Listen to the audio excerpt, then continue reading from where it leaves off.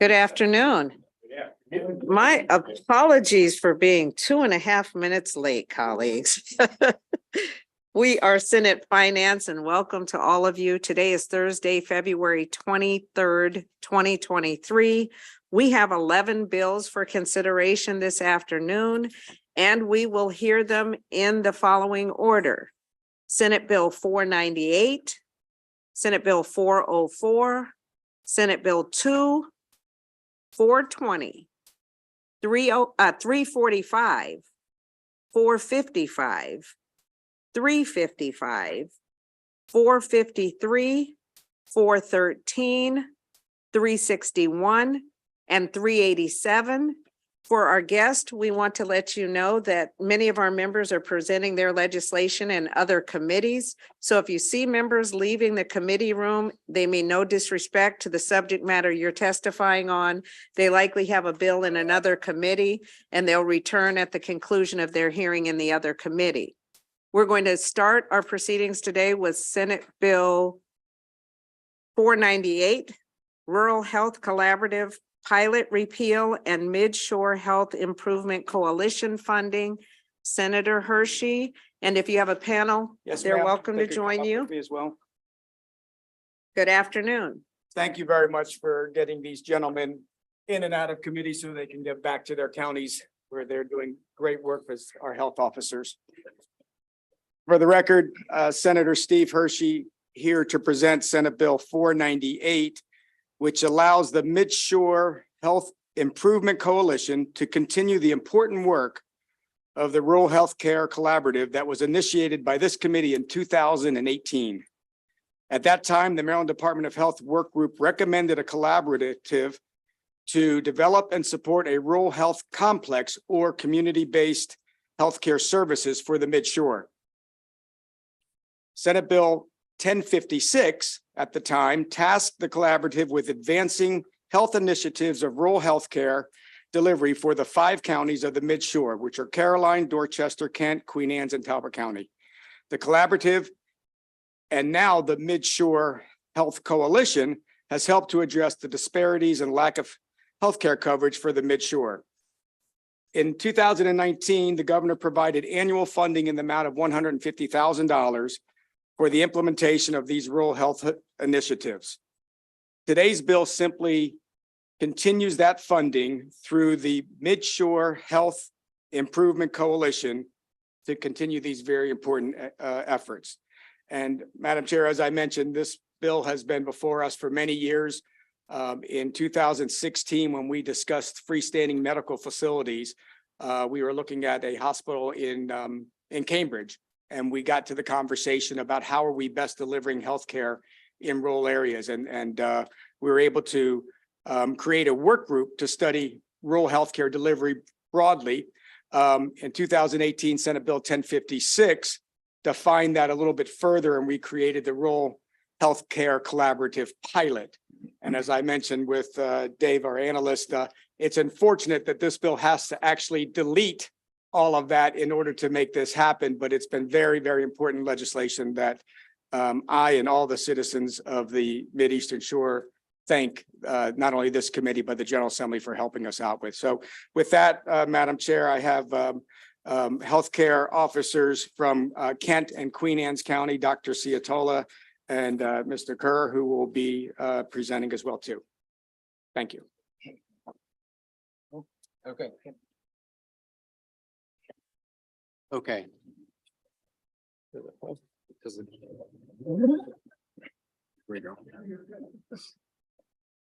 I promise to project, and this will be quick.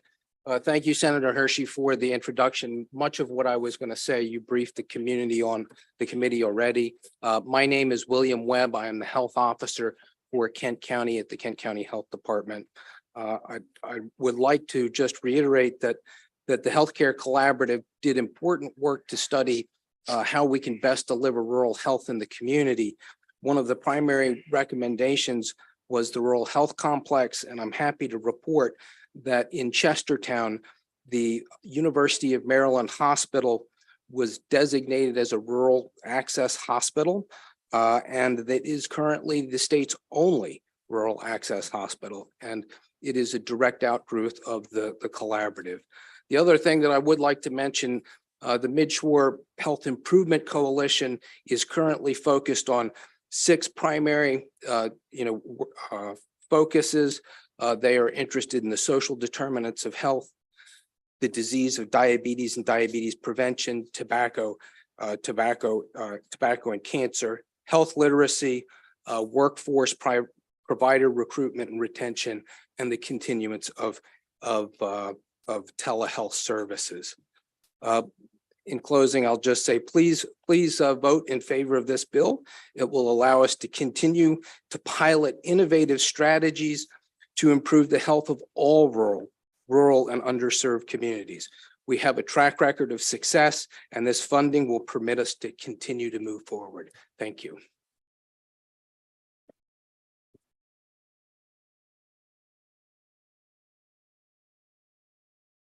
Good afternoon, Madam Chair and members of the committee. I'm Dr. Joseph Ciatola. I am the Health Officer for Queen Anne County and also the Jurisdictional Medical Director for the Department of Emergency Services. And I am an orthopedic surgeon by training. Members of this community, I don't see a lot of familiar faces because we've been in this committee many times. This journey started in 2016, when the Maryland Healthcare Commission essentially established a work group to look at delivery or lack of delivery of quality healthcare in the Midshore.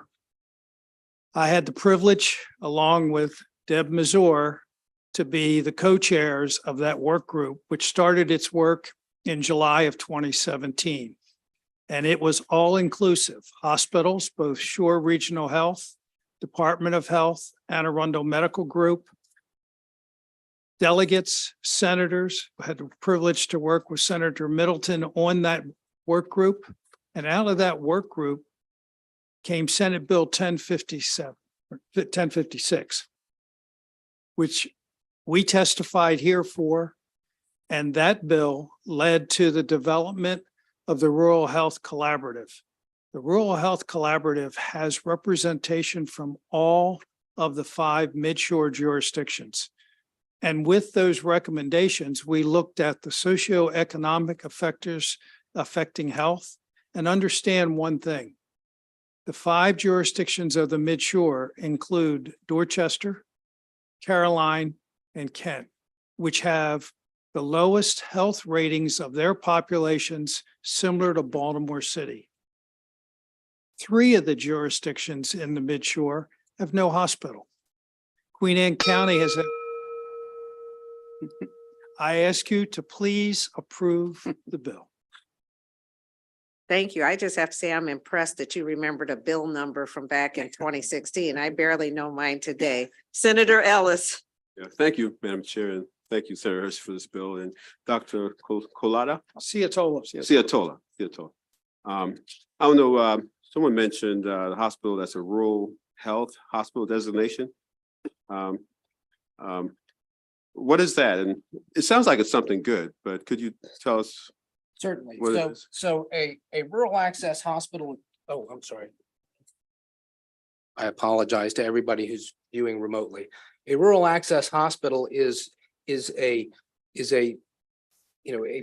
full service facility with scaled down components, either lower number of beds or some reduced services, specifically to address the needs of a small community, because a regular hospital typically has to have the full spectrum of services: lab, radiology, specialty, labor and delivery, and small communities typically can't support that.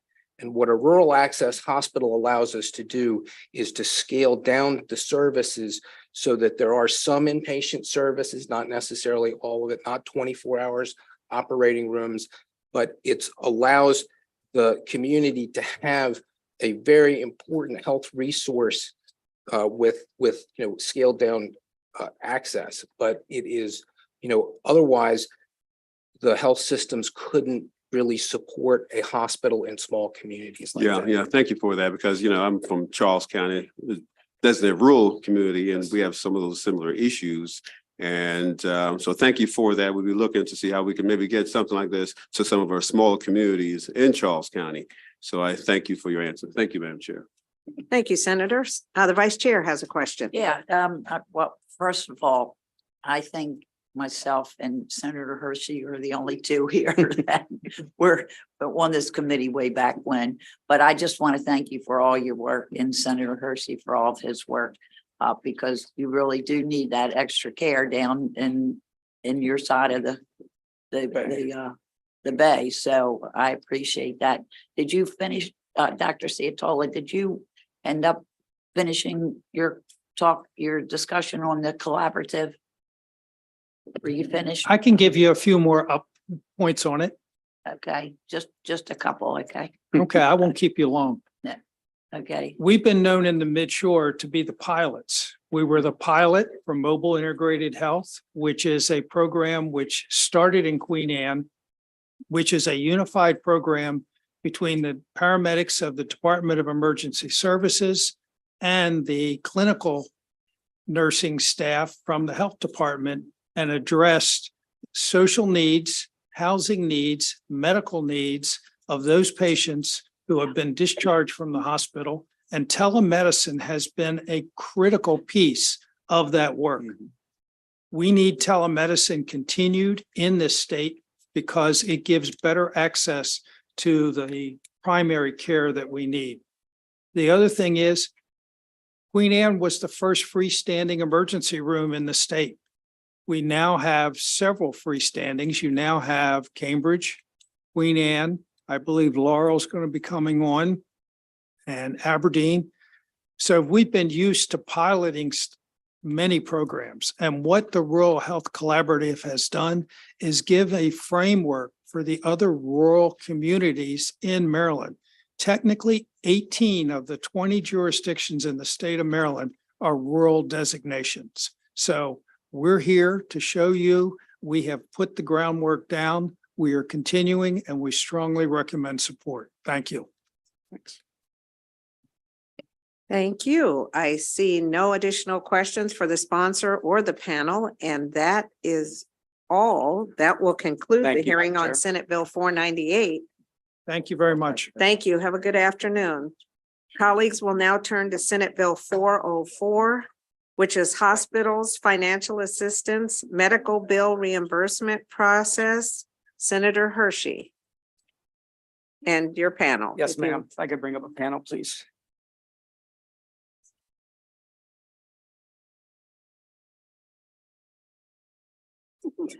Hey, how are you?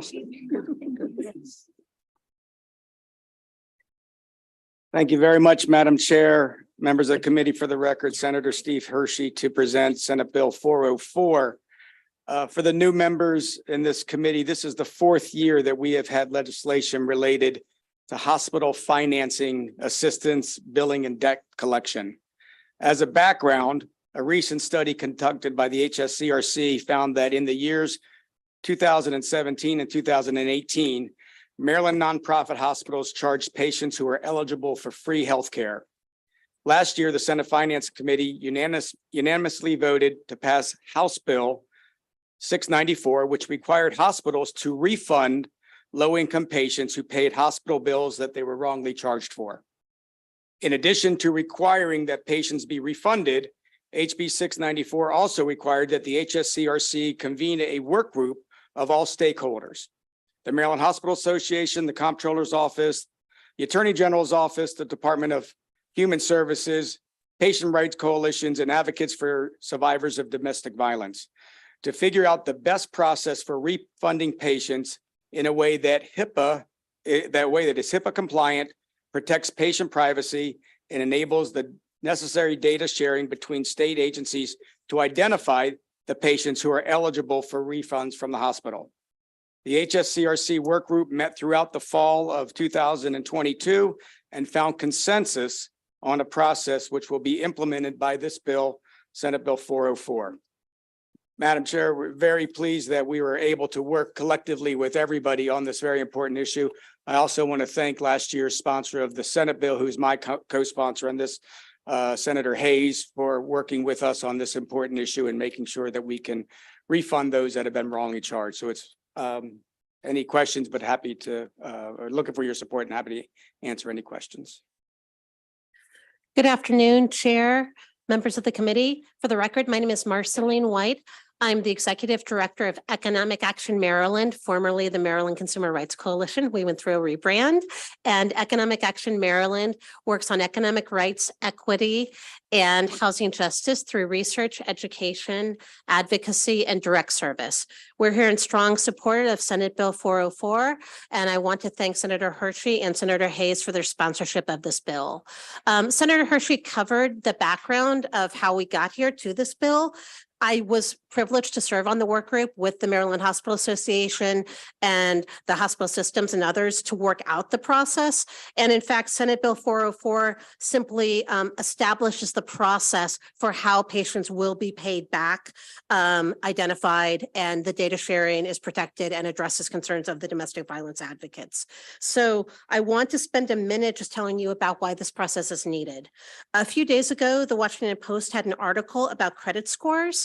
And in that article, they found that the South had dramatically lower credit scores than other reasons. The reason for that was medical debt. This body has done a lot of work in the past few years to address medical debt, as well as improve access and affordability of healthcare, and I thank you for that. But medical debt is unlike other debt in that you don't choose it, and in many cases, you are not in a position to shop around. You can't see who has the best pricing as you're on the way to an emergency room. You go where it's closest or where you see a specialist. Medical debt also has a huge impact on credit scores, and that's why it's so important, because the charges have sat on people's credit for a long time and harmed their access to credit, their ability to rent homes, and their ability to purchase other products and services. So this is important from a consumer protection standpoint, and we found that it also means that people defer care. If people have medical debt, they will often choose not to go to the hospital because of concern of accruing more medical debt. So for all of these reasons, we're happy that there's a lot of work together and this was a collaborative process, and we urge a strong vote in favor of Senate Bill 404. And I'm happy to take questions. Good afternoon, Chair Griffith, Vice Chair Klausmeier, members of the committee. My name is Bridge Dumais. I'm the co-chair of End Medical Debt Maryland. We are a statewide coalition of labor unions, consumer rights proponents, lawyers, and patient advocates that collectively represents over 300,000 Marylanders. End Medical Debt Maryland works to expand access to affordable health care and implement consumer protections for patients with medical debt to achieve the mission our coalition is named for, End Medical Debt. I'm also the political coordinator of 1199 SEIU United Healthcare Workers East. We urge a favorable report on SB 404 to refund hospital patients who paid bills but were eligible for free healthcare. Medical debt, as Marceline highlighted, is a nationwide crisis. A recent report from the Kaiser Foundation stated that across the United States, around 41% of adults have some amount of debt caused either by medical or dental bills. It should not be so expensive to receive preventative and life-saving health care. With the passage of the Medical Debt Protection Act of 2021 and hospital financial assistance available to those with the lowest incomes in our state, Maryland has been on the forefront of tackling this crisis. SB 404 will continue this important work. The high cost of living in our state can be burdensome and unsustainable for low-income Marylanders. When passed, SB 404 will put much needed cash back into the pockets of low-income patients. We are pleased that there's a wide consensus amongst all stakeholders that these patients should be refunded and that the bill has bipartisan support. So I would like to take a moment to thank both of our bill sponsors, Senator Hershey, Senator Hayes, as well as all of the stakeholders who came together throughout the fall to hammer out the process that will be implemented by SB 404. So I urge you, please stand with Maryland's patients by voting yes on this critically important bill. Thank you.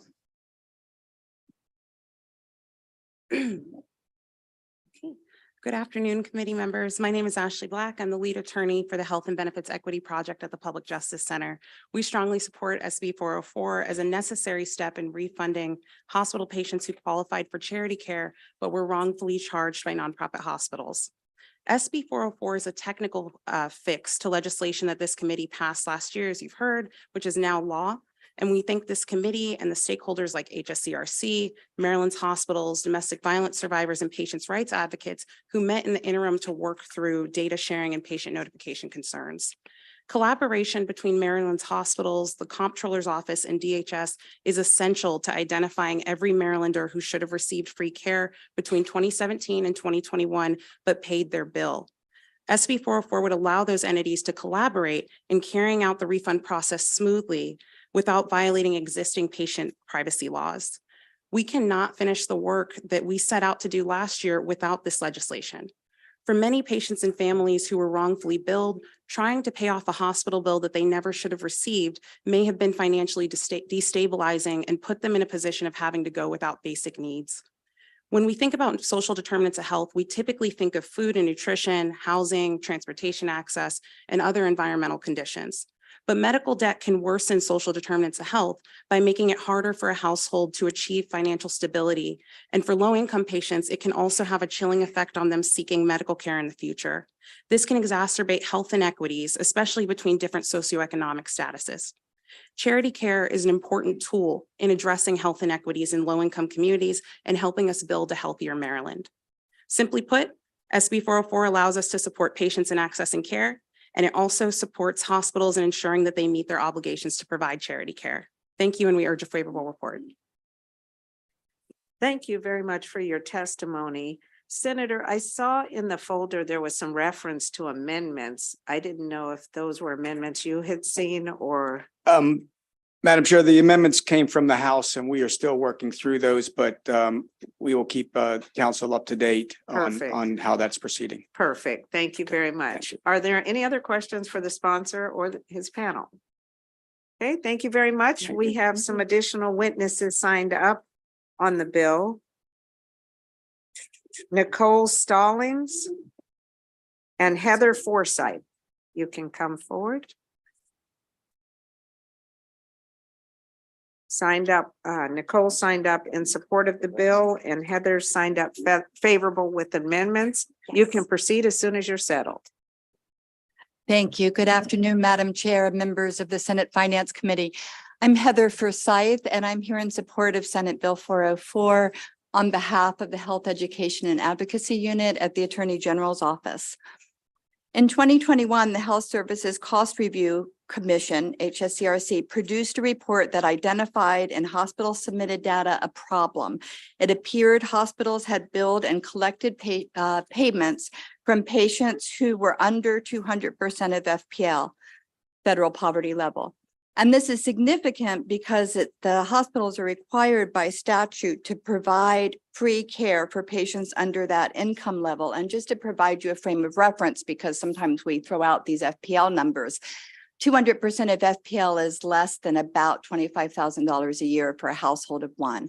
So these are households who have very small to no income margins.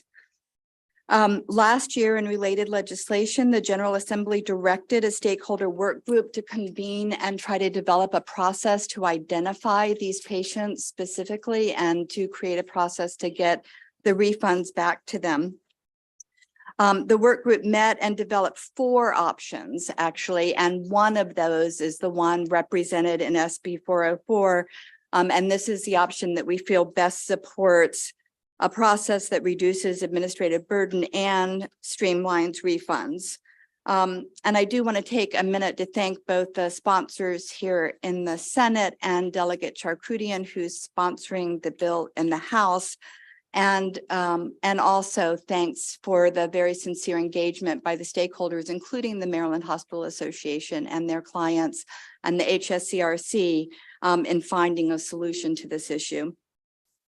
We've been working with Delegate Charkoudian, and we did suggest a few friendly amendments. Those are the amendments you just referenced, Madam Chair, and those were attached to our written testimony file today. We urge a favorable report, and thank you. Thank you, Madam Chair, Madam Vice Chair, members of the committee. For the record, Nicole Stallings, Executive Vice President of the Maryland Hospital Association, here in support of Senate Bill 404. I want to thank the sponsors panel for acknowledging the years worth of work that got Maryland to this point to have the most robust framework in the nation. Maryland's 60 hospitals and health systems and their teams work day in and day out to provide the best patient care possible. And a component of that mission means ensuring patients can receive the care they need without financial worry or hardship.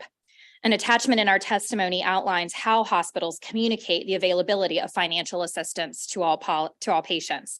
Multiple touches that start virtually at admission and carry on for months after discharge. But the process is not perfect. Hospitals rely on patients to share information to deem them eligible for free or reduced cost care. But now, through the process outlined in this bill, hospitals will be able to work with other state agencies to have the data that they were missing. The work group deliberated on the privacy and operational challenges inherent in sharing sensitive health and financial data across multiple agencies. State and federal restrictions will impact how this bill will be implemented. We will actively engage with the HSCRC over the interim to further develop the specifications for data collection and transfer and patient communication. If you look at the HSCRC's testimony and the flow chart that was attached, you may think this looks very complicated, and it is very complicated. The process that will be used is the most administratively burdensome on our hospitals who are dealing with historic workforce shortages, but we agreed to it because we are a partner in this work. Maryland's hospitals acknowledge that if a patient was billed for services when they were eligible for free care, it was done unknowingly.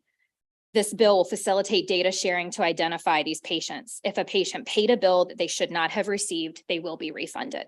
We appreciate the work of the sponsors and all of the stakeholders to get us all here to the table today together, and we urge a favorable report. Thank you. Thank you very much for your testimony. I see no questions from the committee.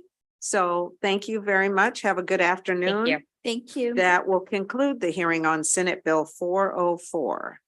Colleagues will now turn to Senate Bill 2, which is the Department of Human Services Electronic Benefits Transfer Cards Fraud Prevent Electronic Benefits Theft Act of 2023 with a very long title.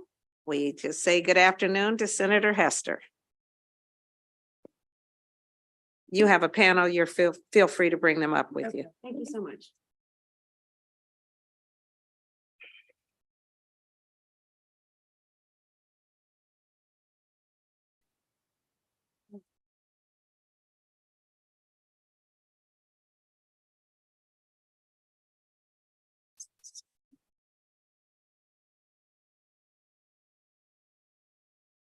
Good afternoon, Chair Griffith, Vice Chair Klausmeier, members of the committee. Thank you for your consideration of Senate Bill 2. For the record, Senator Katie Frey-Hester, District 9, Howard and Montgomery counties.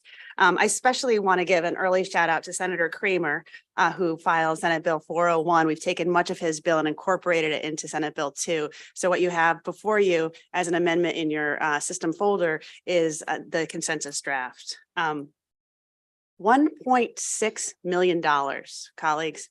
I repeat, $1.6 million. That is how much was stolen in Supplemental Nutrition Assistance Program, SNAP, and temporary cash assistance last year in 2022. And this was taken from our most vulnerable families, many of which you'll hear from today. Now, this number may not seem like that much across the entire state of Maryland and across our state budget, but it means a lot to the most vulnerable. And I wanted to share with you just a few real life implications of this theft. I've read several, I've just been actually reading through your testimony, and there's new stories I hadn't seen before, but some of the previous ones, a beneficiary like Nicole wrote in, she said, I had more than $13,000 in benefits, $1,300 in benefits stolen in last year. There's nothing in the fridge for her and her son, nothing but noodles and hot dogs. And another individual wrote in, when I got to the bank, I had only $7. I have a 7-year-old and a 16-year-old, and I'm already struggling because that's not really enough to survive. I couldn't even buy food for my family. We have many individuals here with lived experience who you'll hear from later today, and their stories are striking. Now, the solution to this issue is both simple and complex at the same time. It's simple because it's clear to me and to all of you that we must reimburse these benefits that were stolen. It's complex because fortifying our electronic benefit transfer program to prevent this theft is not easy. This issue is not new to all of you. You were here, many of you were here over the interim when we held a special session on this topic. Since then, we've been working really hard. We've reached out to the vendor who handles the EBT cards for the state, Congressman Ruppersberger, former Secretary Padilla and their staff, Senator Kramer, I mentioned already, Maryland Hunger Solutions, the Public Justice Center, Homeless Persons Representation Project, and most recently, we've engaged Secretary Lopez in the Department of Human Services. And I'd like to thank you for being here for today, Secretary. So today I'm pleased to come forward with a consensus amended draft of Senate Bill 2 that will deliver this much needed relief to victims and make it much harder for criminals to steal benefits from our families going forward. The first thing that the consensus amendment does is it transforms Senate Bill 2 into an emergency bill. It will do several things. First, and most importantly, it makes these families whole by reimbursing benefits which were lost due to fraudulent use of an EBT card and requires the department to provide new EBT cards.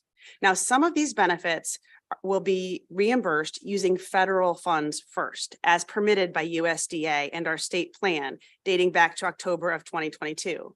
And I'd like to thank the Secretary Lopez and his team for completing this state plan, and he'll tell you about that shortly. The rest of these benefits will be reimbursed through the creation of a restitution fund, starting with $2 million.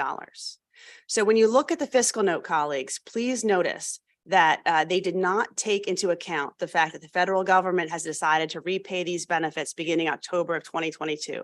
So the fiscal note will be much lower than currently shown. Second, Senate Bill 2 requires the department to work with the current and future vendors to take proactive steps to mitigate the risk of fraud. This is crucial. These steps include modernizing to include chip technology, two-way fraud alerts through text messaging, and connectivity for universal benefit cards. Also, during the next procurement and contracting cycle, Senate Bill 2 requires the department to give preference to a vendor that provides identity access protections and holds an insurance policy.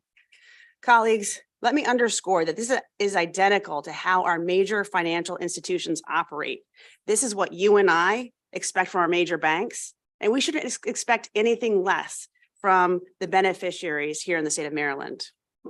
Finally, Senate Bill 2 establishes an annual reporting requirement for the department, including but not limited to reporting on actions taken to reduce the fraudulent use of EBT cards, the average and maximum length of time between the report of theft and the restoration of that benefit, and the number of hearings requested and the outcomes of any appeals. Colleagues, I'm extremely grateful for the work of every single person who has provided insight into drafting this bill, especially over the past week as we work to harmonize the differences between SB 2 and SB 401. As I started off with, our solution is both simple and complex at the same time, but the bottom line is that it reimburses the victims and it fortifies our structure to prevent future fraud. For the reasons outlined above, I urge a favorable report on SB 2, and I'd like to turn it over to my panel. Thank you so much. Mr. Secretary. Thank you, Senator. I'm actually going to invite my colleague, Lashira Ayala, who's the Executive Director of the Family Investment Administration, to go first, and then I will follow. Thank you. Thank you, Mr. Secretary. Good afternoon, Chair Griffith, Vice Chair Klossmeyer, honorable members of the committee. For the record, my name is Lashira Ayala. I have the honor to serve as the Executive Director for the Family Investment Administration at the Maryland Department of Human Services. I want to thank you for the opportunity to discuss our department's operational response to ensure individuals and families are made whole in the most efficient manner. This will be a response that is completed with urgency and exceptional care for Marylanders. We will be simple, we will be seamless, and we will be swift. The process to submit fraud claims will be simple. The department will provide a number of entry points for clients to submit forms, including via phone, through a dedicated EBT fraud hotline, our consumer portal, and all local departments of social services in our 23 counties in Baltimore City. The replacement of stolen benefits will be seamless. One application form will be available for submission via phone, tablet, and other electronic methods. Paper forms will also be available for submission. The one form will cover all replacement benefits for all benefit programs that were stolen. The department's response will be swift. A dedicated centralized team will expeditiously complete claim reviews to ensure a rapid response with benefits replaced on a new uncompromised EBT card are provided to applicants. This concludes my testimony, and I thank you for the opportunity to share the department's operational response to make Marylanders whole. Madam Chair, Madam Vice Chair, and honorable members of the committee, for the record, I am Rafael Lopez. I am serving as the Acting Secretary of the Department of Human Services. I wanted to lift up a few items before you today. The compromise bill, if you will, has before you the work of many hands, and I want to take a moment to thank those hands. First of all, Delegate Lewis, Senator Hester, Delegate Alston, Senator Kramer, and Delegate Pena-Melnick have all stepped up in extraordinary ways to convene a variety of both staff as well as advocacy coalitions. And those include the Public Justice Center, Maryland Hunger Solutions, and the Homeless Persons Representation Project. And so when we convened over the last couple of weeks, it was to reflect the urgency with which the Moore Miller administration jumped into this on day one. This is the card that our people use, this little card right here. And unlike the cards that all of us carry in our pockets for bank accounts and credit cards, it is not chipped, for example.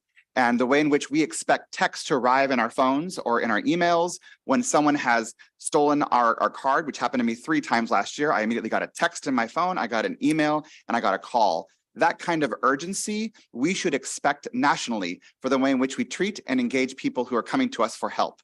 So the idea of a simple, seamless, and swift solution is the way in which we jumped into this from day one. My colleague, Ms. Ayala, was waiting for instructions from the federal government. As of December of last year, President Biden signed a bill that allows for the reimbursement of federal SNAP benefits.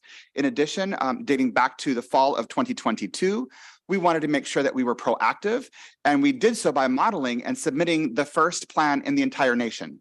So we submitted it just a few weeks ago after our team got together, after conversations with the delegates and the senators, as well as our coalition members, and made sure that we could model not just for the state of Maryland, but for the country, that there's lots of other ways we can do this. I want to underscore 3 points. Number one, and I lifted up by showing you the card, that we need and must demand technological revolution and innovation in the way in which we engage people. Second, we want to make sure that our policy reflects the way our people live their lives, which is they should not have to be burdened by navigating our bureaucratic systems to get their stolen benefits replaced. And finally, we have to use this moment to transform our practice. We have to be willing to accept constructive criticism as a department and as a government to make sure it truly is simple, seamless, and swift. With that, thank you very much.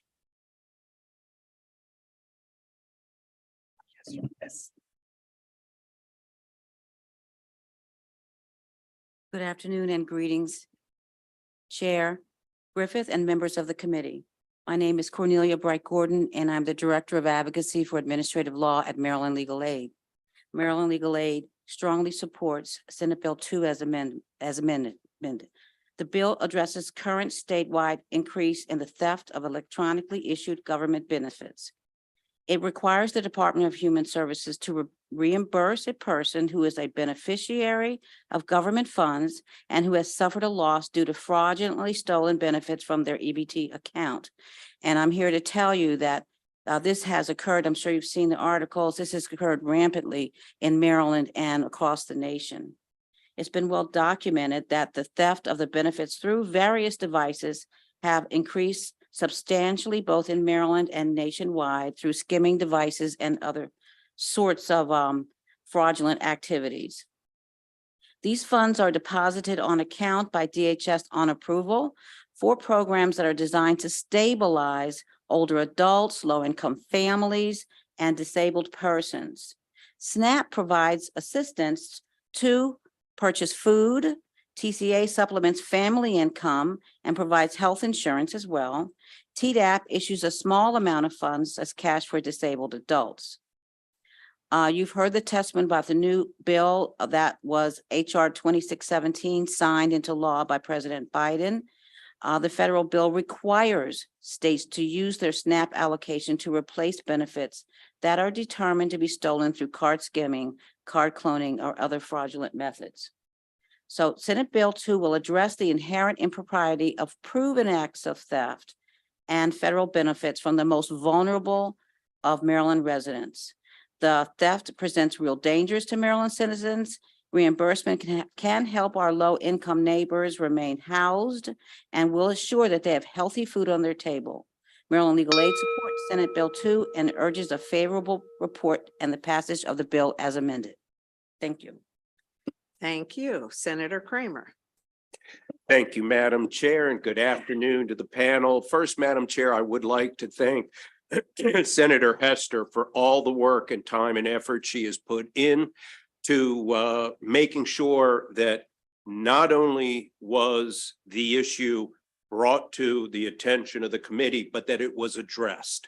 So I want to say thank you for that. And Madam Chair, it was just a few months ago that this committee had a briefing on this issue, and I believe you were in attendance at that meeting, even though it preceded your chairmanship here, but that's how interested you were at the time in this important issue.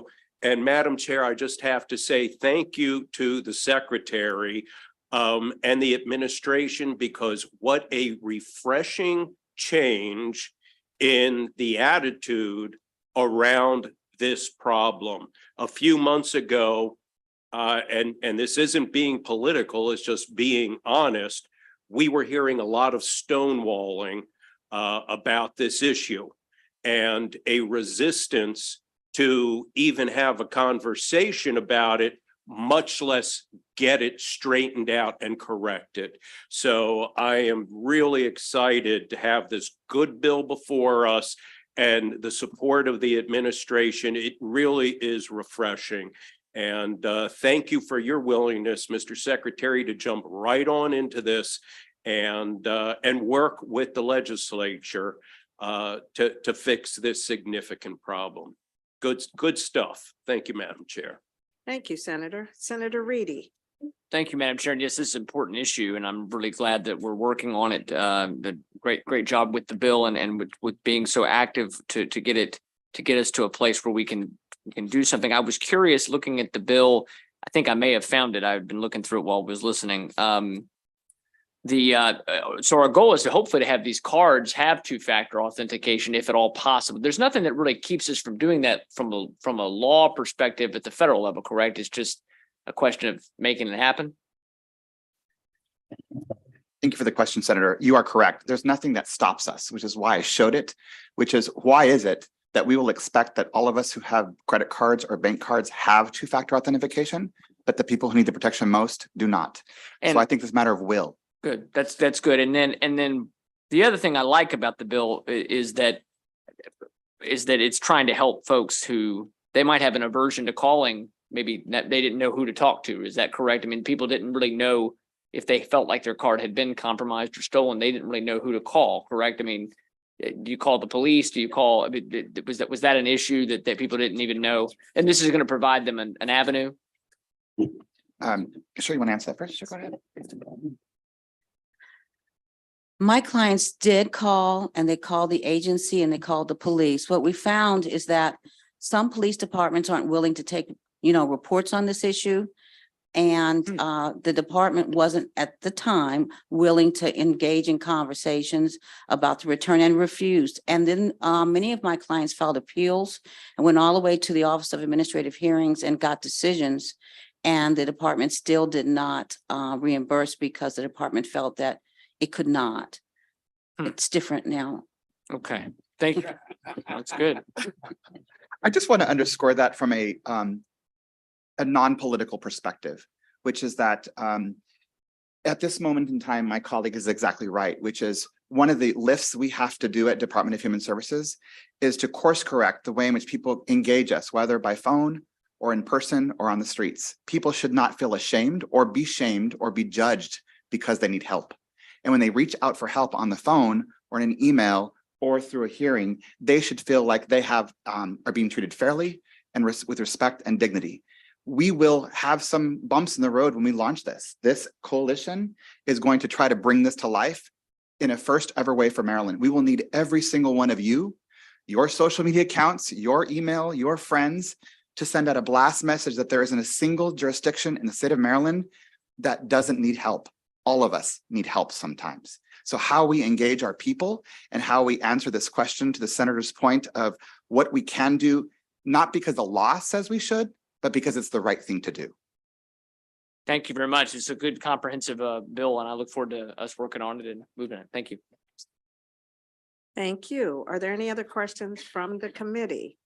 I just have one. Let me join with those who have thanked you all. I know what it is like to go through the process of collaborating with two chambers and a vast number of stakeholders. So thank you for all of the work that you've put in on this. And I guess this is for the secretary, the sponsor, or any of the others. The amendments that we have in the package, do we expect that this is now the final work of the collaborative group? I believe so. We got the amendment about 12:30. So Okay. I'd like to read it just to Fair make sure it's enough. perfect, but I believe it's pretty near there. Okay, fair enough. Well, please let us know if there are additional changes or concerns based on your work. I don't see any additional questions, so thank you very much for your testimony. We do have about 16 more people signed up on this bill, so we'll get right to it and call forward Michelle Medeo, Renee Z, Sarah Price, Richard Reinhardt, and Jason Bonacera. I think I filled all my chairs.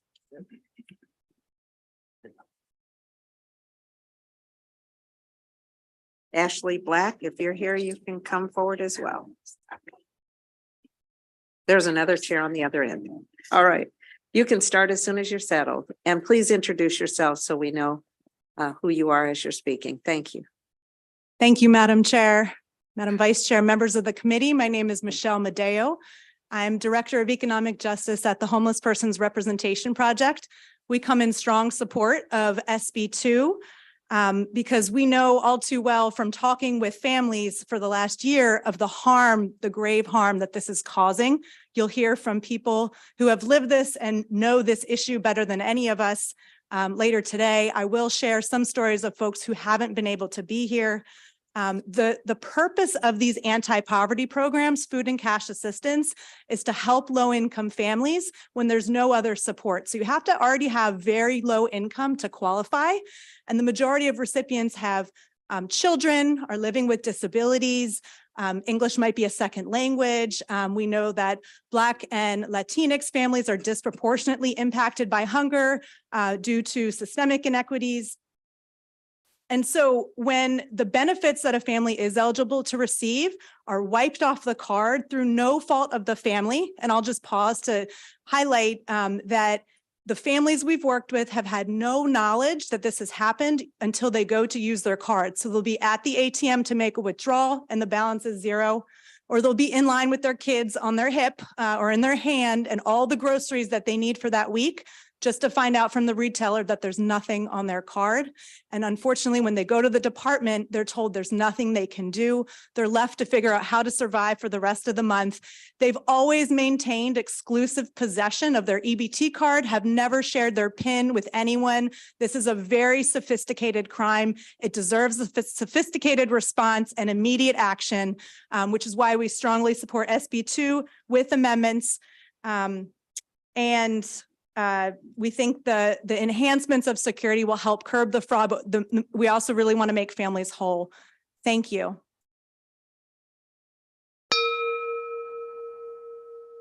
Hi, my name is Renee. I'm a Maryland resident. Well, first, I want to thank you for allowing me to be here today. I'm a Maryland resident. I reside in Baltimore County, Essex. I'm here today to support Senate Bill 2, which would require the Department of Human Services to refund SNAP and cash benefits when they're stolen in EBT skimming theft. It would also require DHS to make EBT cards more secure to prevent future theft.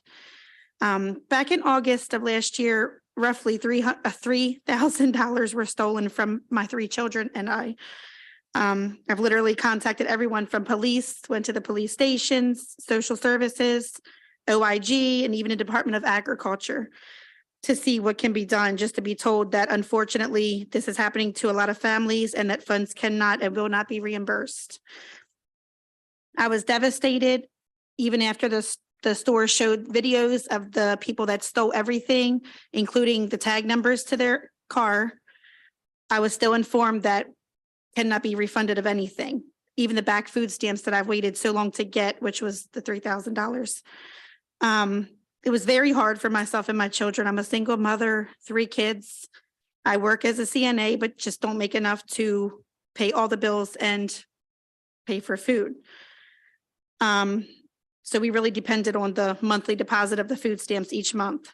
It became much harder for us after losing the stamps because I had to use the little cash I had to purchase groceries for my family. I also had to start doing small side work with Instacart, DoorDash to make a few extra dollars. Senate Bill 2 is important to me because I feel that everyone that's on SNAP that has had their benefits stolen should be able to feel safe using their benefits, not have to worry if there's going to be any funds on their cards the next day or not. I also think that all stolen funds should be replaced if stolen. What happened was not my fault, and I feel that they should be refunded if possible. There are many things that my children would be able to do with that money. I could restock my refrigerator and my freezer for them. They could buy things that they like from the store.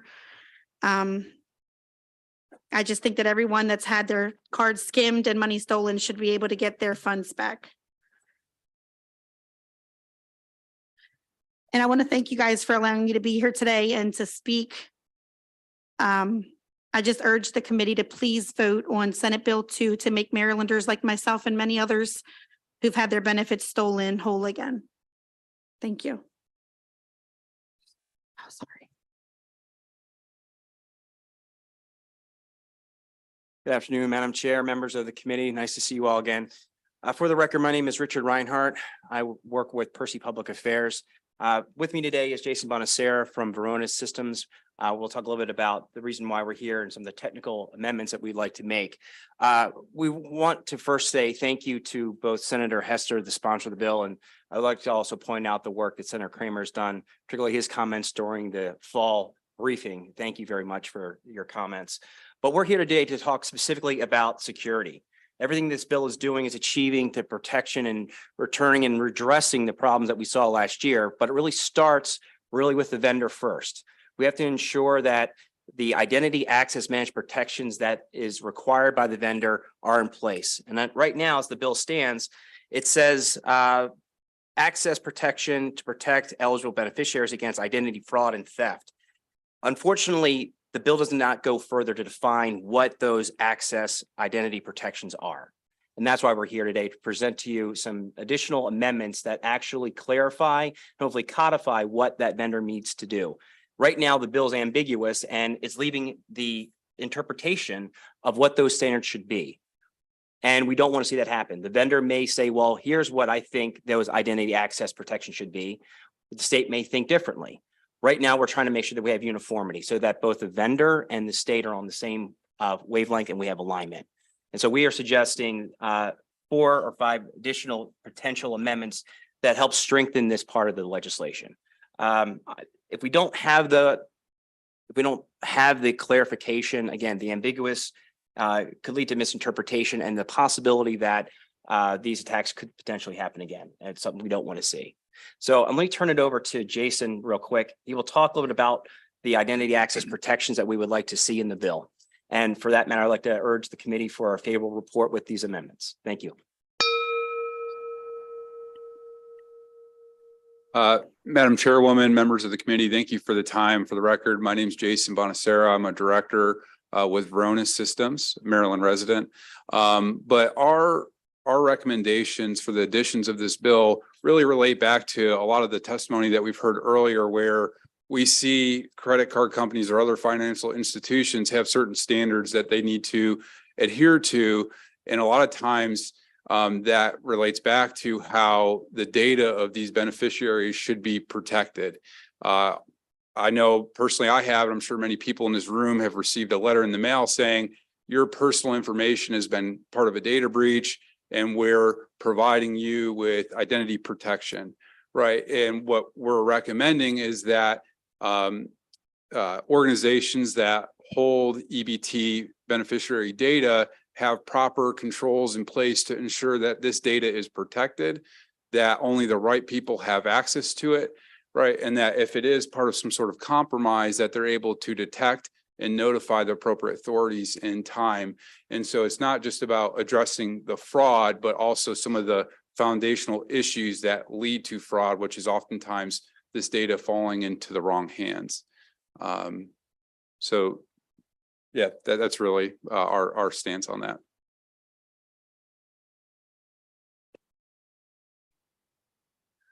Good afternoon, Madam Chair and honorable members of the committee. My name is Sarah Price, here on behalf of the Maryland Retailers Association in support of establishing a framework to help make SNAP customers who have been stolen from whole on their benefits. We first became aware of the issues with SNAP theft last summer when some of our members were reporting that they were seeing huge decreases in SNAP spending, while the department was reporting that the funds were being dispersed to customers, so that, there was some disconnect there in the middle.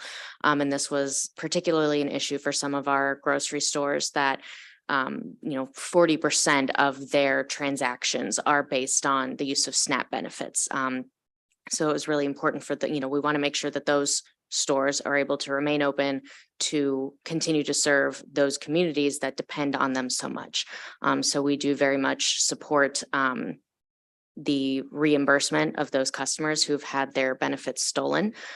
We do have some questions about the transition to chip cards. Now that all of these bills are being amended to include the transition to chip cards, we're still unfortunately collecting feedback from our members on that. But I was receiving questions even up until this morning about, could transitioning to chip in Maryland impact the ability to use those cards in other states? Is there any impact like that? I don't expect that the committee could answer that for me, but we will be following up with the department and other stakeholders to see if there could be any issues there, just to make sure that, everyone's on the same page and that these benefits will continue to be able to be used as each customer needs to use them.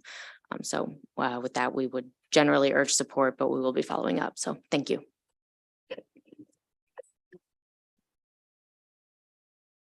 Good afternoon, committee members. My name is Ashley Black. I'm the lead attorney for the Public Justice Center's Health and Benefits Equity Project.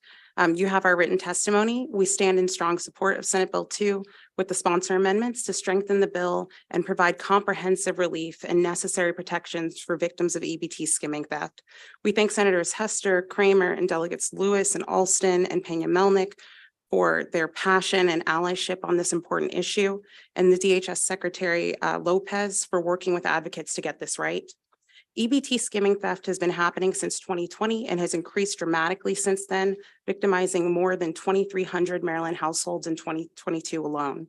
Though the federal government has provided some relief on this issue, we need comprehensive relief on the state level for individuals with TCA and TDAP and those who experienced EBT skimming before October 2022. To make this legislation as impactful as possible, we believe that the date range that people will be eligible for reimbursement should extend back to 2020 so that individuals who experience this theft can be made whole. And additionally, we believe that EBT cards need to be increased in security at a similar level to those of credit and debit cards issued by banks to prevent future theft. Illegal skimming devices are easy to place and extremely difficult for the average person to spot. Issuing a new low security card and changing the card PIN will not effectively prevent skimming because the card information can be cloned over and over again. The silence from the previous administration on EBT skimming theft was devastating for SNAP, TCA, and TDAP recipients. For many of them, their allotment was stolen shortly after it was deposited in their account in the middle of the night. Even in circumstances where it was painfully obvious that the money had been stolen because the transaction history showed it was withdrawn or spent in another state, DHS still did not reimburse the victims. This has impacted our families with young children, our seniors, and our residents with disabilities. The message that our state needs to send or sent under the previous administration was that their hunger and ability to pay rent and utilities and general financial stability did not matter. And the message we want the state of Maryland to send under this new administration is one of empathy, equity, and restoration. Thank you for your time, and we urge a favorable report. Thank you all for your testimony. Senator Guile. Thank you, Madam Chair, and thank you panel for your testimony, especially the victim testimony. I'm very sorry what happened for you. It's awful. I do have a question, I think from Mr. Bonacera and Mr. Reinhardt. You had mentioned some additional amendments. Have you worked with the bill sponsor and I guess DHS acting secretary as well? I'll take that. Thank you very much, Senator. By the way, you're my new senator, so I'm looking forward to working. Wonderful. Yes, as a matter of fact, Yeah. as soon as we saw this bill drop, we worked very closely with Senator Hester to provide what you have before you in the written testimony, but I will happily provide this language and our letter to the new secretary. Okay, because what it sounds like you're suggesting is essentially just some stronger cybersecurity protections. Is that accurate for DHS data systems? Is that right? Yeah, so it's a lot of the same, we keep hearing analogies back to credit card companies and how they have certain standards that they need to adhere to. And a lot of those tie back to things like PCI compliance, but we feel this bill can also help EBT beneficiaries ensure that their data is protected by implementing those same type of controls for vendors that are holding their data and ensure that it's protected to eliminate how some of this fraud can happen if their data is compromised and fall into the wrong hands. Okay, thank you. I appreciate it. You're welcome. Thank you. Thank you, Senator. I don't see any additional questions from the committee. Thank you all for your testimony. Renee, thank you for sharing your story. It's helpful to have a real life example, so thank you for that. All right, we will now bring forward Emily Thompson, Catherine Jeffries, JD Robinson, Kelly Schumitz, Katera Taylor,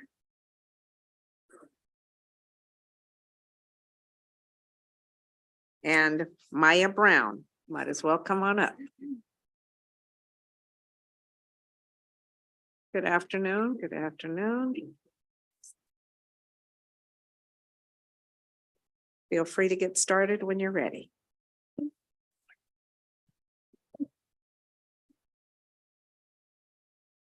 Honorable members of the Senate Finance Committee, thank you for this opportunity to testify today in support of Senate Bill 2.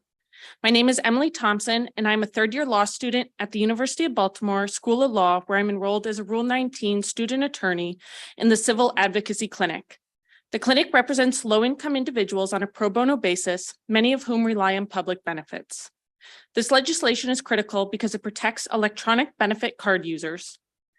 Our clients face the economic harm from falling behind on one bill and have felt the ripple effect over years. In order to qualify for SNAP benefits in Maryland, the recipient must be low income and the maximum amount of benefits distributed are $740 per month for a family of 3. Similarly, needy families with dependent children may qualify for TCA, and the maximum amount of benefits distributed under that program are $727 per month for a family of 3. Additionally, TDAP benefits are available to low-income disabled adults for the short term to help bridge the gap while they wait for federal disability support. The families receiving these benefits demonstrate significant need and are relying on these benefits for necessities.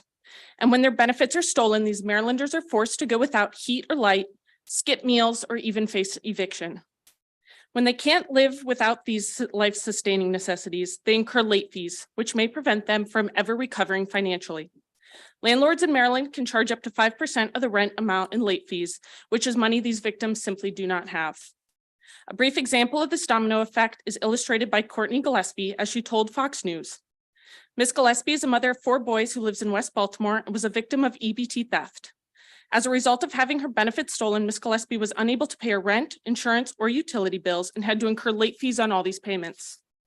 Ms. Gillespie and her boys will never be able to get that month back. Even if the Gillespie family avoids being recurrent victims, next month's benefits will have to be put towards this month's bills, and the cycle of late fees will continue. Ms. Gillespie's story is similar to other victims of EBT theft, and without this legislation will continue to go unremedied. For these reasons, the clinic urges a favorable report of Senate Bill 2 with amendments. Thank you. Honorable members of the Senate Finance Committee, my name is Catherine Jeffries. I'm also a third-year law student at the University of Baltimore. I'm a student attorney in the Civil Advocacy Clinic. And the clinic represents low-income clients, many of whom are using SNAP and TCA benefits. EBT skimming is something that individuals all around the US are facing. And according to DHS in Maryland alone, there was a total of 2,334 instances of fraudulent EBT use in 2022. Any card that holds money can be subject to skimming or fraud. However, EBT fraud prevention and reimbursement protocols drastically pale in comparison to security measures for debit or credit card theft. If you've ever had your debit or credit card stolen, the process for reimbursement is a notification by the card provider or fraud alert that your card has been compromised. Then you're issued a new card and quickly reimbursed. Under the Fair Credit Billing Act, an individual is liable for no more than $50 of coverage for these fraudulent charges.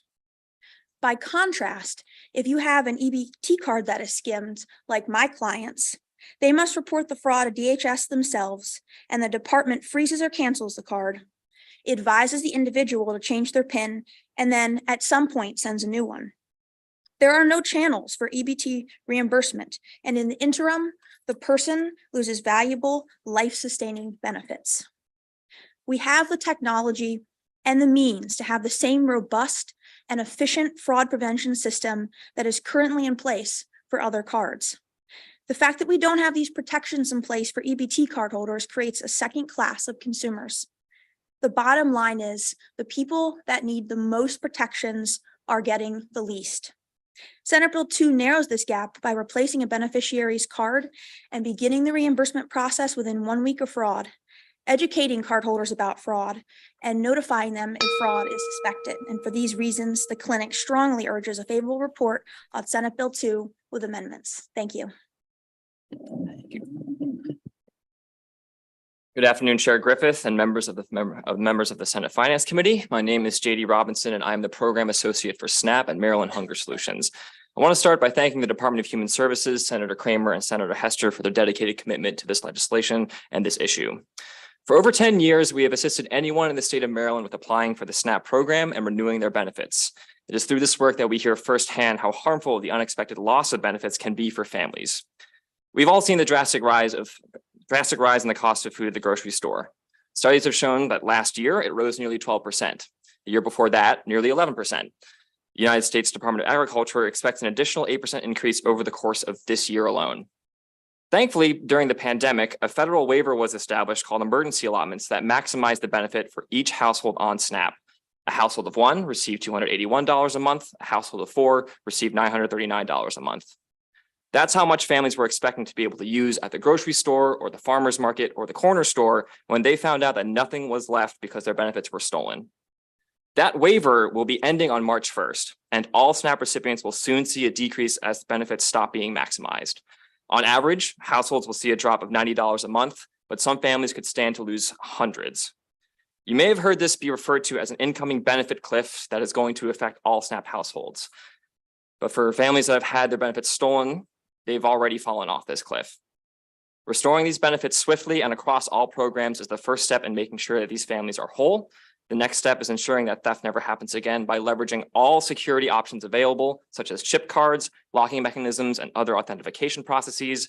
And finally, setting up systems for the future so if that theft ever happens again, families are restored immediately and in full. Thank you for your consideration. Maryland Hunger Solutions urges a favorable report on Senate Bill 2.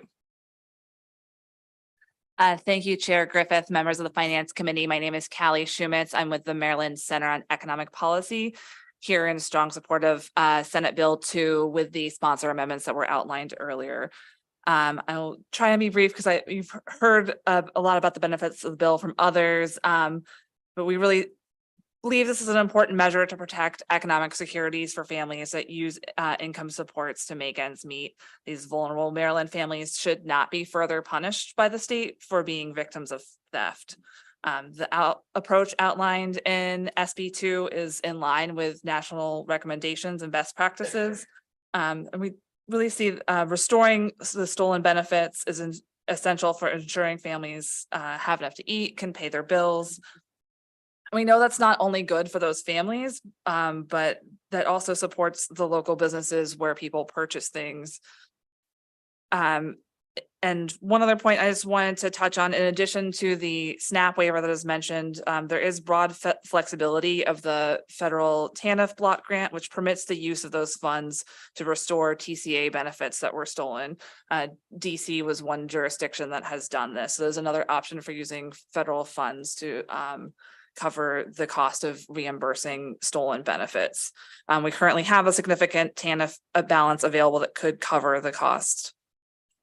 So we'd ask for a favorable report on SB2 with amendments. Thank you. Hi, good afternoon, everyone. Thank you for having us, Senate and everyone in the committee. My name is Maya Brown, and I'm a resident in Baltimore City. I recently, because of the theft and because I lost my card, we have become homeless, and we had to wait 3 months to get anything reimbursed. And I basically went there, I would say numerous times in the week, and the behavior that they have, towards us, being a disabled veteran, it is just unempathetic. So by me asking them constantly to replace it, even though we didn't have it, I never received it, they would just tell me to just wait. They couldn't print the card out. I was just unaware, like, why? Because of this, also my SNAP, my TCA benefits is also on that card. So that's why we became homeless, because for 3 months, I kept telling my landlord that, DHS, which he didn't want to hear, has my benefits. And I just felt like embarrassed. So I'm just happy that this law is going to be passed, because this really is a relief for me, everyone else, my daughter, because of COVID. Now I'm a single mom, and it's very stressful. You don't know, it's very stressful because I have to have her with me 24/7 unless I'm sleeping. So I really appreciate every one of you fighting for us and, the single moms, because if I didn't have it and I wasn't able to get these benefits, I really don't know what would have happened, because I don't have family here. And like I told you, because of COVID, that's why I'm a single mom. So it's very hard. And this is a great help, it really helps me. And I just want to tell y'all how much I appreciate it. I can't say enough. So thank you so much for everything that y'all are doing. Thank you. I don't see any questions from the committee. Thank you all very much for your testimony. And to Ms. Brown, I hope you're connected with a case manager or somebody that is helping you connect with services. Yes, ma'am. Excellent. Thank Very you. good. Thank you all very much for your testimony. Thank you. Thanks. We're going to turn to virtual witnesses now. Andre Simmons. I guess I should call all three of them. Okay, we'll start with Andre Simmons. Good Hello. afternoon. Good afternoon. Yes, my name is Andre Simmons. I'm on a fixed income, so the funds that I get for SNAPs is very, very needed. My desire is that the system could fix it their way, as though this would not happen again. And I pray that the refunds, that I could get the refunds. At the time when it was taken from me, it was like 2 days before Thanksgiving, and I was planning, this good Thanksgiving meal. So I really was put me in a very stressful situation. Because I think the timing, so I had to ask family and friends, and I even had to go to a couple of like soup kitchens to eat that month. So it put me in a very, very stressful situation. And so me that happened, and me asking for funds, to eat for that month. A lot of people, family, they didn't believe that had happened, because where it was coming from the state, and they just couldn't believe it. But eventually, I think they heard about it. So I just pray that we can, we can get this fixed where though this won't happen. Ever happen again to the next person. Thank you. Thank you very much for your testimony. There are no questions from the committee, so have a good afternoon. Thank you. We'll now call on Daryl Evans.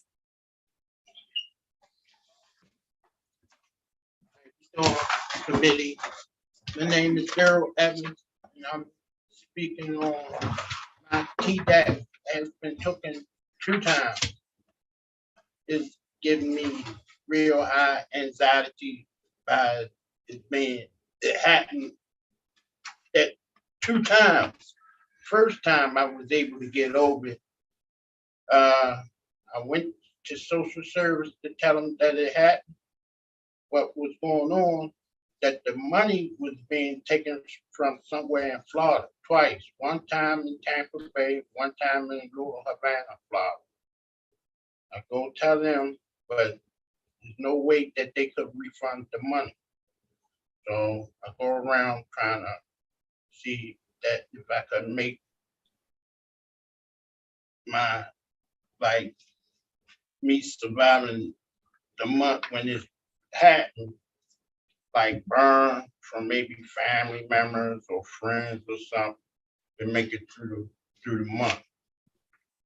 And that just happened in January.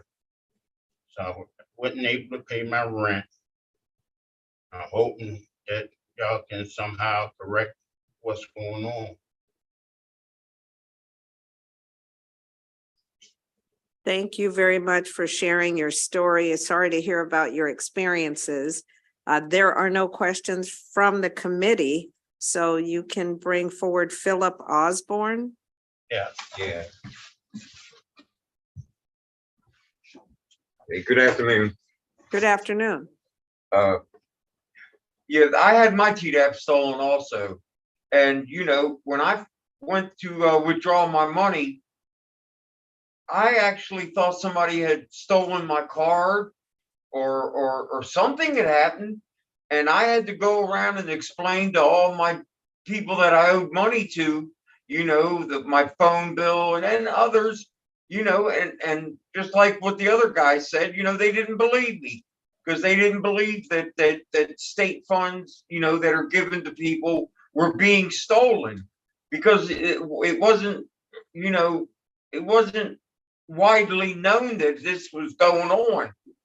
And you know, I had to turn to my family, which they're not in any kind of monetary situation to really help me, but they did what they could. And you know, and I still owe them for the money that they gave me to help me pay my bills during that month. And you know, it was a total disruption of my whole life. I mean, I was like, I can't describe it. When you count on money to be there, and then for some crazy reason it isn't, and then you have to run around and do this and do that, and ask people to lend you money. I mean, it's really demeaning, you know, which I'm already in a bad situation as it is, you know, and it just totally disrupted my life. And I don't know why, you know, it's hard to describe. It really is what kind of impact it has on a person that, you know, if you're getting these, you know, well, I guess my time's up, huh? You can finish your sentence. Okay. Well, you know, when a person is counting on this money to just sustain their life and then it's gone, it's really devastating to them. Okay, thank you. Thank you very much. Thank you all for sharing your conversations and your experiences with us. I know that's not easy, so we appreciate your participation in our process. And we don't have any questions from the committee, so wish you a good afternoon. Thank you, colleagues. That concludes the hearing on Senate Bill 2. We'll now move to Senate Bill 420. That is the Human Services Temporary Cash Assistance Housing Allowance. I see Senator Hedelman Good to see you. Good afternoon, Senator. Good afternoon. Is it okay if I bring up my panel? Please feel free to bring your panel forward. Yes, and you can start whenever you're ready.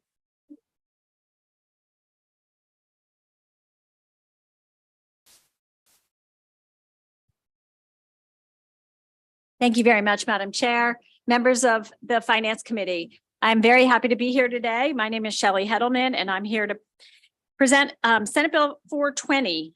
What this bill would do would provide a housing allowance for people who are on temporary cash assistance. I had an opportunity to hear a little bit of the hearing that came before this one. And I heard the secretary, who I've had the chance to hear in some budget hearings, who is wonderful. And I love his energy and his enthusiasm. He made the statement, all of us need help sometimes.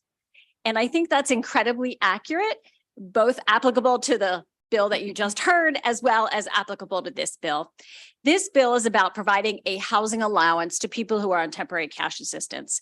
When I was first looking for my own digs, I remember my parents said to me, and I said I had my own income, not very much, but how much should I be spending on housing, right? It was my first time. And they said the guiding rule, which is still low these many years later, kind of the guiding rule is about 30% of your income you should be spending on housing. If you could do it less, great, but that's sort of the ceiling. And that's really, really hard these days as rent has increased, and for people who are the poorest among us, who are not making who are making the least amount of money and who are on temporary cash assistance and need that assistance. We know, because the Department of Housing and Community Development has studied what our housing needs across the state are, and we know that in the next 7 years or so, we're going to need 85,000 more rental units available to people who need housing, and that we are estimated to add just under 100,000 new extremely poor and low income Marylanders. And that data was collected prior to COVID. And we all know, certainly I know, because of the people who've called my office, what the need is out there in the community. So unfortunately, we can't wait for the federal government to move, because they haven't been the fastest to move with regard to putting out in the community more housing vouchers, right? We all know people who get assistance from the federal government in the form of a voucher to help them access housing. And those lists are very long. It takes years to get off those waiting lists. So what this bill would do would, just for the community of people who are on temporary cash assistance, it would provide an extra $350 a month for a household of one, and an additional $100 a month for each additional household member. And it would do so in addition to temporary cash assistance benefits, which, as we know, are pretty low and limited. We believe this additional aid will go a long, long way to helping people afford housing and to giving them sort of a bridge to be able to get to a place where they can afford more stable housing. So without further ado, I ask for your support of this legislation, and I would like to turn it over to folks who are on the ground working with people who are struggling with these very issues. Thank you very much. Thank you, Madam Chair and members of the committee. My name is Lisa Klingemeyer. I'm the Assistant Director of Advocacy at Catholic Charities of Baltimore, and I chair Welfare Advocates, which has been working to build programs that help low-income families be able to build economic security. We're here today in strong support of SB 420 because we do believe it'll allow low-income families a better chance of being able to access affordable housing. Temporary cash assistance, as a reminder, is our safety net program for children and their caretakers. So 70% of individuals on temporary cash assistance are children. Right now is statutorily set. So when it's combined with SNAP, our food supplement program, it meets 61.25% of the Maryland minimum living level. So these families are by definition living in very low income households. By math, it's $727 a month for a family of 3 or $575 a month for a family of 2. So be able to find housing on such a limited income is is an extraordinarily difficult challenge. I'm a social worker by training. Before I did policy work, I did casework, and housing was always the most difficult thing to try and help somebody locate. And at Catholic Charities, we see that every day on the ground. We run Sarah's House in Anne Arundel County, Anna's House in Hartford County. These are shelters. Several of the folks who live with us are TCA families who cannot find housing any other way except living at a homeless shelter because the income that they're able to generate off the program is so low. So the real intent of this bill is to try and bring families up something closer to the poverty line, to try and expand the mental housing market that's available to them so that they can be able to find stable and secure and safe housing for them and their children. We know that stable housing is a cornerstone of thriving families, and a thriving family means a thriving state. And so we thank you for your time, and we strongly urge a favorable report on SB 420. Good afternoon, members of the committee. My name is Audrina Blanding, and I am the Linda Kennedy Fellow with the Homeless Persons Representation Project, also known as HPRP. And we strongly support Senate Bill 420. Now, it's no secret that housing instability is a problem in Maryland. And HPRP has represented several families that have received temporary cash assistance and still are unable to make ends meet. And the primary reason for this is that cost of living is so very expensive. As it stands, Maryland right now is the 9th most unaffordable state to live in. Now, if we look at federal standards, affordable rent would be considered 30% of a person's total income. So here in Maryland, a family that receives TCA, a family of 3, would receive at maximum $727. By the federal standards, that would mean that they would not be able to afford more than $218 worth of rent. Now, the issue is fair market rent is anywhere between $1,500 and $1,800 in many Maryland counties, counties where over 70% of TCA recipients currently live. So even with $727, that's still less than half of the fair market rent in the counties in which they live. So the fact of the matter is TCA is just not enough for these families. In fact, data has shown that families that have received TCA, over 1,000 of those families still reported homelessness in 2022. So we need Senate Bill 420, which will provide families with a housing allowance of $350 plus $100 additional dollars for each person in that household. So now that family of 3 would be able to afford $768 per month in rent. And so that will provide a very critical benefit to these families, giving them greater access to the rental market and help these families to avoid homelessness. Right now, there are several other states that are already issuing housing allowances to their cash assistance recipients. These states include Hawaii, Maine, Vermont, Massachusetts, North Dakota, and Minnesota. And so Senate Bill 420 is an opportunity for Maryland to join in and to fight housing instability right here. So we urge a favorable report on Senate Bill 420.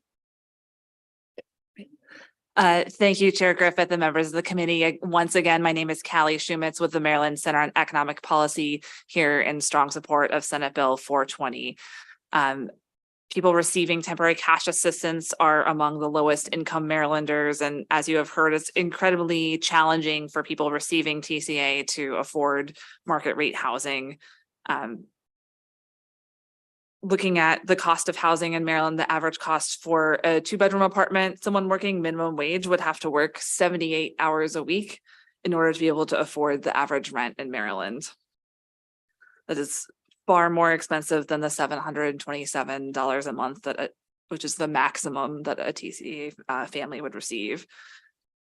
And we know that when families struggle to afford rent, the resulting housing instability or periods of homelessness have a lot of impacts on that family, particularly on the children. It affects health, affects academic achievement, and increases the likelihood of foster care placement. The housing allowance proposed in Senate Bill 420 follows successful models from other states. It would increase housing stability and economic security for TCA families, which will have lifelong benefits for those families and their children.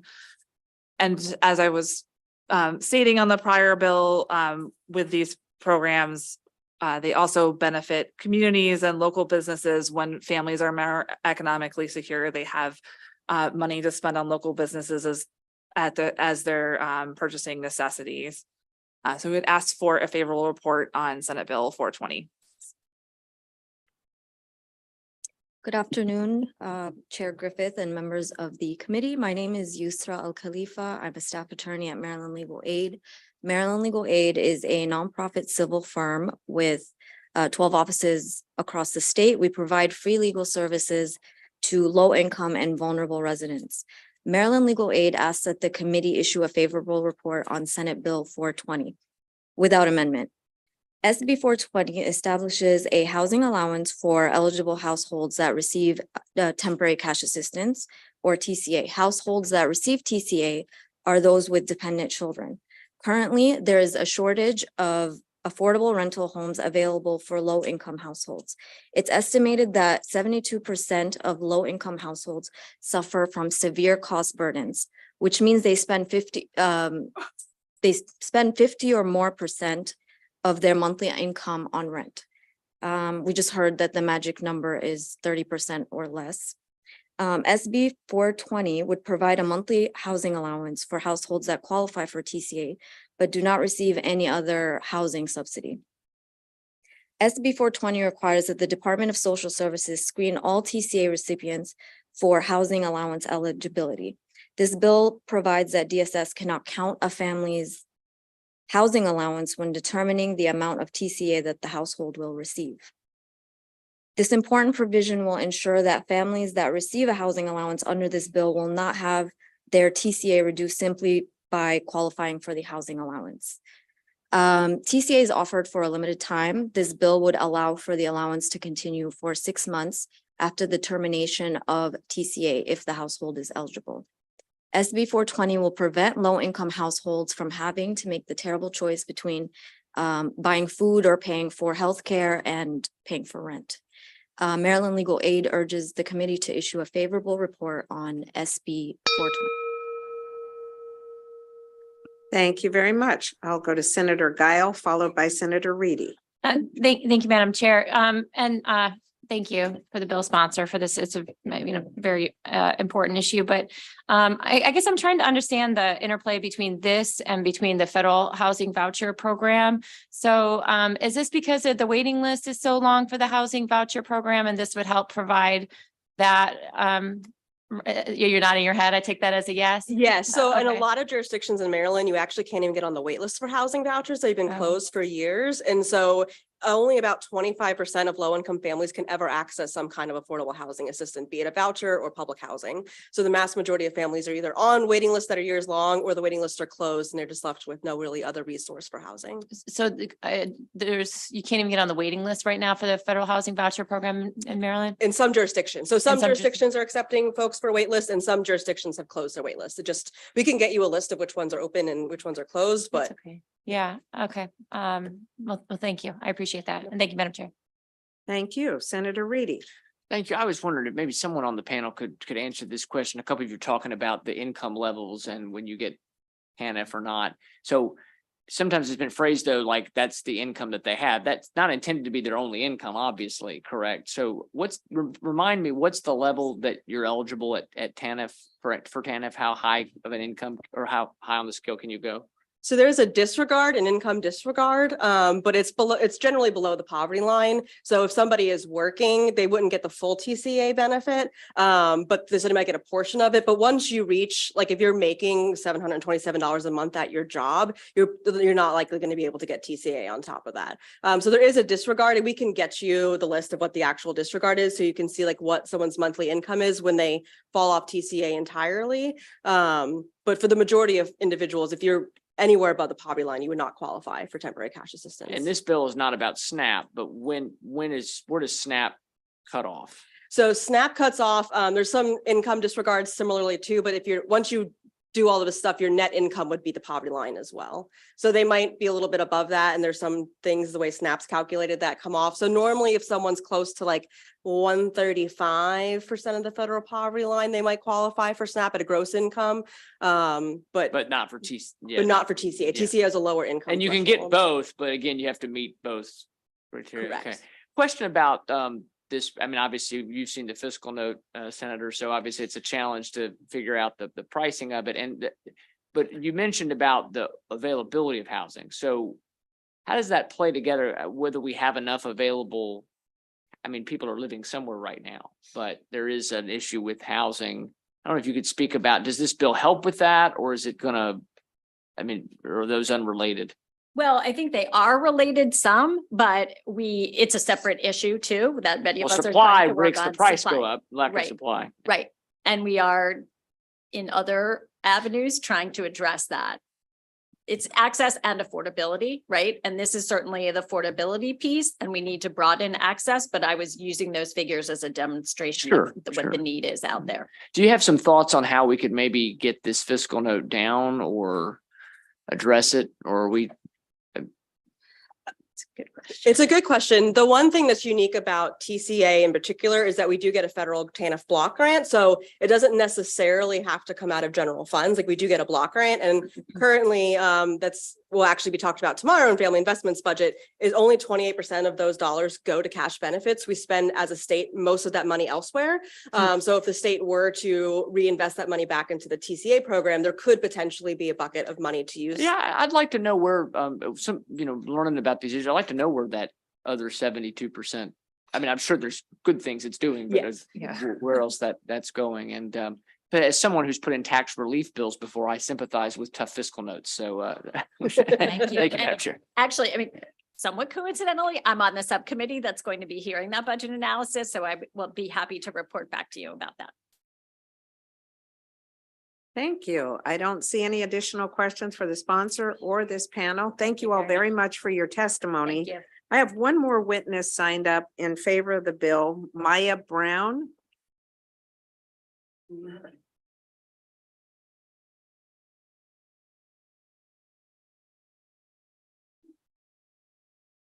Welcome back. Hello. I'm back. Thank you. Got it? Thank you so much. Okay, good afternoon again, senators. I'm definitely for this bill because, as I said before, I was over, I was listening and I heard that the amount for 3 children is $727. I don't get that. The affordability is very limited for one child. It's not even $600. And I feel that when I apply, being that the waiting lists are closed, I'm with, like I tell you, I'm a disabled vet. So I'm with Eastern Seals, and also I have to go to the VA and find out, different places because DHS doesn't have military anything. I asked them, they're not sure. They don't know where to send me. They just tell me to go on the website and you'll find something. That's usually the answer I get. So I went on the website and found. So when I go and I look, when I put in my income, which is TCA right now, that's not acceptable. No landlord has, I think they really think it's a joke because online, like when they're looking at it, that's not realistic. So the amounts for a 1-bedroom or a studio are definitely not for 500 anything. And I feel that it definitely needs to be increased because if they're only looking at a more than 2 or 3 family household to increase it, that's not realistic because not everyone has a lot of children. And the people that have only 1 child, it is still costly and it's a lot, especially if you cannot put them in daycare because you do not have the funds, because you cannot work, because you have to have the child with you or you go to jail. If you just want to run away, that's not possible. So I really am for this bill because it would be a great help because I would be able to get out of the shelter. The shelter only has certain amount of time for you. And it's, to me, going back to this is my first time going through this, and it's very, very off-putting and embarrassing and lonely. So I thank y'all again for everything you're doing, and I appreciate it. And I can't wait to be able to get out of the shelter and, be in a house, back in a home, and feel safe. So thank you guys. Yeah, have a great day. Thank you very much. You're And thank you welcome. for sharing your story. We're all so impressed. She's sleeping. I mean, she's. I know. I'm so grateful. Yeah, but thank you for your You're testimony. welcome. Thank you for listening. All right. Thank Have you, a good afternoon, Yeah. colleagues. That will conclude the hearing on Senate Bill 420. We're going to turn now to Senate Bill 345, which is the Maryland Fair Scheduling Act. And I think I saw Senator Benson. Oh, she's on her way. All righty.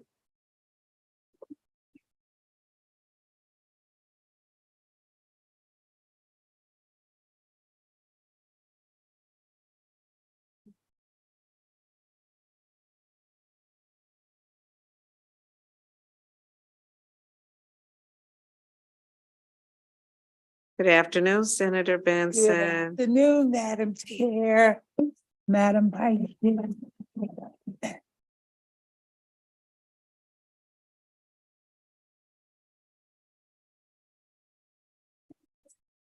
It's wonderful to come back to the Finance Committee. I sure do miss it. Want you all to know that. I miss the Finance Committee. It's very nice to be back. So good afternoon, Madam Chair, Madam Vice Chair, and members of the Finance Committee.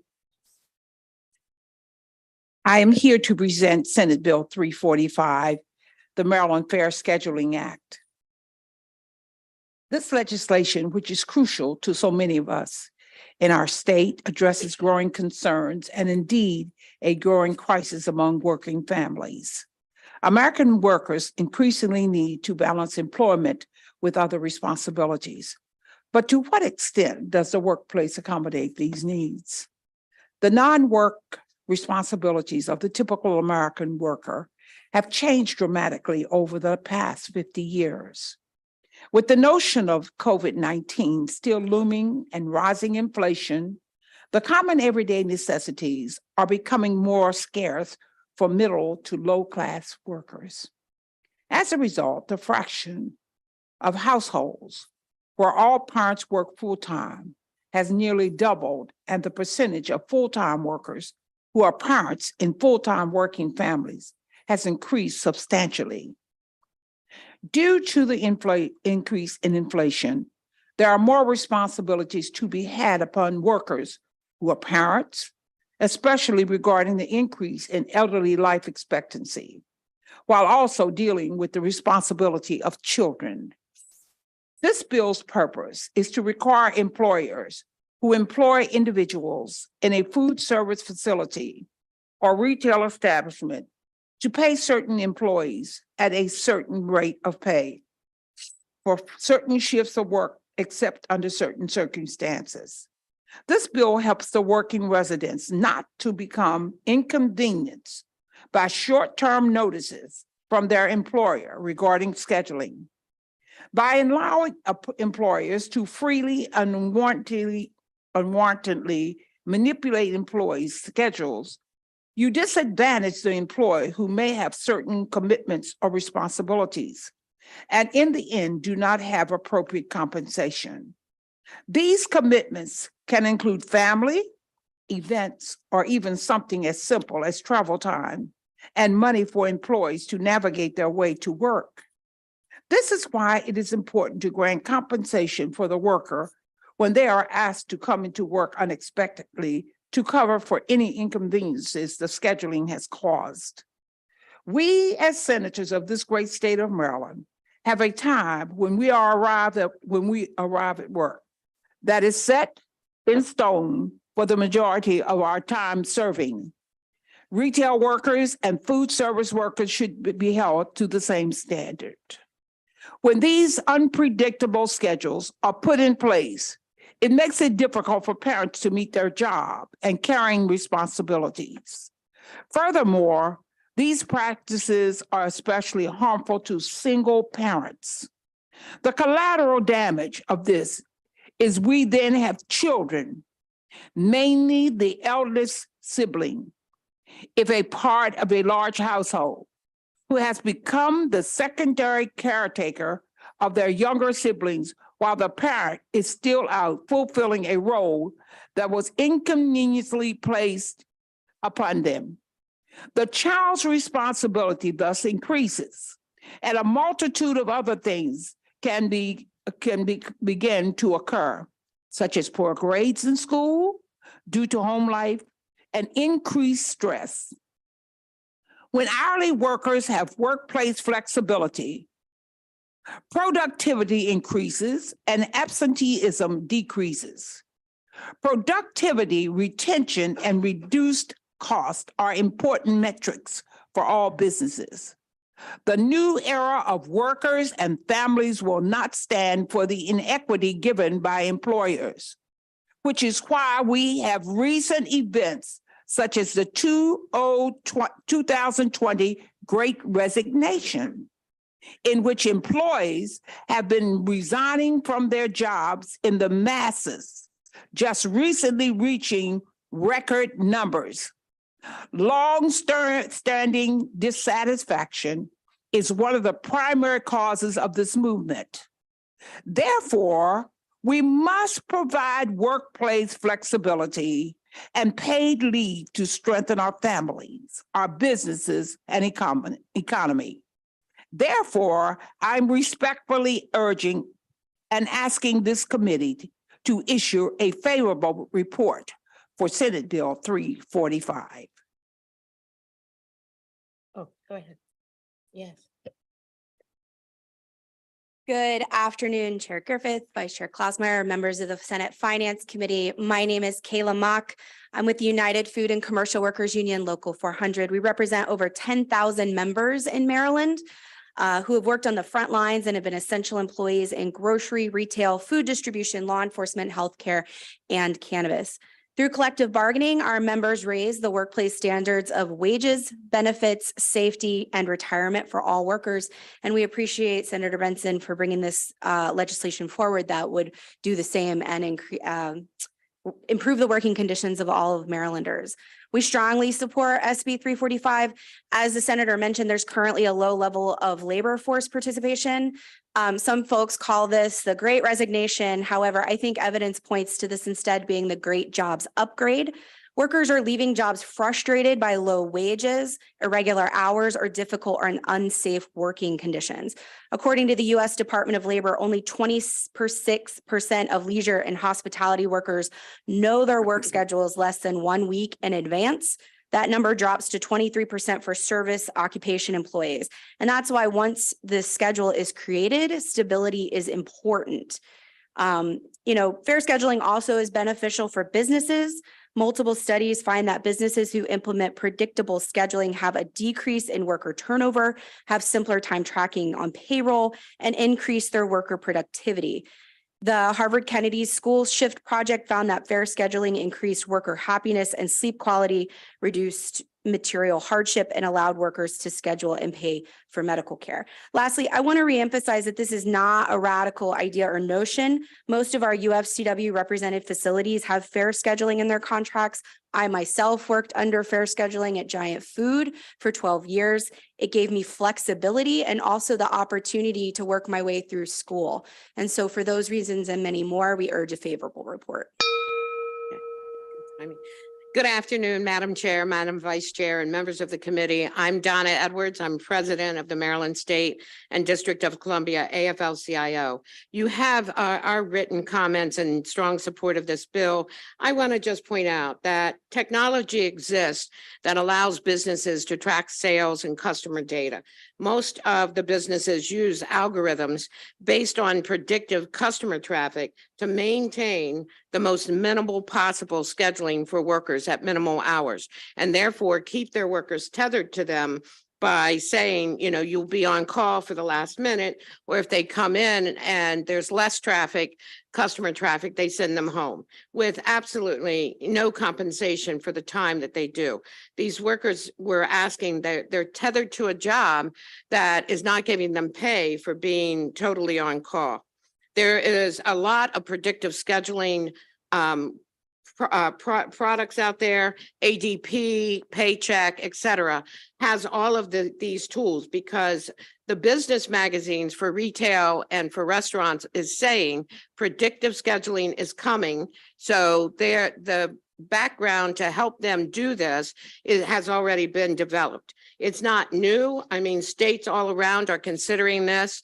They're being told in their own magazines, beware, it's coming. Even West Virginia is looking at predictive scheduling for retail and restaurant workers. As far as we know, Connecticut and Hawaii and Massachusetts, New Jersey, it's not new. It's actually coming. The other part is it's not about the mom and pop stores. It's not about the small. We're talking about you have to have 10 establishments and either, absolute, that you have the 10 establishments or 10 franchises. It's not, about that small restaurant or the ones that we go to every night. And just please, it's time to pass this bill. Thank you very much. Are there questions for the sponsor of this panel? Vice Chair. Yeah, Donna, can you give me an example of how this works? And just now, this young lady said she worked at Giant, so would Giant Food be, no, Giant Food would not be included in this, right? No, I mean, they would, but they already have it. And Okay, well- when they're unionized, they have it in their contract. Okay, so I would defer to UFCW. Are we talking like the McDonald's and Yeah, I would we're say talking the big, chains? Targets, Walmarts, things like that who don't have fair scheduling. The bill outlines. what, no, okay, say I work at Target, Right. okay, and I'm supposed to tell me what my fair scheduling would be. I think fair scheduling says that what this bill is trying to do is that there's a notion in retail that you are constantly on call. And that if your boss calls you in, you have to come in, or for fear of retaliation. There's plenty of instances as an organizer where I've gone and talked to workers who don't have protections like that. And so they constantly feel like this job where they're not on call, they're on call. And so it would just create some stability in that. And so without a specific instance. So for example, like if you were given a shift and then you were sent home, there would be repercussions to that. Or I'm not quite sure how else to answer the question. Yeah, without specific instances. It allows you to plan your schedule. Right. And there are instances where you may have a schedule, but in a lot of these retail and businesses, you are just given a schedule for this week. And you don't know what you're going to be working next week. So how do you plan school? How do you plan daycare? How do you plan a second job? Thank you. Thank you. Senator Reedy. Thank you, Madam Chair. And a couple questions come to mind. First question is I'm looking at the bill and it's about 29 pages. There's a lot of information in there about what happens if someone violates or business is accused of violating. But what if you're given in predictive scheduling? What if you don't like your schedule in predictive? How far in advance? Like, for example, you mentioned working at Giant. How far in advance did you get your schedule? Under our labor contract, we get it 2 weeks in advance. However, this bill doesn't have any, it's less strict than that. It doesn't have anything around that. What does it say? What does the bill say? I'm looking through it, but what's the length of time they have to give notice? I don't think that there is I think and again, it's been about a week since I've looked at this bill, but I don't think it has anything around predictive scheduling. I think we took that out. It's been in past moderations. If you get your schedule 2 weeks in advance, let's say the arrangement's 2 weeks in advance, what would happen if you got it and said, oh, wait, I have a conflict? How did that work? At Giant? Yeah. Since you mentioned it. Yeah, we were able to trade shifts. If I couldn't, then I worked the shift. I mean, that's yeah. Okay. Question/comment, I guess. Right now, employers are desperate for people to work. I have never experienced, I worked retail for a while, and it was a while ago, but I've also been around retail environments. I've never experienced where basically retailers were so desperate that if you called you and you weren't working, they're not going to fire you. They're not going to fire you. Or, I mean, I mean, Donna, you were talking about how there's concern about, or maybe you mentioned retaliation. I can understand in specific instances, some manager might not be happy that someone won't come in, but you're not required to come in. They cannot fire you for not coming in if it was not your scheduled Yes, they time, can. can they? Yes, they can. Walmart can fire someone if I'm not scheduled to work at Walmart and I get a call and they say, hey, we're short tonight. Can you come in? You're telling me they can fire you and there's no repercussions for that? Not Walmart. That's under a whole different scheme of what we're talking about within this bill. Okay, maybe we can follow It's up. large. Okay, Yes. thank you. Thank you. Are there any additional questions for the sponsor or this panel? Okay, I do have some questions, but in the interest of time, I'll check with you, Madam Sponsor, offline. We can talk. All right. I have one additional witness signed up on this bill, Emily Wu Key. You can come forward. Thank you all very much for your Thank you. testimony. Thank you very much.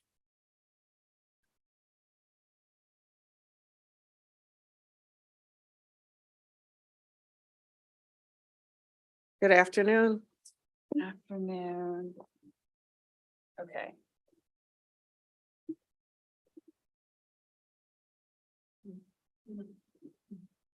Good afternoon, Madam Chair and Madam Vice Chair and members of the committee. My name is Emily Lukey. I'm a paralegal for the Public Justice Center's Workplace Justice Project. So we are in support of SB 345 and thank Senator Benson and Ellis for sponsoring this really important bill, which basically requires employers of specific restaurants and retail stores to pay an employee for a minimum number of hours for a shift that has either been canceled or the hours have been reduced.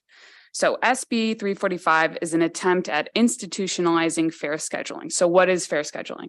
The concept of fair scheduling holds that an employee has a right to a reliable work schedule with adequate hours that allows them to balance caring for their families and themselves while relying on a steady paycheck. It's really critical to note that low-wage workers are often demanded to adjust to irregular schedules that do not ensure a set amount of hours per week. So, in other words, on top of figuring out transportation and childcare, and even maybe balancing a schedule of a second job or school, when a worker shows up to their shift as of right now, those hours are not guaranteed. So the Public Justice Center regularly hears from workers whose hours are cut sporadically and without warning. We also hear from workers whose overly rigid schedules inhibit them from taking necessary personal leave without fearing retaliation. And because women represent roughly 2/3 of low-wage workers, and they, and specifically women of color as well, are the most impacted by unfair or unpredictable schedules. Seeking fair and flexible scheduling for Maryland workers is a matter of gender, racial, and economic justice. SB 345 is a step towards protecting Maryland workers from abusive scheduling practices. It also decreases high turnover rates and reduces costs of hiring and training new employees. So for these reasons, we ask for a favorable report. Thank you. Thank you. I don't see any additional questions from the committee. Just curious, do you, I think the previous panel had mentioned other states where this is in practice. Mm-hmm. Do you have any of that information? Yes. So 8 states and the District of Columbia have laws guaranteeing a minimum amount of pay for workers who are called into work and sent home early. And I will just note that fair scheduling includes a broad range of rights for employees. And this bill is just a step in the right direction.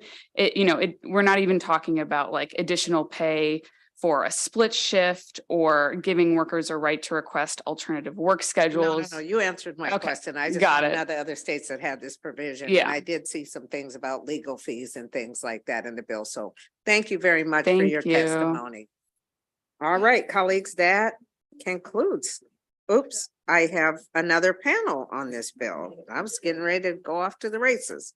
Okay, Kirk McCauley, Callie Locklear, Melvin Thompson, Mike O'Halloran. They are signed up in opposition to the bill. Good afternoon. Good afternoon, Madam Chair, honorable members of the committee. For the record, Kaylee Locklear here on behalf of the Maryland Retailers Association in opposition to this bill. The ability to schedule in response to peak seasons, economic conditions, employee issues, sickness, weather, or public events is essential when running a retail business. Many times schedule changes are necessary, and by mandating that retailers cannot make these needed changes or incur a pay penalty will severely impact scheduling. The unique scheduling flexibility and retail jobs our industry offers helps individuals balance important priorities in their lives, such as going to school, working another job, or raising a family. I actually wanted to address a couple of the things that came up. Madam Vice Chair, I'd point you to section 3-1803 on pages 4 through 5, which basically says that even if an employee says that they can work certain days, shifts, or hours, we as the employer cannot inform them of a shift without incurring pay penalties. There were comments that were made about on-call scheduling as well. If an employer restricts an employee in any way, like say they need them in a certain amount of miles or something like that, then the Fair Labor Standards Act already says that we must pay at least minimum wage for the entire time that that person is on call. Finally, on page 6, it says that even if an employee agrees to work a shift, on lines 13 through 16, it still says the employer has to pay 1.5 times their pay. So with those comments in mind, we respectfully are opposed to this bill. Thank you, Madam Chair, members of the committee. I'm Melvin Thompson, representing the Restaurant Association of Maryland, and we also strongly oppose this legislation.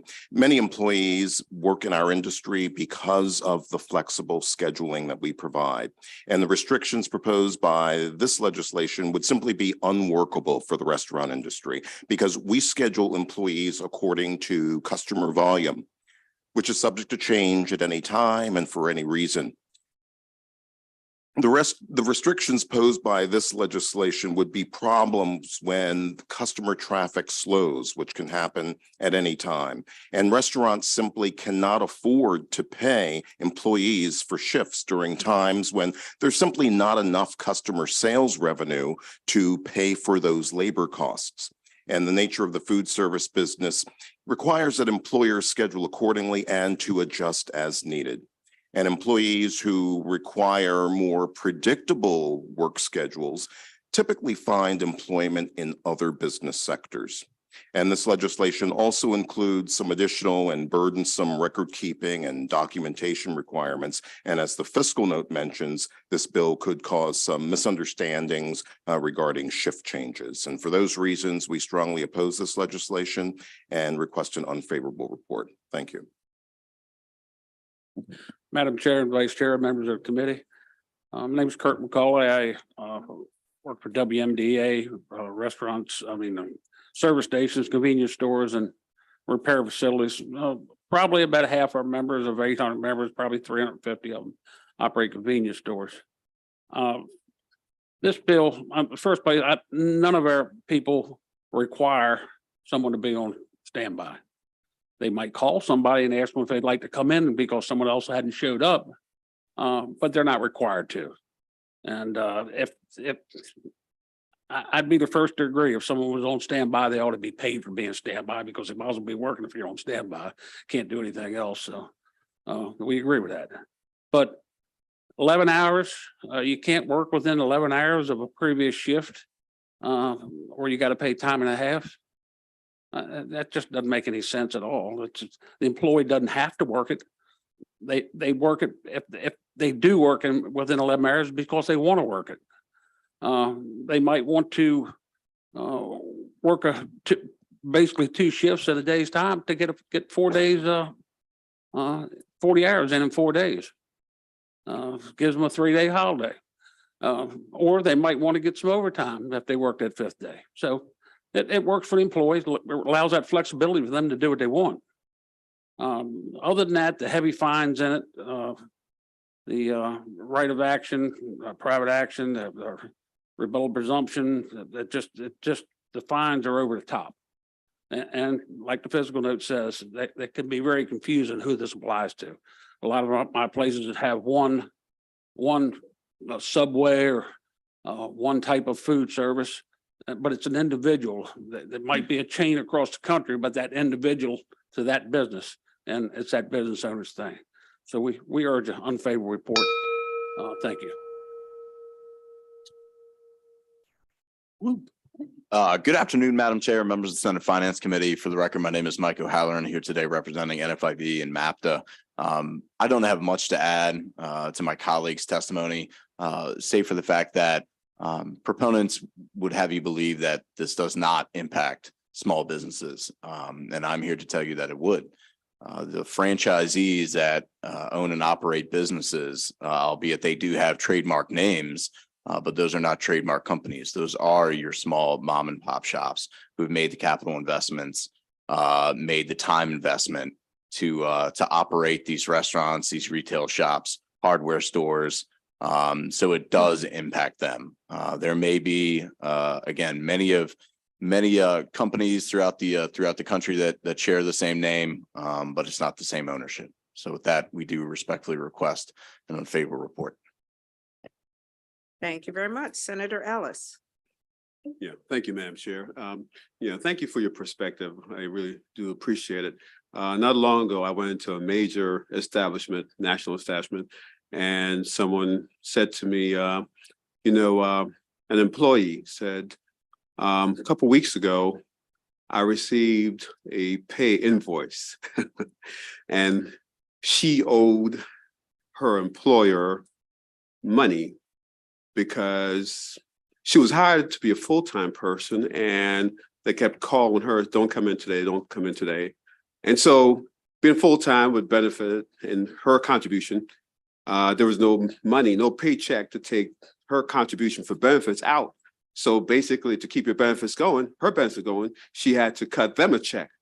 And how do you answer a situation like that where someone, for whatever reason, hired as a full-time with benefits and they get a bill from the employer for benefits because they were not called in to work?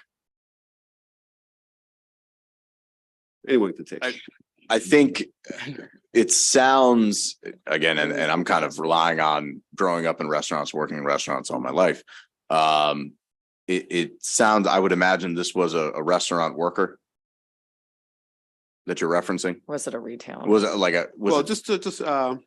so answer based on your experience. Yeah, on my experience, what would happen is, if you are working at a restaurant and you work for tips, I hope nobody from the IRS is listening, but it is very, very rare for a server or bartender to claim all of their tips, right?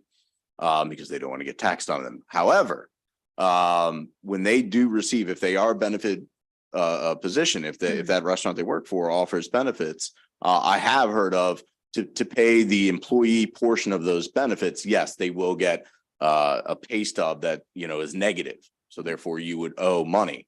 But that's not to say that they're not making money. I mean, I see where, I not knowing the specifics around the situation, but it's not unheard of. But I don't think it would be fair to say that employer has somehow, I don't know, not paid them what they're owed or anything like that. I think it's just unique, a very, very unique circumstance. Great, thank you. Thank you. Thank you very much. I do not see any additional questions for this panel, so thank you very much for your testimony. Thank you. Have a good afternoon. I'm checking now to be sure. Yes, that does conclude the hearing on Senate Bill 345. We'll now turn to Senate Bill 455, which is the Real Estate Appraisers Licensing Qualifications. Senator Hayes. And you can bring your panel forward. Good afternoon. Good afternoon. Good afternoon.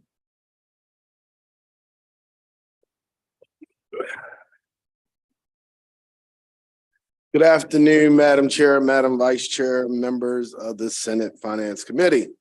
I'm Senator Antonio Hayes, representing the 40th Legislative District in Baltimore City. It's a pleasure to be here with you today. I'm joined by two representatives of the Maryland Department of Labor, Gregory as well as Andrew. Many of you all have probably seen articles in some of our local papers that talk about the issues of appraisal bias. One most recent article highlighted one of our newest colleagues in the House who was just recently elected to the House of Delegates in Prince George's County in the Washington Post that read home values soared during the pandemic, except for these Black families.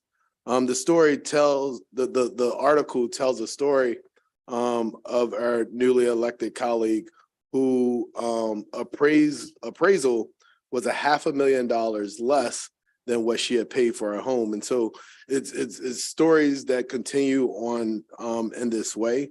Part of that bias that exists in appraisals, we believe, are attributed to the lack of diversity in the field. Less than 1% of appraisers in this country are people of color. And so in investigating further, we've tried to figure out ways to further diversify the profession of appraisals. And this is, and working with my colleague, Delegate Holmes over in the House, we came up with this legislation.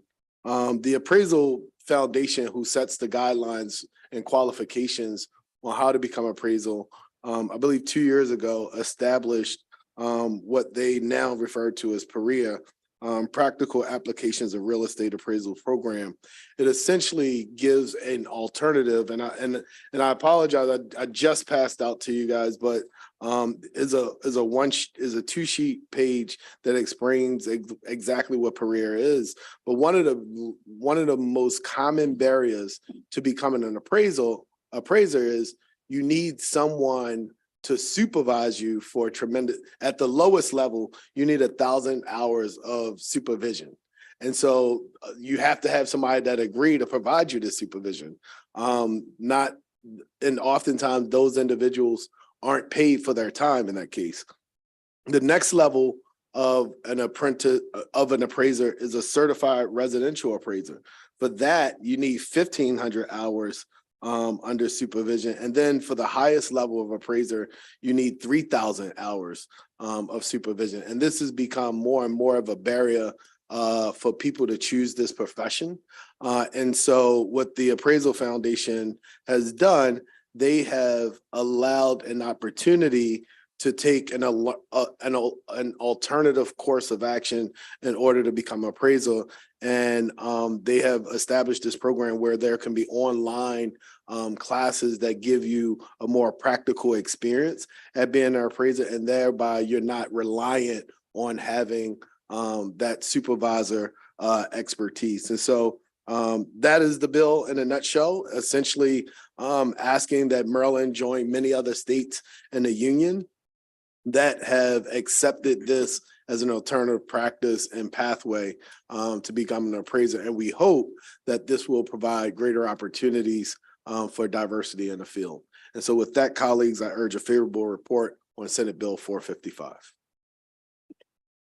Thank you. All right, good afternoon, Chair Griffith, Vice Chair Klaus Meyer, members of the committee. For the record, Andrew Fulginiti, Legislative Director for the Department of Labor. Here in favor of Senate Bill 455, I do want to thank Senator Hayes for his introduction of the bill and for working with the department to address his concerns and industry concerns and home appraisals. As the senator explained, this seeks to address a barrier to entry into the appraisal profession. It creates this new pathway, as the senator referenced, and specifically allowing applicants for licensure to satisfy the real property appraiser qualification criteria by using this new PAREA program. As the senator noted, PAREA has been certified by the Appraisal Foundation, which sets the qualifications for an industry standards. And PAREA is now utilized by over nearly 40 states across the country. So this is not breaking new ground here in the state of Maryland. As the senator noted, we've kind of had conversations about this, but we identified one of the biggest barriers in this industry is this training, 1,000 hours of supervision component and the different levels of supervision required. We see this as a significant barrier in this industry, just given the nature of the appraisal industry to be sole owner operator businesses. So they find it difficult to often take on additional trainees that are often, as the senator noted, unpaid. So breaking down barriers to employment and finding ways to increase diversity in the industry and ensuring that a pathway to entry into this industry for those who want to work exists is in line with one of the central tenets of the Moore-Miller administration of leaving no one behind. So for that reason, here in support, I would ask the committee for a favorable report on Senate Bill 455 and happy to answer any questions. Thank you. Good afternoon, Chair Griffith, Vice Chair Klossmeyer, members of this committee. For the record, my name is Greg Morgan. I am the Commissioner of the Division of Occupational and Professional Licensing at the Maryland Department of Labor. The Maryland Commission of Real Estate Appraisers, Appraisal Management Companies, and Home Inspectors, we'll refer to as the Commission, is in favor of this bill. The Commission looks forward in working in a collaborative effort with members of the Maryland General Assembly, the Appraisal Foundation, the Appraisal Institute, in growing career opportunities for individuals who may have not had access to programs such as PREA. We are committed to working with our workforce development partners in expanding this program and making it affordable for all candidates. Joining me today virtually is Todd Blackistone, who is Executive Director of the Commission. Todd and I are available for any questions you may have. Thank you again. Thank you, Senator Hayes. And we ask for a report in favor of Senate Bill 455. Thank you. Thank Hold you. 1 minute. You did. That was impressive. All right. Any questions for the sponsor or this panel? Okay, we're going to turn to some virtual witnesses. First, Todd Blackistone. So Good afternoon. Todd is here just to answer questions Oh. if you have any. He's a Any part of the questions team. for Todd, who's a part of the team? Okay, I don't see any questions from the committee, so we'll move to the next witness, Scott DiBiasio. DiBiasio. Okay, thank you. Good afternoon. Good afternoon, Chair Griffith, Vice Chair Klossmeyer, and members of the Senate Finance Committee. My name is Scott DiBiasio, and I'm with the Appraisal Institute, the world's largest professional organization of real estate appraisers. And we are in strong support of Senate Bill 455, and thank Senator Hayes for being the sponsor. The Appraisal Institute also strongly supports ongoing efforts to diversify the appraisal profession and to ensure fair and equitable real estate appraisals for all Marylanders. Even one story of appraiser bias is too many because it goes against the three fundamental tenets of the appraisal profession: independence, objectivity, and most importantly, impartiality. Senate Bill 455 would require the Department of Labor to accept PREA by real estate completion of PREA by real estate appraisers in training to satisfy the experience requirements to become licensed or certified.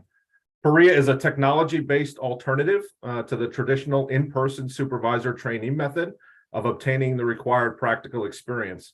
PREA provides another pathway for aspiring appraisers to fulfill their experience requirements. It is designed to offer practical experience in a virtual environment, combining appraisal theory and methodology. As previous testifiers have stated, the in-person supervisor trainee model is the highest barrier to entry into the profession, and aspiring appraisers have an extremely difficult time finding supervisors. And the difficulty in finding supervisors is even more profound amongst communities of color. Acceptance of successful completion of approved PREA programs by DOL will help to grow and diversify the appraisal profession.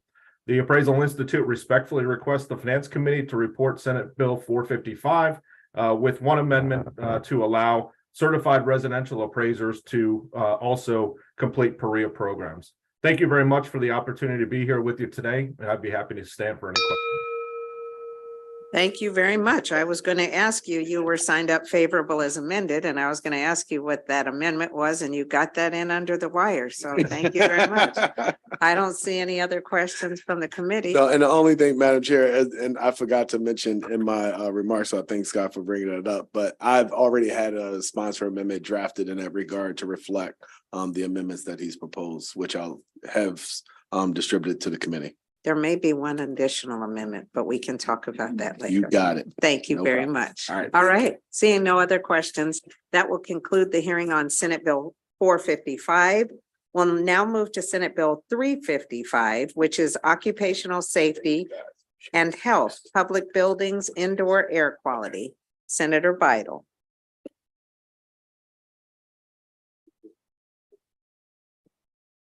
Madam Chair, I'm bringing up my panel. Thank you. Okay, thank you. Thank you, Madam Chair, Madam Vice Chair, and members of the committee that are here and not in other committees. Thank you for hearing Senate Bill 355. For the record, I'm Pam Beidle, Anne Arundel County District 32.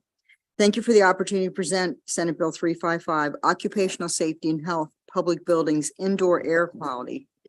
Our experience with COVID-19 proved just how important indoor air quality is, and studies show that transmission of the virus can be reduced by 80% with improved indoor ventilation and air filtration. Cleaner and healthier indoor air not only reduces the spread of COVID-19 and other airborne viruses, but it also has been proven to improve cognitive and productivity, protects against outdoor air pollutants such as smog, decreases the number of environmental triggers for conditions like asthma and allergies.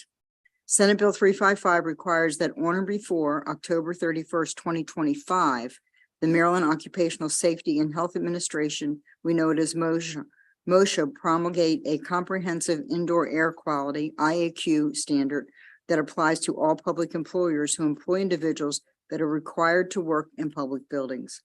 Also modeling the best practices in occupational safety and health, Senate Bill 355 allows employees and their exclusive bargaining representatives to collaborate and engage with their employers during an annual assessment of the building's envelope and enclosures, ventilation systems, and their operation and maintenance. Senate Bill 355 requires a process for tracking and logging employee complaints or signs of symptoms from building-related illnesses. Finally, Senate Bill 355 promotes collaboration among all relevant stakeholders by establishing a technical advisory committee composed of experts and exclusive bargaining representatives that make recommendations on the comprehensive IAQ standard and cost-effective solutions to bring buildings into compliance and other appropriate health standards and guidance. Our citizens utilize our public safety buildings daily.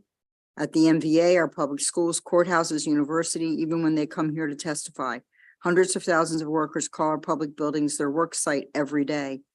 We would never tolerate the serving of spoiled food in our public buildings. We shouldn't tolerate the breathing of contaminated air.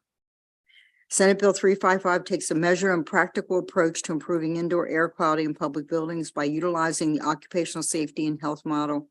We ensure that every public employer has a plan to maintain healthful indoor air quality for the public and its workers. Upon enactment, Maryland would join New Jersey and California as states that currently have IAQ regulatory standards. Let's be a leader on indoor air quality in our public buildings. I respectfully request a favorable report on Senate Bill 355. You're going to hear how expensive this is to just check our air or indoor air quality or HVAC systems to be sure that we have healthy buildings. And we've recently seen examples of what happens when a building has been let go for a long time and is no longer healthy. We just tear it down. It's so bad that we tear it down. I think it's time that we start inspecting our buildings, making sure that we have good air quality and that we're taking care of our employees in our public buildings. So I respectfully request a favorable report on Senate Bill 355. Thank you, Madam Chair and Vice Chair. Thank you. Good afternoon. My name is Denise Gilmore. I'm a legislative director with AFSCME Council 3. We represent state employees and higher education employees across Maryland, and we support SB 355. We're very thankful to Senator Beidle for introducing this important legislation. I want to tell a quick story on how we got here. Late last summer, we started to ask scientists at our fine institutions of higher learning here in the state, what is the single best thing that we can do to protect our members from from all of the airborne viruses that were going around. And hands down, everyone kept telling us to push for indoor air quality standards. And so in approaching this, we took, we know that there have been indoor air quality bills for public state buildings in the past. There have been indoor air quality buildings for our public schools in the past and for higher education campuses in the past. In looking at it, we really decided the thing that all those buildings have in common is if you're going to really enforce any kind of standard that we come up with at some point, you really have to empower the workers at those facilities to be able to have a, complaint process free of retaliation, right? Should they have any concerns about indoor air quality. But you've really got to have a written plan as well and follow that occupational safety and health model to ensure that long-term we can address these issues as they pop up. I too just wanted to quickly hit on the fiscal note. We don't think that once the assessments happen, that all public buildings at once and every square footage in that building is going to need, immediate remediation. In fact, this bill doesn't force remediation. What it requires is that there's a written plan and that public employers do these annual assessments. We think this is an important first step in assessing what our indoor air quality needs are. And we would very much appreciate a favorable report on SB 355. Thanks. Good afternoon, Madam Chair, Madam Vice Chair, and members of the Finance Committee. My name is Mildred Womble, and I'm president of ASME Local 3655, which is at Maryland Motor Vehicle. I've been working there for over 30 years, and I'd like to thank you first for the opportunity to testify on this bill, Senate Bill 355, regarding the indoor air quality. Indoor air quality is inside our public buildings and has a tremendous impact to the health and well-being to state employees, students, also in schools, our visitors and our customers we serve. As the employee at Maryland Motor Vehicle, we don't want to worry about coming to work and expect bad air quality. I'm at Glen Burnie. There are various locations of Maryland Motor Vehicles throughout the whole state, but poor air quality affects all of us. In the building that I am in, Glen Burnie, it is an old building. Employees have suffered from breathing problems to asthma attacks to even with the pandemic, how the virus spread from person to person.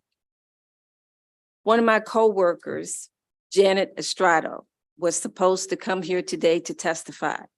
However, every time Janet enters Maryland Motor Vehicle, her voice disappears, it goes away. She's under doctor's care. The whole time that she stayed out for about 6 months to be tested by her doctor and all like that, Janet could talk. Janet came in today. She didn't come in today. Janet could not be here today because of her voice. And I'm speaking for Janet and state and workers at that location. Thank you for your time, and we ask for a favorable report on Senate Bill 355. Good afternoon, Honorable Senators. My name is Samuel Oka. I work at the JSOP Correctional Facility and as a member of Aspen Local 1678. I'm here just to support the bill because it will be a good thing. Those of us that work indoors need a building that is air quality. So please, I'm here to urge you guys to give a favorable report of the bill and pass the bill to help us with the good quality air breathing buildings. Thank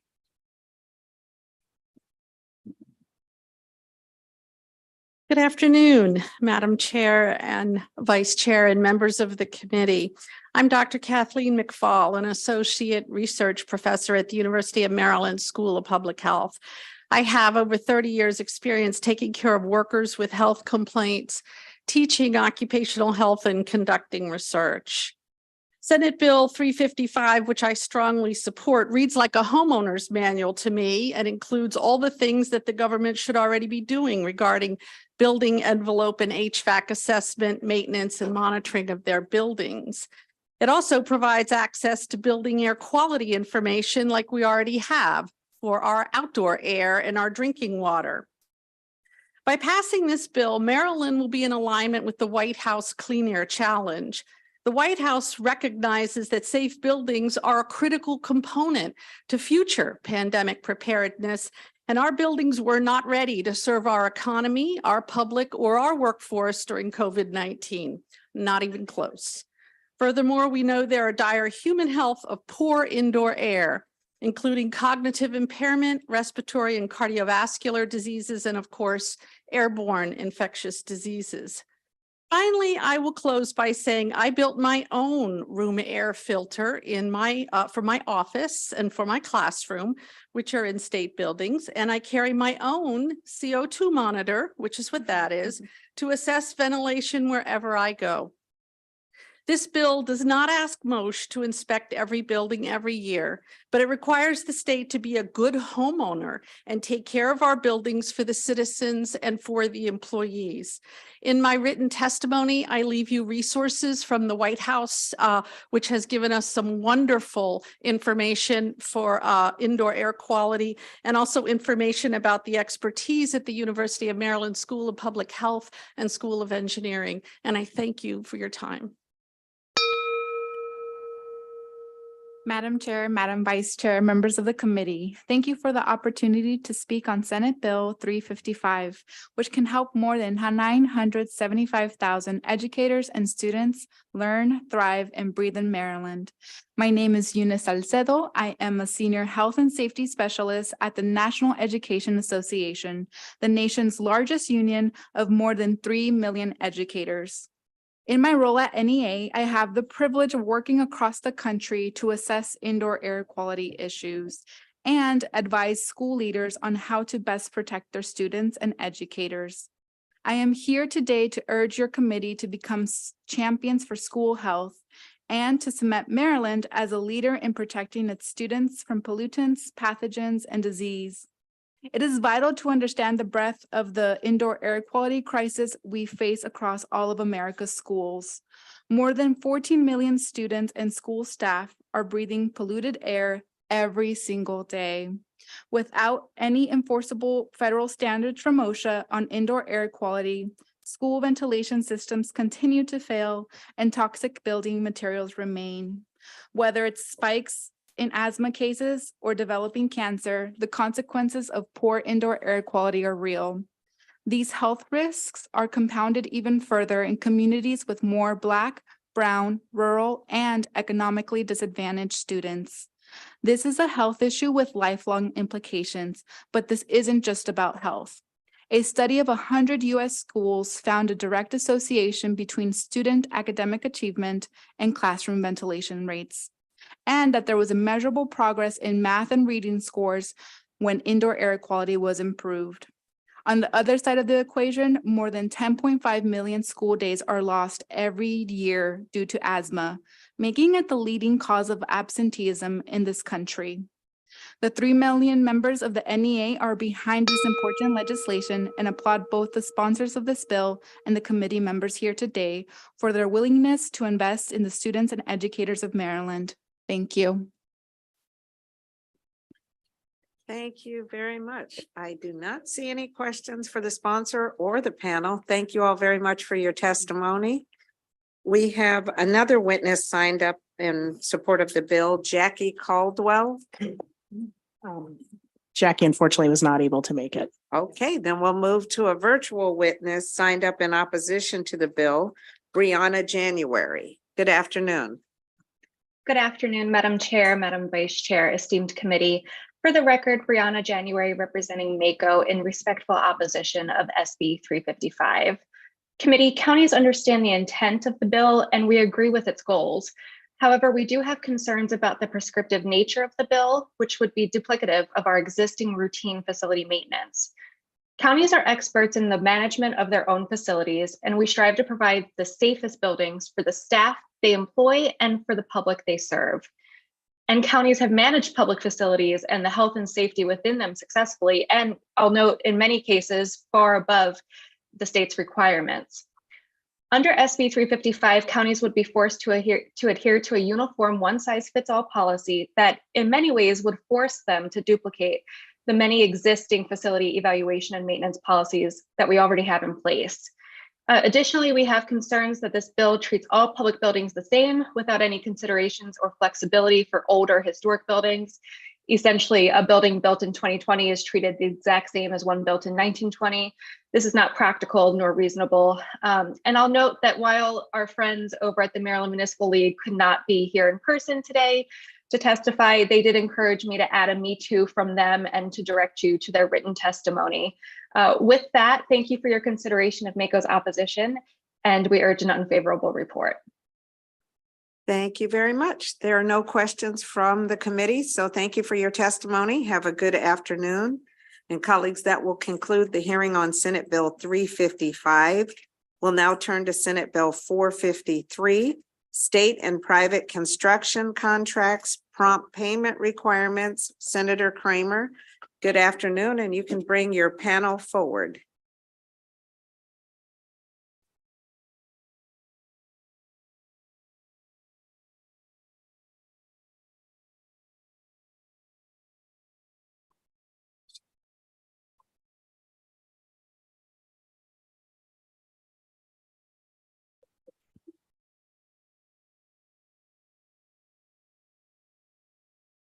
All righty then. Good afternoon, Madam Chair, members of the committee. Good to see you all this afternoon. Ben Kramer introducing Senate Bill 453. And colleagues, I will explain to you what the bill does and why. And then I will make it very clear what the bill does not do. And I think there is some misunderstanding with my friends who are going to come in opposition to the bill. And that's why I'm going to be very clear in my explanation as to what it does not do. So with Senate Bill 453, the goal is to ensure that our subcontractors, our subcontractors, and continuing down to the lower tier subcontractors, that they simply get paid on a construction project in a timely fashion. Right now, these are the folks who can least afford going without being paid on a construction project. So the goal here is, how do we get the money to flow through to our subs and lower tier subs? So the bill before you would provide that construction contracts between private owners and contractors include a provision that requires the property owner to pay the contractor within 60 days of the receipt of an invoice following, and this is important, satisfactory completion of the work that is being invoiced. If there is a question about the work and whether it has not been done properly, this does not apply. This is when architect, contractor review a draw request. It's appropriate. Now, owner, you got 60 days to get the general contractor paid. If the owner does not pay the contractor within that 60 days, then interest at the rate of 9% per annum begins to accrue on that money that is not paid to the general contractor. Colleagues, that is what happens right now in state government. We are creating parity between a state government contract and its GC and private contractors. Because right now the state is required, if they don't make their payment timely, there's a 9% interest that starts being paid. Now, by the way, this bill is consistent with one that passed last year in the state of Virginia, and the state of Virginia requires 12% interest be paid by their state government on contracts if it's not timely paid. And that may be a conversation we want to have when we discuss this bill, that maybe the 9% currently in statute for Maryland is not sufficient to ensure timely payment from state government to general contractors. The bill then provides that the general contractor then pay the subcontractors within 60 days of, again, satisfactory completion of the work by the subcontractor. It also provides that if the general contractor has received that payment from the owner, then within 7 days, pass that money on down to your subs and let it keep flowing downward. That's what this bill does. So what it doesn't do, and this is a concern that I've heard, and I want to make this very clear, that if a general contractor does not get the funds from the owner, that somehow the general contractor is going to have to be the bank and float the money to pay the subcontractors. No. All the bill says is that general contractor, if you do not make that payment, whether you did or did not get it from the owner, you're going to do the same thing the owner has to do. Pay 9% interest on that unpaid balance that you did not pass on to your subcontractors. So there is nothing in this bill that says, general contractor, you have to be the bank, or you have to go to a bank and take out money to cover these payments. It says, yeah, if you've been paid by the owner, get it paid in 60 days, or excuse me, in 7 days. If you didn't get that draw from the owner, then yes, you should pay your subcontractor. But if you don't, the sanction is 9% interest on the unpaid balance. So the idea being, owner, you pay timely. If you don't, 9% interest. General contractor, you pay timely or 9% interest. And subcontractor to subcontractor, if you do not pay timely, 9% interest. That's all the bill does.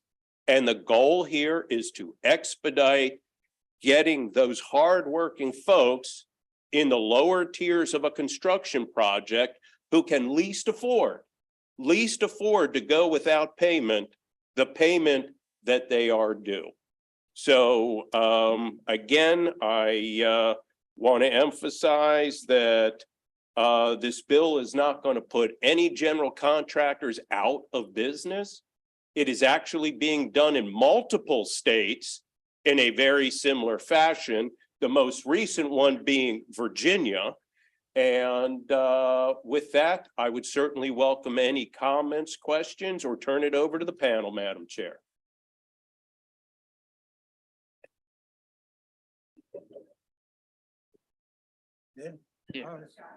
I'm sorry, this is my first time ever having to do this. So, good afternoon, everyone. My name is Tristan Smith. I'm a minority contractor, HVAC contractor. We're a union contractor. This is really near and dear to my heart because I actively am dealing with something like this right now. We've been on a construction job for 5 months, going on 6. I've received 1 payment. The subs, we buy all the material, we provide all the labor. Nobody else is putting any money up but us. And we're required to fulfill this job or we don't get paid at all. How much am I owed out of pocket? I think my bill out's at almost $500,000 right now. Just not being paid for the work we perform, and we do good work. It's tough to try to grow. I'm still learning the process, but I don't understand how nobody would want to pass this, because in my mind, everybody would get paid in 60 days. 9% annually is almost a joke. We pay more interest than that on our credit cards. I think this is a great bill to pass. It flows back in our communities, which need it, and it takes the stress off of the smaller guys that are actually performing the work. I'm thankful that we even talking about this, because this is something that if nobody speaks up about, they'll just keep running over us about it. All they say is, we haven't got paid. All of your contracts is pay when paid. We haven't been paid. We don't even know if they got paid. There's no way to prove if they got paid. They just drag us out until you can't do it no more. The job we're on, they're on their third duck contractor because the first two just couldn't survive. So I need y'all to pass this bill. Our community needs y'all to pass this bill. We all do. We normally do a book bag drive every year in Clinton. This year we're not having it because we just got too much money wrapped up, but our community need it. So I'm one of the community leaders in Prince George's County in the Clinton area, and this directly affects me and the community. And thank you for your time. I appreciate it. So I'll be brief. Thank you, Madam Chair and members of the committee for the time to speak. My name is Chris Modello. I'm the business manager, financial secretary, treasurer at Steamfitters Local 602. And aside from the members that we represent, we also partner with over 230 signatory contractors.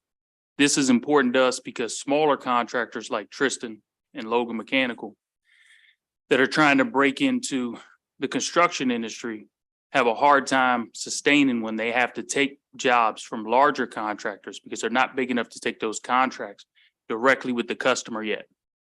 And so they're forced to work for a general contractor or a sub to a general contractor. And they're floating the payroll for everybody that works for them to perform this work. And when they're floating that payroll, it puts a lot of pressure on them because they're small. They're not big enough to have enough capital to float that payroll without it putting their company out of business. And a lot of times in those cases, not only those smaller contractors don't get paid and they go out of business, the workers that are performing the work on the job sites also don't get paid. So I appreciate your time and attention to this matter and ask that you please give this a favorable review.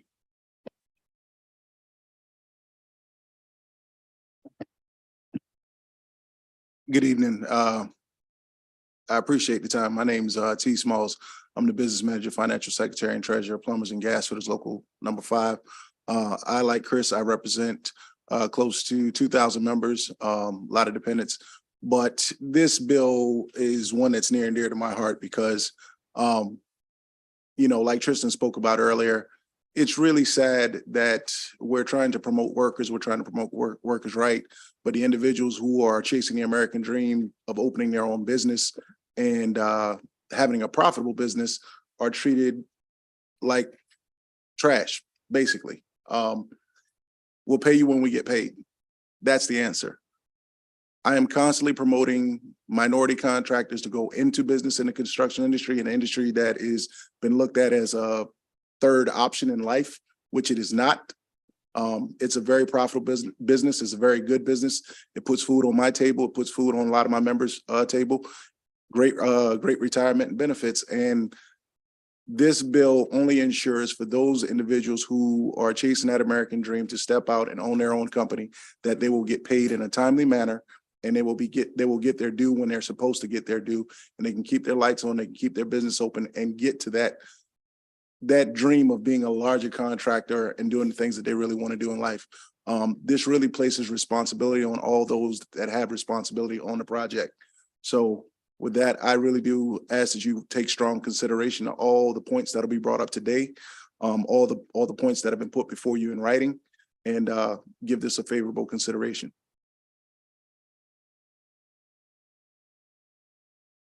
Members of the committee, my name is William Yule. I am the executive director for Maryland NECA, and I'm also NECA stands for the National Electrical Contractors Association. Our chapter is based out of the state of Maryland. I'm also here representing ACE, which is the Alliance for Construction Excellence, is a subcontractor coalition, and we are in favor of this bill. Both NECA and ACE strongly support the bill because one of the many challenges that subcontractors in the construction industry face is not being paid in a timely fashion too often. Subcontractors are waiting for months, in some cases years, to get paid and for the projects that they've already completed. While subcontractors wait to be paid for services rendered, their obligation to pay their vendors for the material, their employees for their labor, and the cost of overhead for an office and warehouse is demanded on a timely basis. This means that the contractor is left operating with a deficit, especially when the payment owed could be worth hundreds of thousands, if not millions of dollars. Subcontractors, small, medium, and large, face this dilemma every day, and waiting for large sums of owed money means the contractor is unable to pay themselves. And in fact, many contractors working on delayed payments find themselves financing projects at varying interest rates, money that they can't recover so that they can keep their crews working. Senate Bill is critical. Senate Bill 453 is critical for the members of NECA, ACE, and all subcontractors in the state of Maryland, and by making sure that they're paid what they're owed in a timely fashion. And for these reasons, we support it. Thank you so much.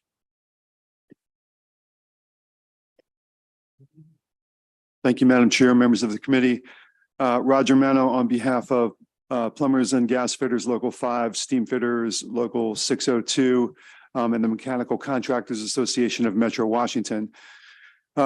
We'd like to thank Senator Kramer for authoring this bill and the sponsors on the Senate side, and for your indulgence, Madam Chair, while we try to make the case of why this is so necessary. This is an important bill.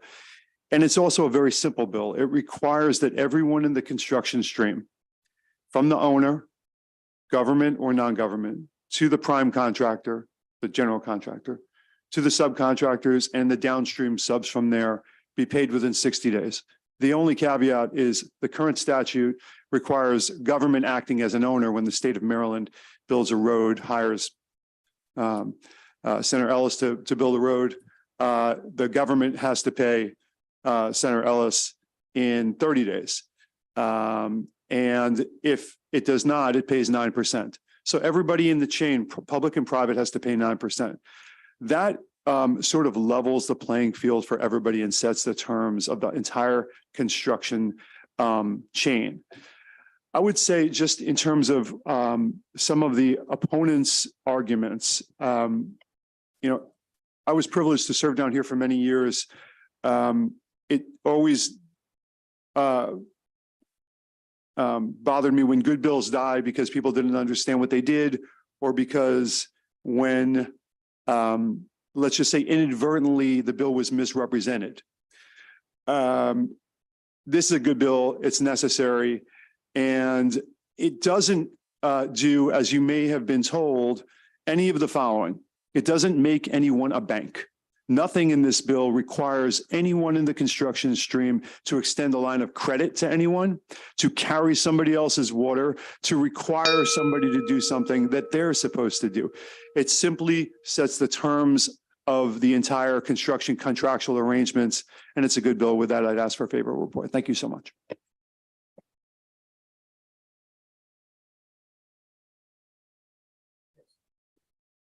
No, you're good. Good afternoon, Madam Chair, Madam Vice Chair, members of the committee. My name is Tom Clark. I'm with the Electrical Workers Local 26.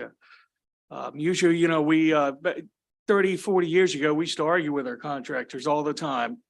And now it's a new age. We argue at the negotiating table, but now we work together and things are working. And that's why I brag each and every day when I come about our industry being self-funded training, healthcare, and defined pension. And this works because we work together. And it's stuff like not being paid on time for these contractors that hurts. I'd imagine, I know in electrical switchgear, before the pandemic, it was 6 months lead time to get switchgear and even plumbing stuff and heating stuff. But now with supply lines, we're paying 18 months ahead for a lead time to buy something. So there's that much money up front.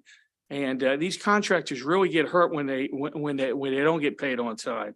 I would just like to being paid on time for services rendered is the American way. And I would just think that this bill, the best thing this bill does, if for some reason there's a delay in payment, tell us why. Tell the state why. Publicly announce why you are not paying these contractors. I appreciate your time. Thank you very much. Thank you very much. Senator Reedy, followed by the Vice Chair. Thank you, Madam Chair, and thank you all for your testimony today. I had a couple of people reach out to me in support of the bill, actually, that I didn't necessarily expect to be supportive, but I do know some opposition. What tools do you have at your disposal right now? What tool does a subcontractor have? Is it just a mechanic's lien? Is that basically all you can do in Maryland if someone doesn't pay you? I don't know if anybody can answer it. Pretty much. There is a mechanic's lien you could file, but the way that the contracts are written, you still have to perform the work, even if you put a lien on whatever you're owed. So you have to keep going. Yes. Okay. Yes. And I don't know, Roger, this might be for you or maybe for the sponsor.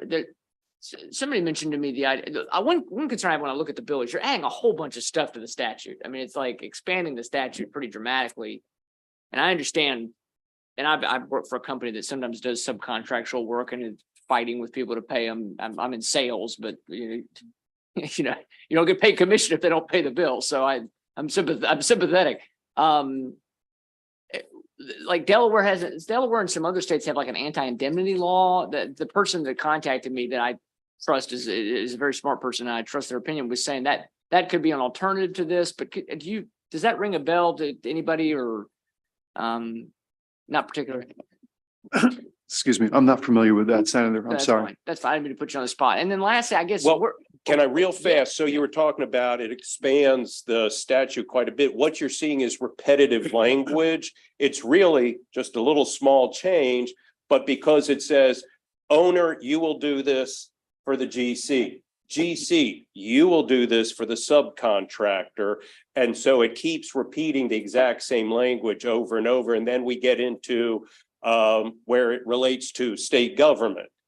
State government, you've made your payment, that we're not changing. Now, GC, you got your payment, and we repeat the same language there as well, that you've got to pay in 60 days. If you don't, there's 9% interest, et cetera. So the changes are not really as massive as it appears. I appreciate that. So are we going to do this with any other part of the law where there are contractors and subcontractors? Because we're only doing this in construction.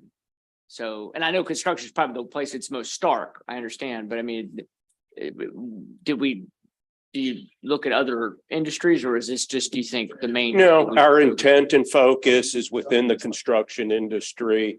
And that's, the only intent and purpose of this bill is within the construction trades exclusively. In the service world, that doesn't happen. In the service world, you're able to get paid after you've done the job, but the construction is so top heavy, you don't have a say so. If you want to do that job, you have to go through a prime or you have to go through a GC as a starting out contractor. You don't really gotta have a lot of say so whatsoever in what you want to do. But they do say the equipment has to be at the job on this date. You have to start on this date. But everything past that is, we'll pay you when we get paid. But you are to perform on this job until we say you've performed on this job. You're at their mercy, completely at their mercy. Good answers. Thank you very much. Thank you, Madam Vice Chair. Yeah, thank you. Roger, do you have any data on, how often this happens or anything like that? I mean, Senator, we could probably get that for you. It's normal operating procedure on pay if paid state, which we are. This is just how business is done. It's legal. I would say back to the opposition and somebody being made to be a bank under this bill. That's the law now, right? So it's just pervasive. We can try to get that information for you, but one of the things is trying to prove something that is people don't want to talk about. If you're a contractor who's a subcontractor or a sub to a sub, and you are trying, particularly for folks who are MBEs, lack of capital, it's very hard for them to say something about this because you can very easily get shut out of the business. And I mean, that's just the reality of how it works. And so the data might be, we're trying to quantify something that's almost an underground stat, right? And it's difficult, but I think if you look at the groups that support this legislation, Madam Vice Chair, Democrats, Republicans, labor, management, non-union contractors, union contractors, it's extraordinary. And the number of contractors who have signed up, represented by almost a dozen trade associations, Democrats, Republicans, unions, and non-unions, speak to how important this bill is. If I may.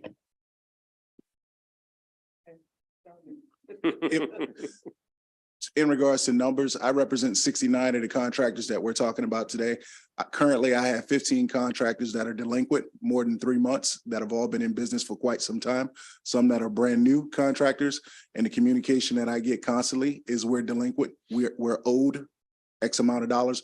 One of the 15 not long ago just received $14 million that was just owed to them over the last year and a half. So that's just a small pinch of the numbers that you were asking about. And I can only imagine Chris had to take off, but if we started putting together all of this, it only stacks up even higher. Thank you. Okay, thank you. Are there any other questions from the committee? Okay, thank you very much for your testimony. We do have additional witnesses signed up on this bill. William Wright, Warren Quinn,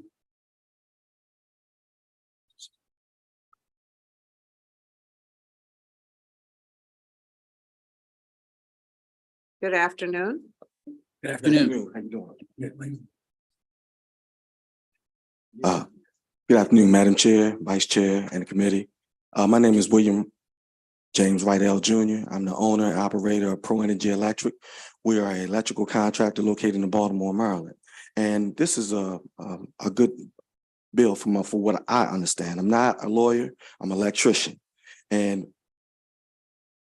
personally, to me, I had to be a bank for a larger EC on the job, where I end up over $65,000 worth of street pole lights that the GC didn't have the money or said he hadn't got paid yet, which I had to foot the bill, eventually end up losing my creditor. My vendor had a credit for a minute. Eventually, I got it back. But the fact of the matter is that when they say that that subcontractors or they don't be a bank, yes we do, because the GCs don't perform the work. They're not. You find hard pressed to find self-performed GCs nowadays.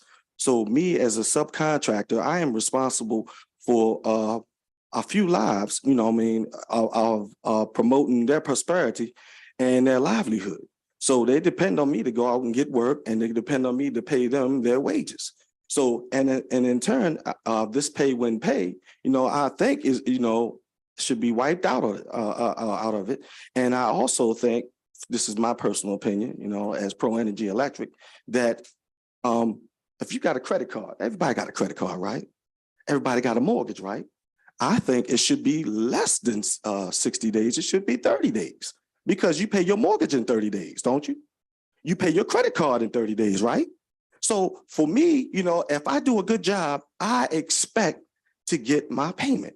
That's the whole thing, bottom line, prompt payment. And prompt payment, whether from a private contractor or from the state of Maryland or from the local municipalities in Baltimore City. Thank you. Good afternoon. My name is Warren Quinn. I'm the Executive Director for the American Subcontractors Association of Baltimore. We serve and represent subcontractors up and down the commercial construction trade chain, non-union and union shops. A couple of things, a lot of good points have already been made, so I won't repeat them. The way business is done in Maryland in the construction industry is in fact what you've heard today, which is that the buildings that you see going up in the state of Maryland are financed on the backs of the subcontractors. And that is literally and financially. The pre-qualification process to get a subcontract in the state of Maryland means that the subcontractor has to provide detailed financial reports to upper level subs and general contractors. There is no such protection for the subs going up the chain. There is no provision in the process for a subcontractor to know the financial stability of a general contractor or an owner. There is no transparency in the private market. I do want to make a correction on the record of my written document. There are currently 12 states that prohibit pay if paid clauses, or what are called condition precedent payment clauses. And Virginia was recognized. You are going to hear opposition from some powerful folks. And by that, I mean politically powerful folks, folks that have the money to be politically active. And this really is about a patent unfairness in the construction industry. The culture simply has to change. One side issue, I want to talk about suicide in the construction industry and the amount of pressures on the subs. The construction industry has the highest rate of suicide of all industries and the highest number. And a lot of it is because of the pressures on the subs. Thank you very much for the opportunity to speak. Thank you very much for your testimony. I don't see any questions, so thank you. Have a good afternoon. We have Lisa Jones, Robert Harrington. Okay, they're signed up in opposition to the bill. Good afternoon. Good afternoon, Madam Chair, members of the committee. My name is Lisa Harris Jones, and this is my 25th, 26th year representing the Maryland Minority Contractors Association. I've represented them in a capacity as a lobbyist as well as an attorney. Very familiar with Maryland law with respect to procurement and this particular law here. I'm very clear, not confused on what this bill would do if it were to pass. You could even go to your cheat sheet fiscal note where it says bill summary, a contract between a contractor and a subcontractor on both state and private construction projects must include a provision that requires the contractor to pay a subcontractor within 60 days of the receipt of an invoice following satisfactory completion of the invoice work. That's a problem. I have with me a self-performing general contractor. They do exist. The Maryland Minority Contractors is made up of both subcontractors and general contractors. And some of the things that were said earlier, that this bill makes it easier and quicker and better for a subcontractor to get paid, and that the burden is on the subcontractor, simply not true. He will share with you the burdens that are on him as a general contractor. He'll tell a story maybe of an $8 million debt that was owed to him that he had to carry on his back. If this bill was in place, he would have been burdened with making sure all of his subs were still paid within 60 days, 30 more days than what the state is required to do right now, giving more time for the pressure of a general to pay a subcontractor. Not the pressure, it actually allows them more time regardless of whether they've been paid by the state or the owner. That's a flaw. I should also point out that they would be a bank. So what do you call it when you have to pay someone when you haven't been paid yourself? You're floating money for someone else. So that's a bank. But I'll turn it over to Mr. Harrington and he'll share the opposition we have with this bill. Good afternoon. My name is Robert Harrington, R.E. Harrington Plumbing and Heating. I do utility work for the state of Maryland and Baltimore City. I'm a general contractor and I do municipality contracts. And most of the contracts that I have is with Baltimore City and Baltimore County. And as a general contractor, all of my jobs are bonded. We have to have a performance bond and a payment bond. And to me, this bill should be addressed to the municipalities. So if the city and the counties and the state paid in a timely fashion in 30 days, this issue would be null and void. The problem is now is most of the jobs that are bidded, all of the money is sitting into an account. The problem lies within the state and local government. So when we turn in our invoices at a timely fashion, it's up to the individuals at the state and local government to process those invoices. We already have laws within our contract. When I get paid, I have 7 days to pay my subcontractors. So of course you have some bad apples out here, some people that may do things to smaller contractors. And I started out as a subcontractor, so I understand the pain that these gentlemen that was before me said. So I understand what's happening, but I think we need to focus on the state and local government to help or come up with a law to assure them that they can process estimates in a timely fashion. Thank you. Thank you very much. Senator Kramer. Thank you, Madam Chair, and Mr. Harrington, thank you for being here. It's good to have your insights. I appreciate that. And I'm hearing what you're saying, and I think I prefaced in my comments before at the bill introduction that currently in state, we have this requirement of 9% interest. And it sounds like what you're coming across is that municipalities and counties are not paying you timely. If we were to amend this bill to incorporate, as exists right now for state contracts, that counties and municipalities also have an obligation, and they should, to make prompt payment for completed work that's been done properly. And if they didn't, then they are sanctioned with, and quite frankly, I agree, Madam Chair, 9% may not be enough. Maybe we would, as this committee, have a conversation about a 12% interest that then would flow to you. And then would it not be fair that if the owner, now the municipality or county, is paying interest on that money they're not paying you, that it would be fair for you then to pass that same interest on to the subcontractors that are waiting on payment?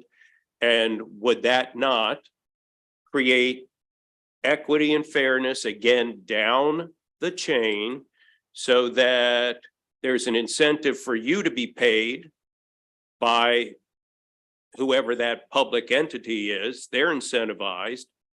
And now you're incentivized to make that payment down to your subs, because under this bill, the only thing that is required, if you don't make your payment in 60 days for satisfactory completed work to your subs, you start paying 9%. That's the sanction. But your concern, and I get it, is that you've got some local governments that aren't paying you, and maybe there should be an incentive. So would you support this legislation if we were to require all public entities to do the same thing under this bill we're asking of everybody else and that the state currently does? Would that be reasonable? No. So that doesn't address the problem. The people, the municipalities that hold all of the chips are still not paying. So whether you pay me in 60 days, 90 days, 120, I still don't get any money. If you increase it to 12%, my 12% is going to the sub. So what do I get?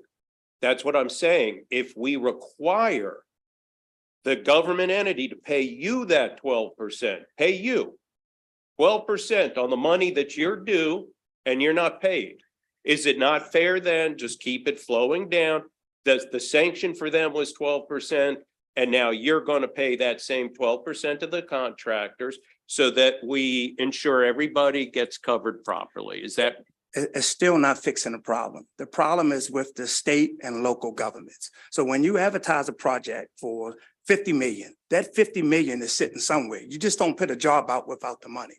So if the money is sitting into an account, I submit my invoice, you sign off on it, 30 days later, I should get my money. That's the problem. And are you getting any interest on that money? No, Okay, what if you did? it still don't make a difference. If You- you're not paying me, what good is the interest? You're still not paying me. He still, So- he doesn't have any money to pay his subs if he's never received the money from the state.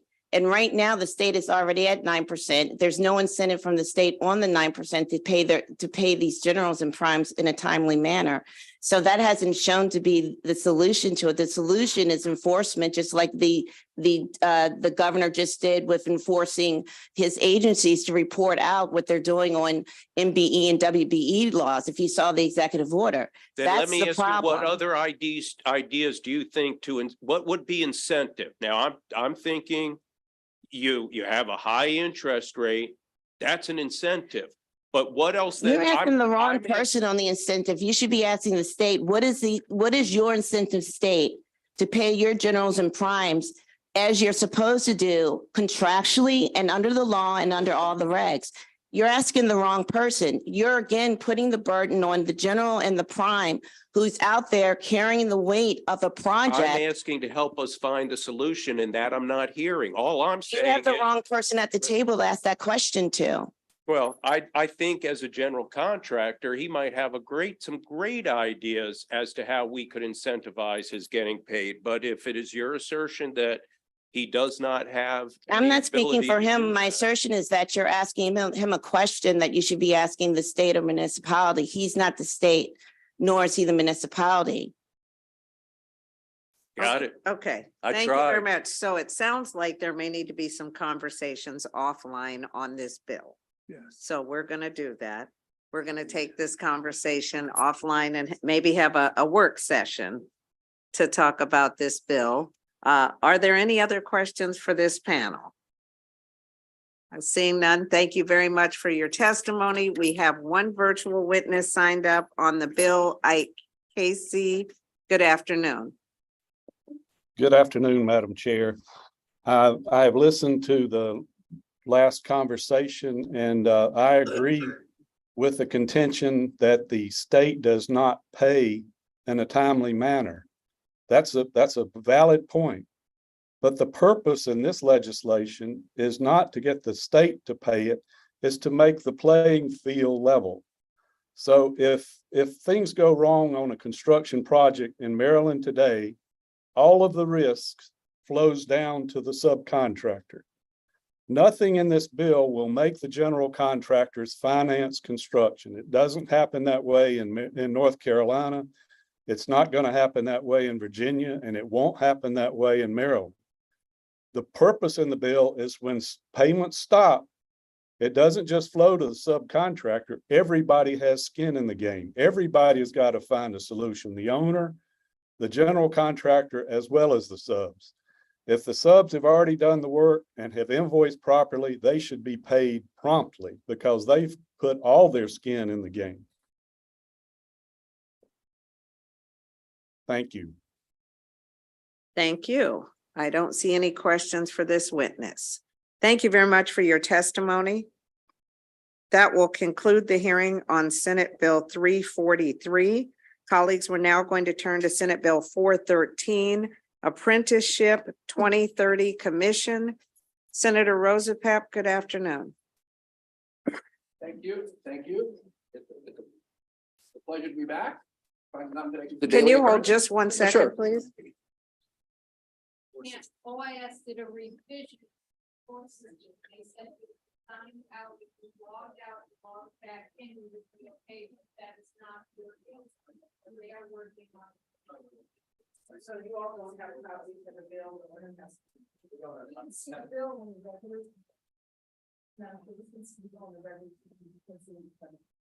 I signed out and back in and it's working for me. I chatted, clean chatted, and let me sign out back in. I restarted. I opened up a private browser, which kind of created a new browser and log it that way. So there we go. You log in. You log on. You log back out. Then we'll proceed with this hearing if that's okay, and then we'll circle back. Sorry, Senator Rosenfeld, you can start over again. Thank- We're all with you now. Well, thank you very, very much. It's great to be back with you today. I'll try not to make this a daily occurrence as we go forward through the session, but I appreciate your attention to my bills.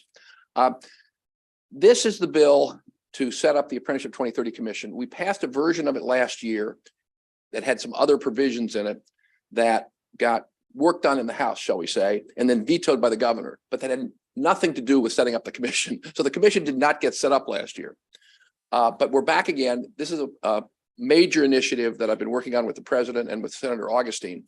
And you heard a version of this bill in Senator Augustine's bill dealing with apprenticeship, because he refiled the bill that got vetoed. And I didn't know he'd done that, so I had filed this bill.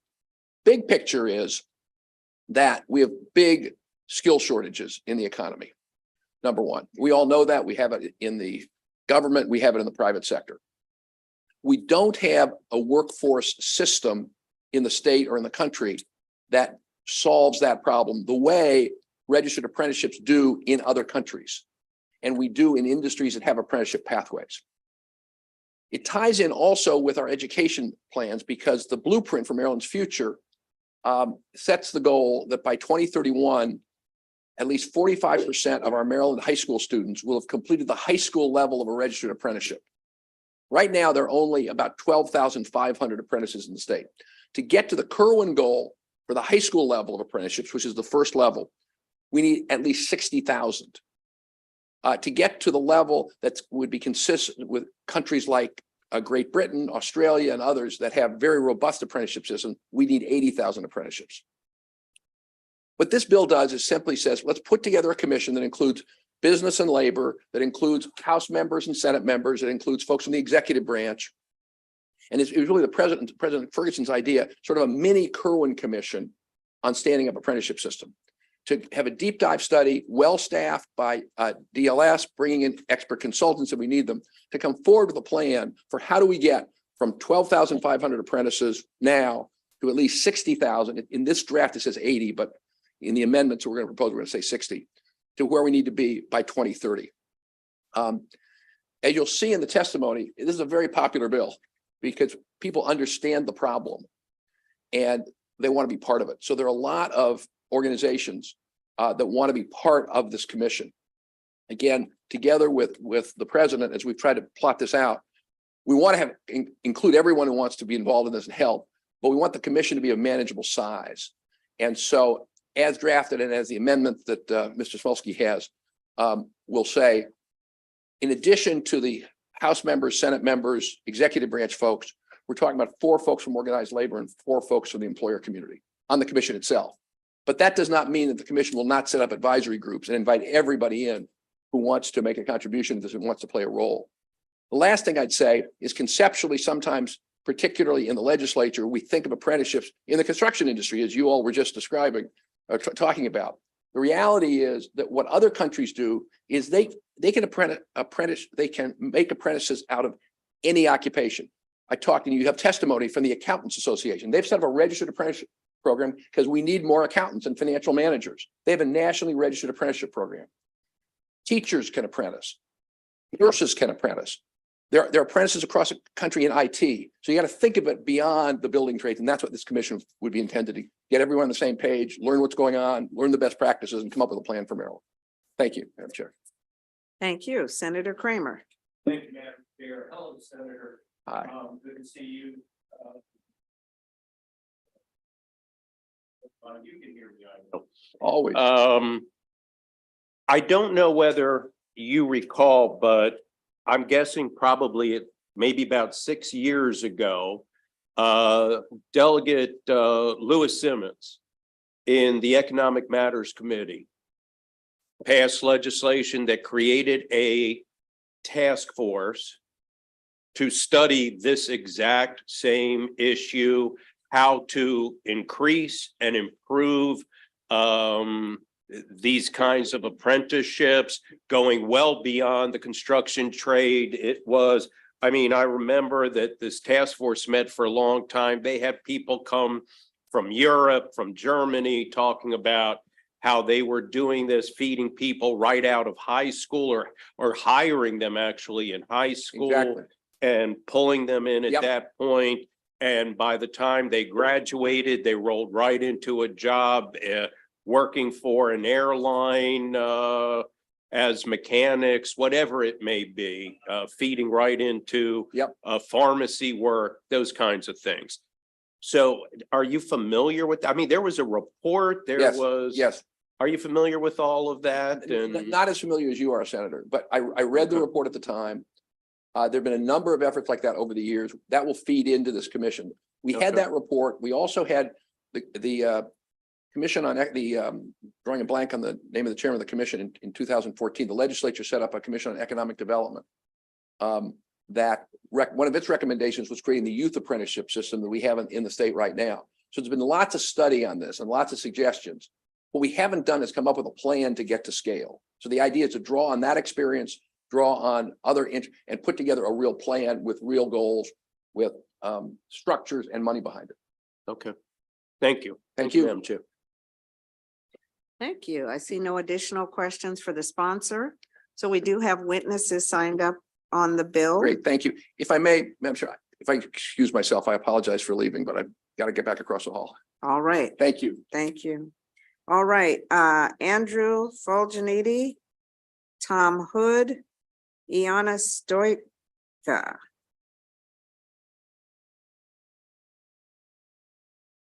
Good afternoon. You can get started as soon as you're settled. All right. Good afternoon, Chair Griffith, Vice Chair Klossmeyer, members of the committee. For the record, again, Andrew Fulgeniti with the Maryland Department of Labor. Here in favor of Senate Bill 413, which establishes the Apprenticeship 2030 Commission. Maryland Labor is the state's designated apprenticeship agency overseeing registered apprenticeship in Maryland and is aligned with the commission's goals of dramatically expanding and scaling registered apprenticeship opportunities in our state by 2030. Registered apprenticeship is a proven model of job preparation that combines both paid on-the-job learning and related instruction, progressively increasing workers' skills and wages. Another key aspect of registered apprenticeship is that it is business-driven and provides an effective way for employers to recruit, train, and retain highly skilled workers. It can also be flexible, allowing employers to develop and apply industry standards to training programs, creating a high quality, nimble workforce that meets employer needs. As an earn and learn strategy, registered apprenticeship offers job seekers immediate employment opportunities that provide sustainable wages and advancement in a career pathway. As the senator noted, in September of 22, Maryland eclipsed 12,000 active registered apprentices for the first time in state history. It's an accomplishment the state should be proud of, but there's certainly more work to be done to achieve the ambitious goals for registered apprenticeship in the state of Maryland. The 2030 Commission will serve a crucial function in coordinating the state's existing efforts, along with those that need to be undertaken to scale registered apprenticeship and expand it to new industries and employers to be used as a proven tool to help address their workforce needs. In closing, I'd ask the committee for a favorable report on Senate Bill 413 and be happy to answer any questions. Good afternoon, Madam Chair, Madam Vice Chair, members of the committee. I'm here to testify in support of Senate Bill 413. My name is Tom Hood. I'm a Maryland licensed CPA and a chartered global management accountant. I'm a resident of Baltimore City, and I'm here today representing the AICPA SEMA, the largest body of professional certified accounting professionals in the world.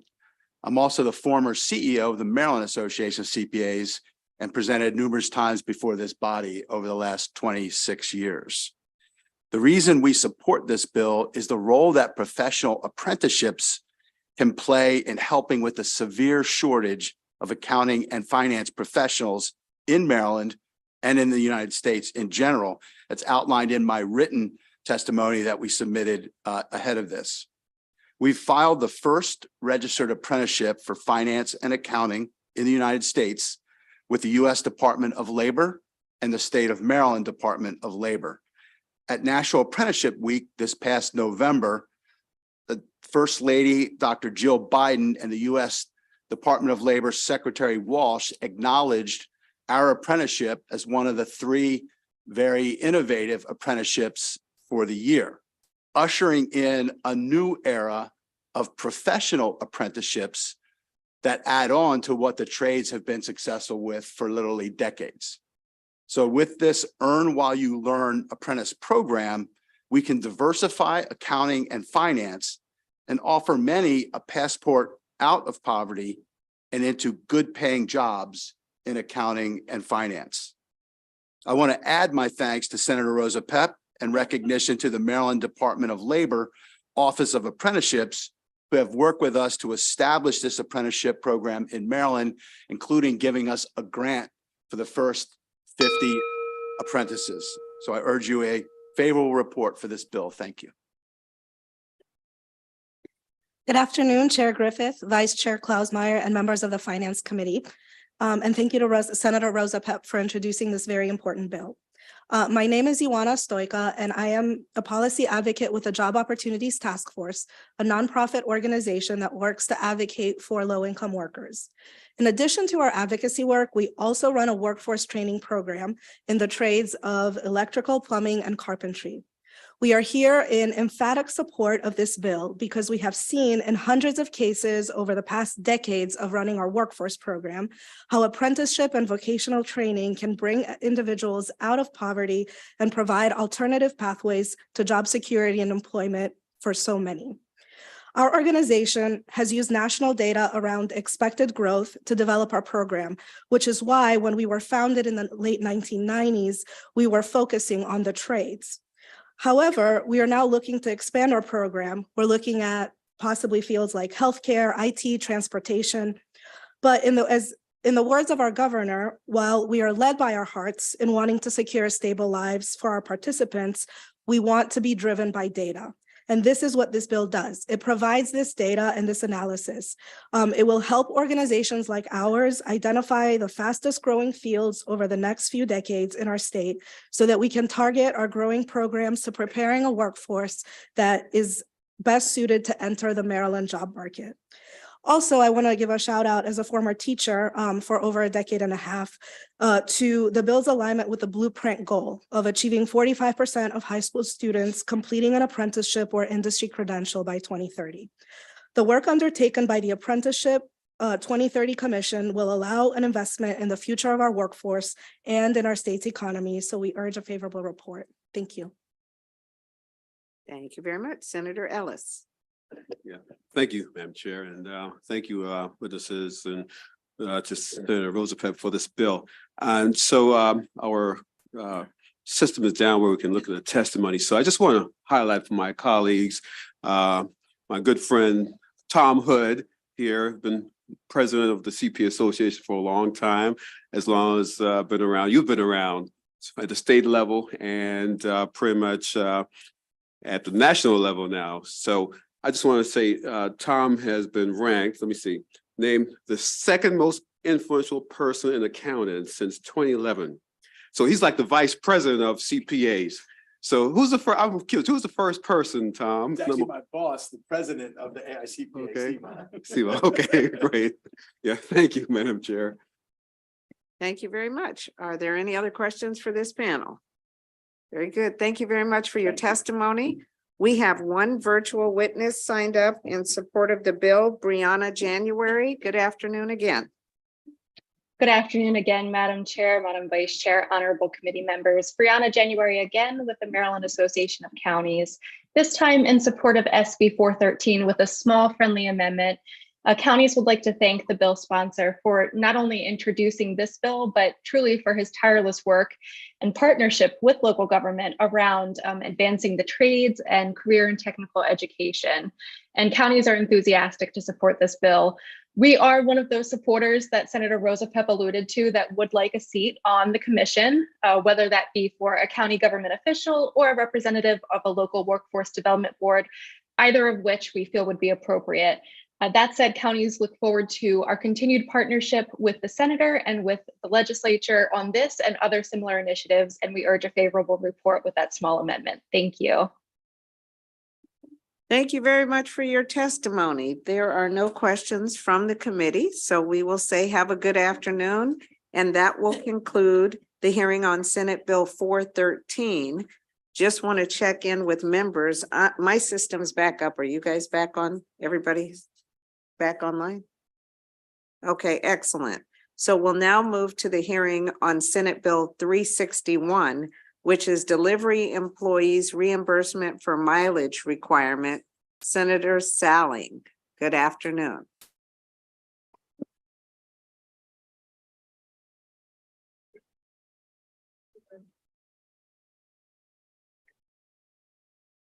Well, hello there, Madam Chair and Madam Vice Chair and good committee finance. It's good to be here today, and I want to thank you for this great opportunity to deliver a very simple and I believe a good benefit bill, Senate Bill 361, delivery employees reimbursement for mileage requirements.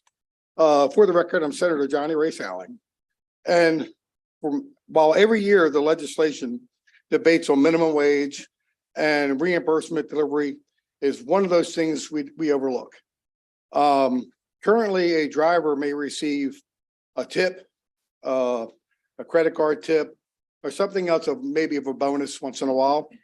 But too often, these small business bonuses are not enough to cover their mileage, every tip, fuel cost, and others.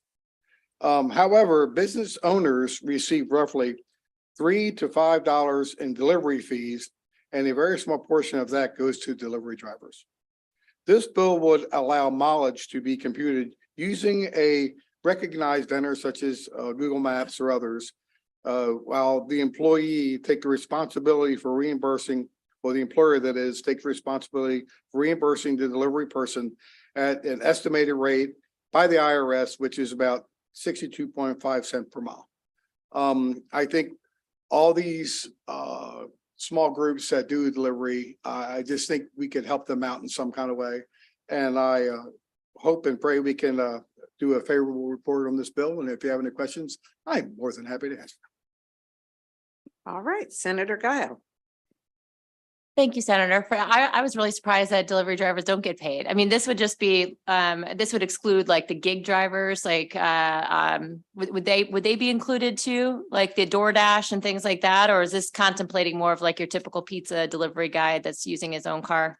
I'm more than welcome to put an amendment and add others that I think should benefit from this too. We have all different types. So if we could benefit and help others that get not even minimum wage and they need help, this is maybe a part-time job because they have to work with 2 or 3 jobs. So maybe that will be something we can add as an amendment. And does this federal law require delivery drivers to get paid for mileage? That's something that I probably need to look into. I don't think so. But I can look into that. All right, thank you. More than happy. Appreciate it. Thank you, Senator. Okay, I don't see any additional questions for the sponsor. Thank you very much. Thank you very much. It was good to see you. Good to see you. That will conclude the hearing on Senate Bill 361. We'll now turn to Senate Bill 387, which is a task force on reducing emergency department wait times. Senator Lewis Young, is she here? I didn't see her.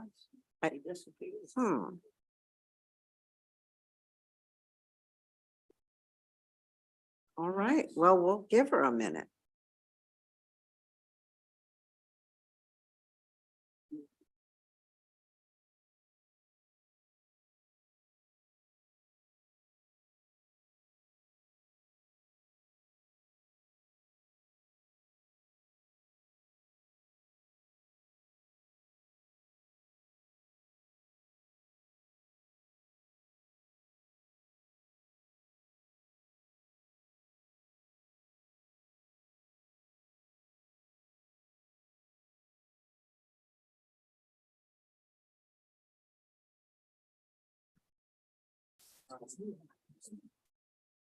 All right, so we'll begin. Senator Young, we've introduced your bill, Senate Bill 387.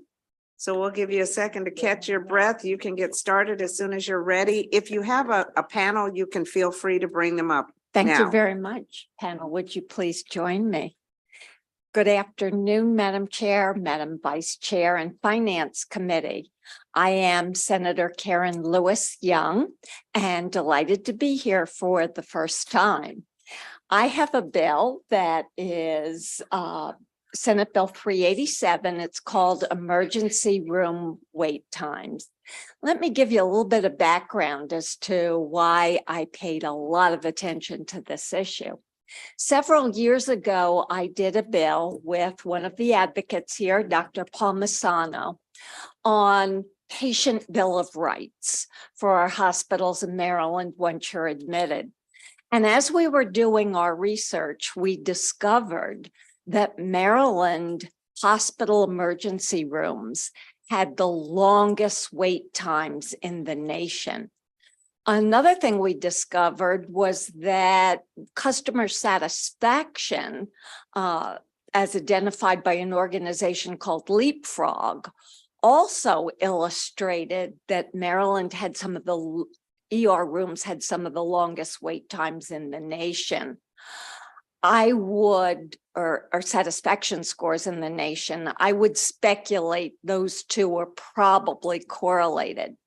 So watching the data, and the data is compiled by CMS, the Centers for Medicare and Medicaid Services, for 7 consecutive years, Maryland has been 50 out of 50 in terms of emergency room wait times. About on the average 228 minutes, which is close to 4 hours. So I'm sure we've all heard stories, constituents calling us, complaining. I heard some terrible stories this summer when I was out knocking on doors. And as timing would have it, I was contacted by Dr. Palmisano to do a study on emergency room wait times, and it really resonated with me.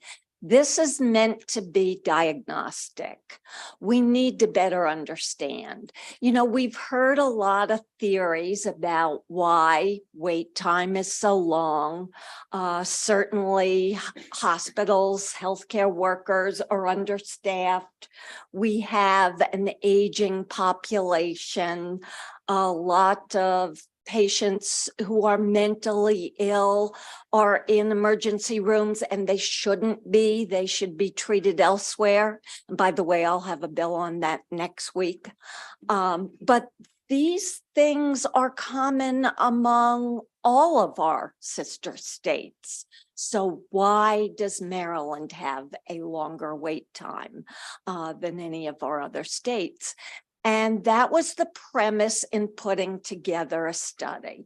You know, bring together a good, diverse group of people, advocates, people who work in emergency rooms, people who manage emergency rooms, and let's look at all the variables. I've mentioned 3, I'm sure there are a whole lot more. We need to understand not only what are the variables, but what are the key drivers. Proportionately, how much do each of those variables drive that longer wait time? The other major component of the study is let's look at best practices. Let's look at some other states that have characteristics similar to us, similar population, at least one city with 500,000 residents, and states about our size that are in the top 25, and better understand how they differentiate in their practices.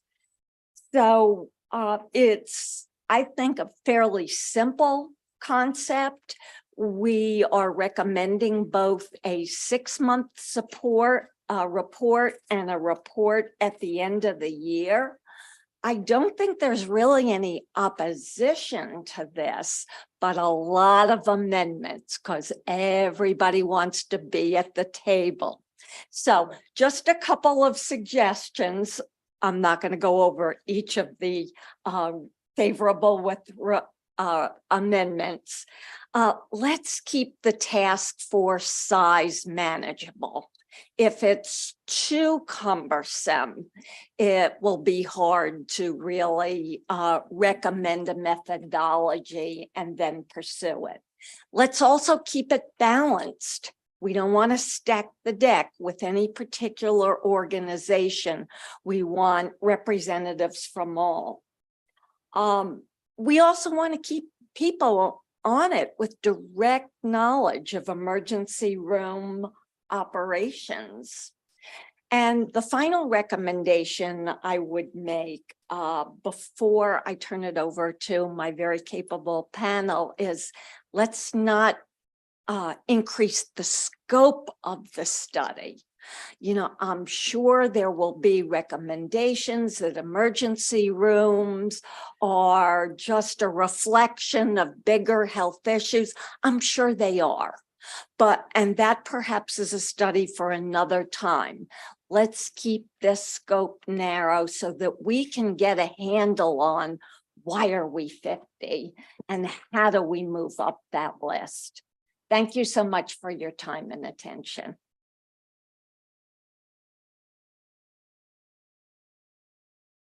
Chair Griffith, Vice Chair Klausmeier, and committee members. I'm Dr. Anna Palmisano. I'm a microbiologist and the director of Marylanders for Patient Rights. We're a coalition of healthcare advocates, and we're here in favor of SB 387. I'd like to thank Senator Lewisham for bringing this important bill before you.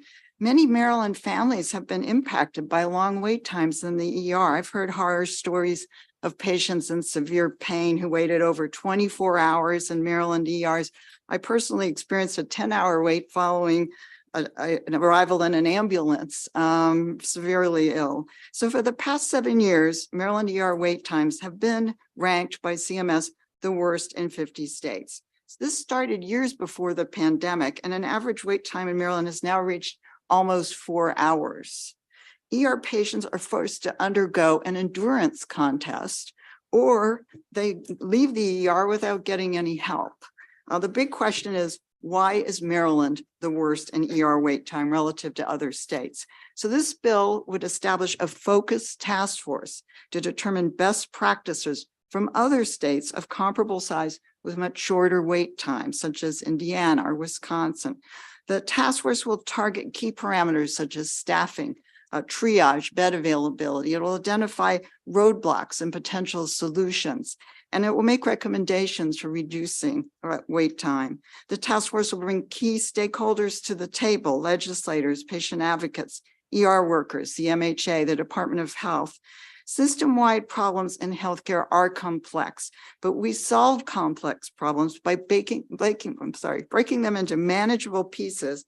And ER wait time is clearly an important and urgent piece to focus on. With 2 million ER visits per year in Maryland, there is a human cost to inaction. We ask for a favorable report on SB 387, and thank you for your attention. Hi, good afternoon. Thank you for allowing me to speak. I am Gail LeMay. I'm an emergency nurse, 40 years at Tidal Health Peninsula Regional. The Maryland Emergency Nurses Association fully supports a task force to study and resolve the problem of long wait times for patients seeking emergency care. As an emergency nurse, I know nothing good happens in a packed waiting room. Triage nurses, the gatekeepers of that waiting room, are under tremendous pressure to ensure that patients get what they need when they need it. And in an ideal world, no one would wait. Indeed, best practice supported by the Emergency Nurses Association is door to bed, no waiting. If there's a bed, that's the problem. There is no beds. What is the impact of long wait times on the patient, the nurse, the provider, and every other member of the ED team? Remember when I said nothing good happens in a waiting room? Triage nurses are very good at discerning who needs care first, who is sickest, but they're not 100%. Long wait times mean that even if the triage nurse gets it correct, conditions can change and the patient can deteriorate. Patients also leave when they must wait. Sometimes they seek care elsewhere. Many may just go home where their condition can deteriorate and the level of their emergency escalates. No one likes to wait. I sure don't. The longer the wait times, the higher tensions and tempers rise. And who is the target of those frustrations? Verbal and physical abuse directed at healthcare workers can be directly correlated with long wait times. There are a myriad reasons for long wait times and no one solution. The formation of a task force to study the problems, and I emphasize problems, is a good first step. Long wait times in the ED is not an ED problem. It is a healthcare access problem. The ED is the canary in the coal mine. The solutions will only be effective by looking at the entire healthcare delivery system. Thank you. Good afternoon, Vice Chair Klossmeyer and members of the committee. I'm Karen Calla, a member of the AARP Maryland Executive Council and resident of Anne Arundel County. AARP Maryland and its members support SB 387, and we thank Senators Lewis Young, Beidel, and Rosa Pepp for co-sponsoring this legislation. The fact that Maryland has one of the longest emergency department wait times in the country compels the establishment of this task force. No person in urgent need of medical attention should have to wait up to 4 hours or longer to be examined and treated as necessary. The reasons are many, and this situation the result of complex factors the task force could thoughtfully investigate and address. Hospitals have inadequate space and beds, are often short on staff, and the staff available is often overworked. Why is this the case in Maryland more so than in other states? What do they know in practice that we do not? What is the process for analyzing the needs of a particular emergency department? And does that process need rethinking and restructuring to meet the rapidly growing needs of Marylanders? How are hospital budgets designed to provide funding adequate to ensure that emergency departments can truly provide emergency care in a timely fashion? And how can Maryland better organize a system where those who need attention by a medical doctor, but not an emergency department, which Senator Young mentioned, are identified and steered to the proper place? Examples of long-term emergency department wait times are endless. Towards my father's last few years, whenever his primary care physician determined that Dad was in a health crisis, the doctor would call an ambulance to take him to the emergency department. The doctor was concerned that Dad's ability to wait an extended time and be seen and treated just didn't exist. The introduction of SB 387 recognizes the urgency of the situation and creates a process to address it for the well-being of all Marylanders and also for those on the front lines, the nurses, the staff, the doctors, and the EMTs. Thank you. Thank you, Vice Chair. Thank you, Vice Chair. And thank you to the Senate Finance Committee members, including my own Senator Benjamin Kramer. I'm a Leisure World resident. My name is Anita Rosen, and on behalf of the American Association of University Women, the nonprofit champion of gender equity in the U.S., I am pleased to seek your support for Senate Bill 387 to study wait times in emergency rooms in similar states. This bill addresses AAUW's membership and interests regarding women and families. You've received and heard testimony about the abysmal record of Maryland's emergency room wait times, and you've heard many horror stories. As a gerontologist, I can attest to the detrimental effects of long ER wait times on the health, mental health, and physical discomfort for all, including wait times for elders suffering with dementia, and for their family caregivers, mostly women, who are there in the emergency rooms with them. And if any of you experienced that kind of situation, you know it's quite unpleasant. In my own family, my son's in-laws experienced about a 6-hour wait in time in an ER with a person suffering from extreme anxiety and mental health issues, which was extremely stressful, both for the person who is waiting, as well as for caregivers who are with that person. There are numerous best practices examples published by the U.S. Our asking for support is nothing extraordinary, because the U.S. government even recommends through, for example, Healthy People 2030 goals to seek reduced ER wait times, and it enumerates numerous studies that demonstrate interventions. We ask for your support for Senate Bill 387. Thank you. Senator Kramer. Thank you, Madam Chair, and it's always great to have one of my Leisure World friends here in committee. Good to see you and safe travels back this evening. Senator, it's a good bill, so thank you. It's an important issue. The only question I have is that I note there is no one on it, and I know you want to try to limit it, but no one from emergency medical services, our EMS personnel who also get stacked up in the waiting rooms, who are the ones who have the capacity to redirect to a hospital where there isn't a wait. So would you be amenable to the idea of adding someone from EMS onto the task force? Absolutely. If you look at the bill, the number of people on the task force now is fairly small. It is. And I think we could easily go to 12, maybe even 15, but I don't think 20 or 30. But Perfect. I think that's a great suggestion. Thank you, ma'am. And like I said, good bill, important issue. Thank you. So Thank thank you, you. Madam Chair. Senator Bidle. Chair, I think my question is for Ms. LeMay, the nurse from Title Health. So I've been working on this in my county, which is Anne Arundel. And I wonder if you're seeing some of the same things. We have elderly patients who have nowhere to go. It's taken days and days to get them moved from the That's hospital to free the up whole beds. problem. Our productivity over the last 5 years is through the roof. It's not that we want to make you wait. We can only do what we can do. That's why I said it's not an ED problem. We see around 6,000 patients a month. We are seeing over 1,000 in non-traditional spaces, hallways, cubbies, anywhere we can.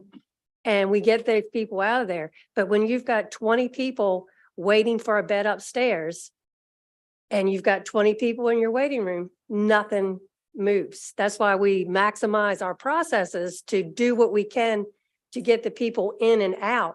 But we can't get them out upstairs. They're waiting 24 to 36 hours.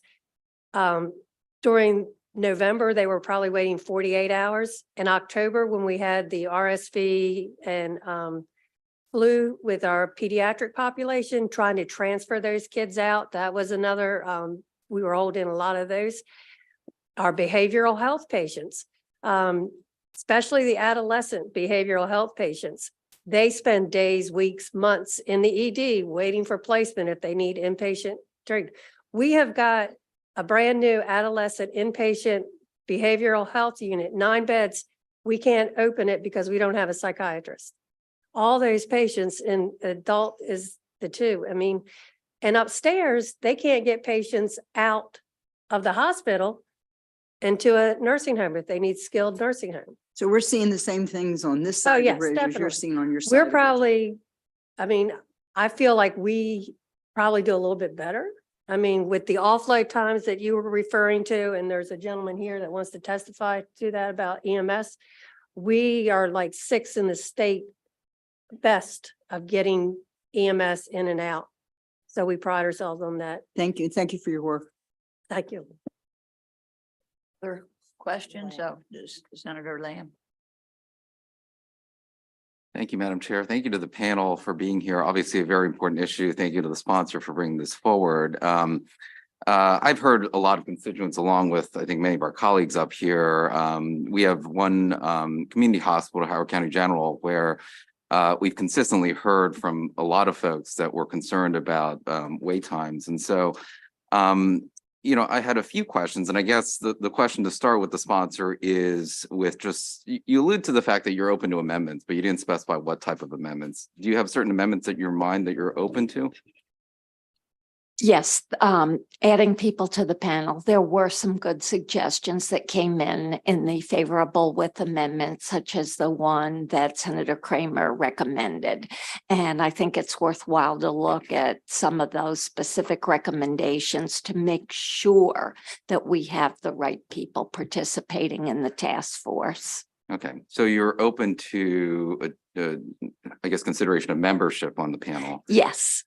The other question I think that touches on the membership as well is that, when you look at emergency departments, it's really kind of part of a much larger pipeline. right? There are folks that are coming in and they're needing emergency care. They're coming into the emergency departments for that reason.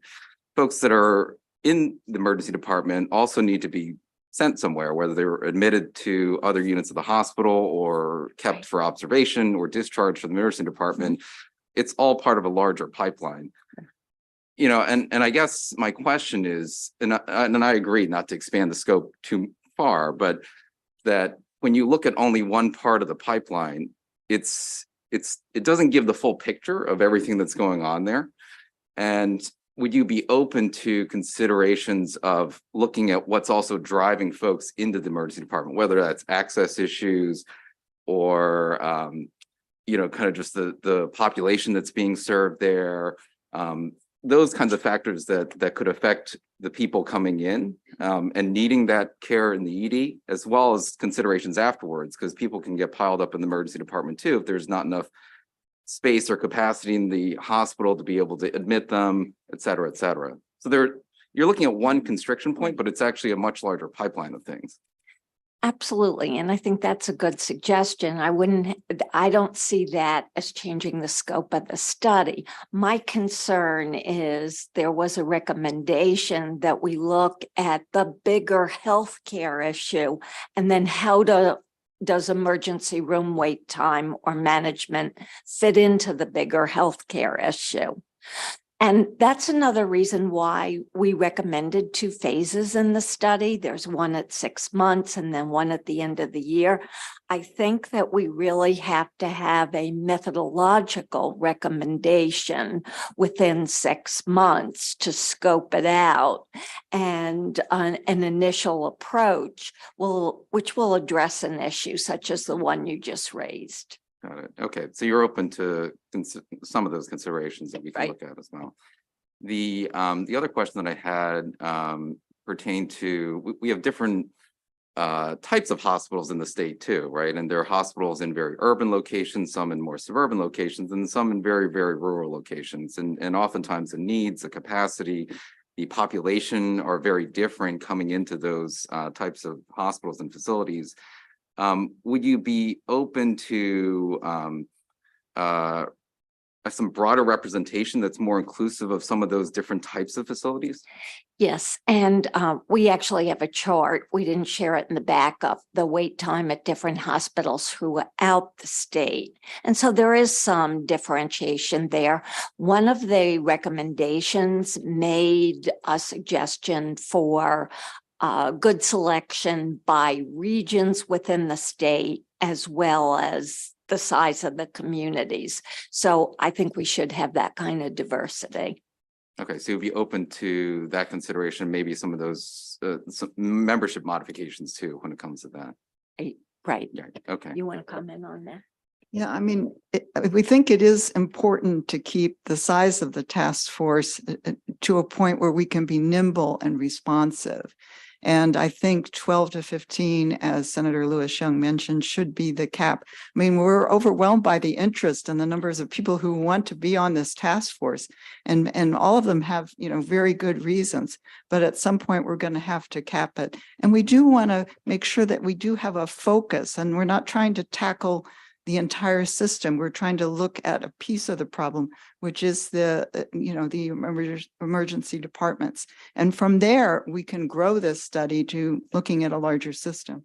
Sure. And I'm sympathetic because I think many of us have served on commissions and task force where the membership has ballooned and it becomes very difficult to come to conclusions or findings. But I would urge the panel and the witnesses and the sponsor that it is a pipeline. And so it is easy to kind of focus in on one single point in that pipeline, but because people are coming in, people are leaving the emergency department, you really have to look at some of the drivers that are all part of that stream of why people need emergency care and then where they go afterwards as well. So I think that's important to keep in mind. The last piece that I wanted to touch on was, I think there's a lot of and particularly what we've heard locally too, when it comes to behavioral health, there are a lot of folks that end up in the emergency department because of mental health, behavioral health, substance use needs. And, you know, I'm not sure that that's fully scoped out in here, but maybe that should be part of the consideration as well when that's such a large part of what's also driving patients in the emergency departments. Would like to hear, the openness to having that as part of the considerations for the task force.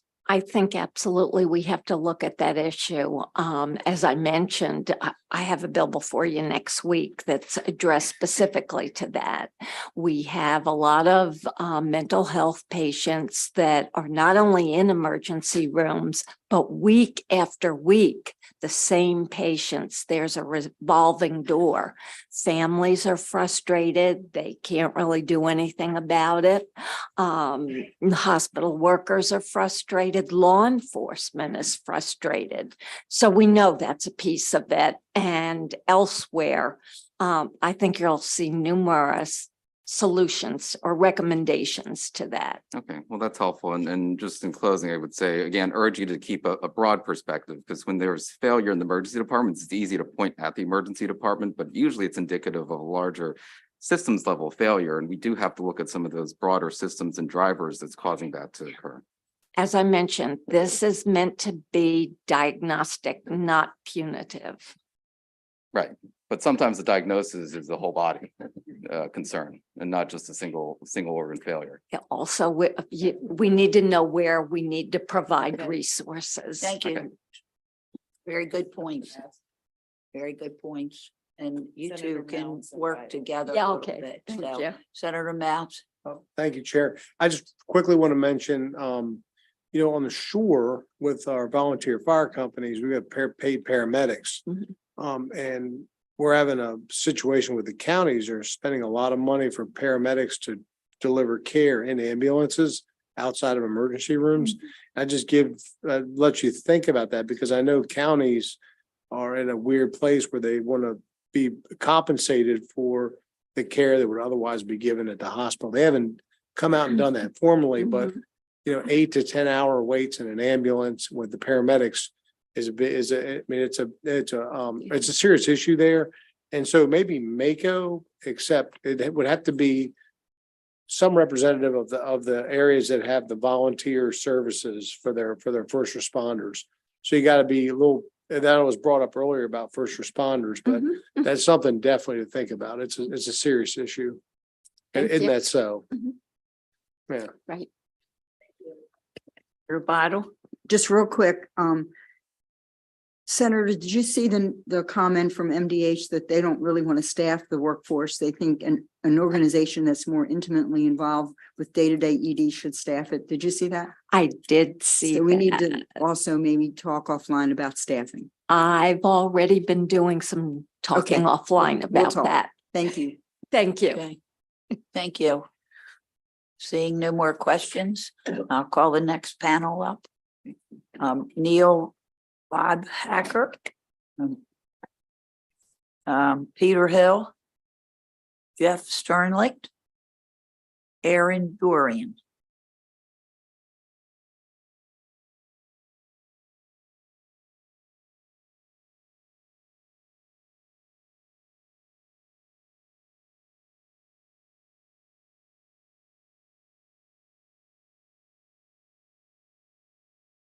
Good afternoon, Madam Chair and members of the Finance Committee. For the record, Erin Dorian, Vice President of Policy at the Maryland Hospital Association. I want to thank the sponsors for raising this important issue. Hospital emergency departments serve a unique space in the healthcare system. It's the only healthcare option open 24 hours a day, every day of the year, and is often the only access point for the most vulnerable among us. All of us have heard the message when we call our doctor. If this is an emergency, hang up and dial 911. When the system is working well, the ED can quickly triage, evaluate, stabilize, and either admit a patient for further hospital care or discharge a patient to care in the community. However, when there is a breakdown in the system, the emergency department is the most visible sign of that system dysfunction. And right now, what we're seeing is a breakdown in the healthcare system, not just in Maryland, but across the country.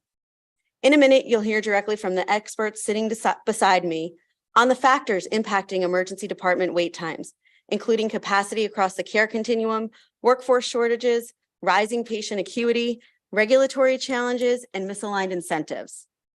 We support the goals of this bill, but the problems of ED wait times are the symptom, and we need to cure the disease. We believe the task force should consider those drivers before making recommendations.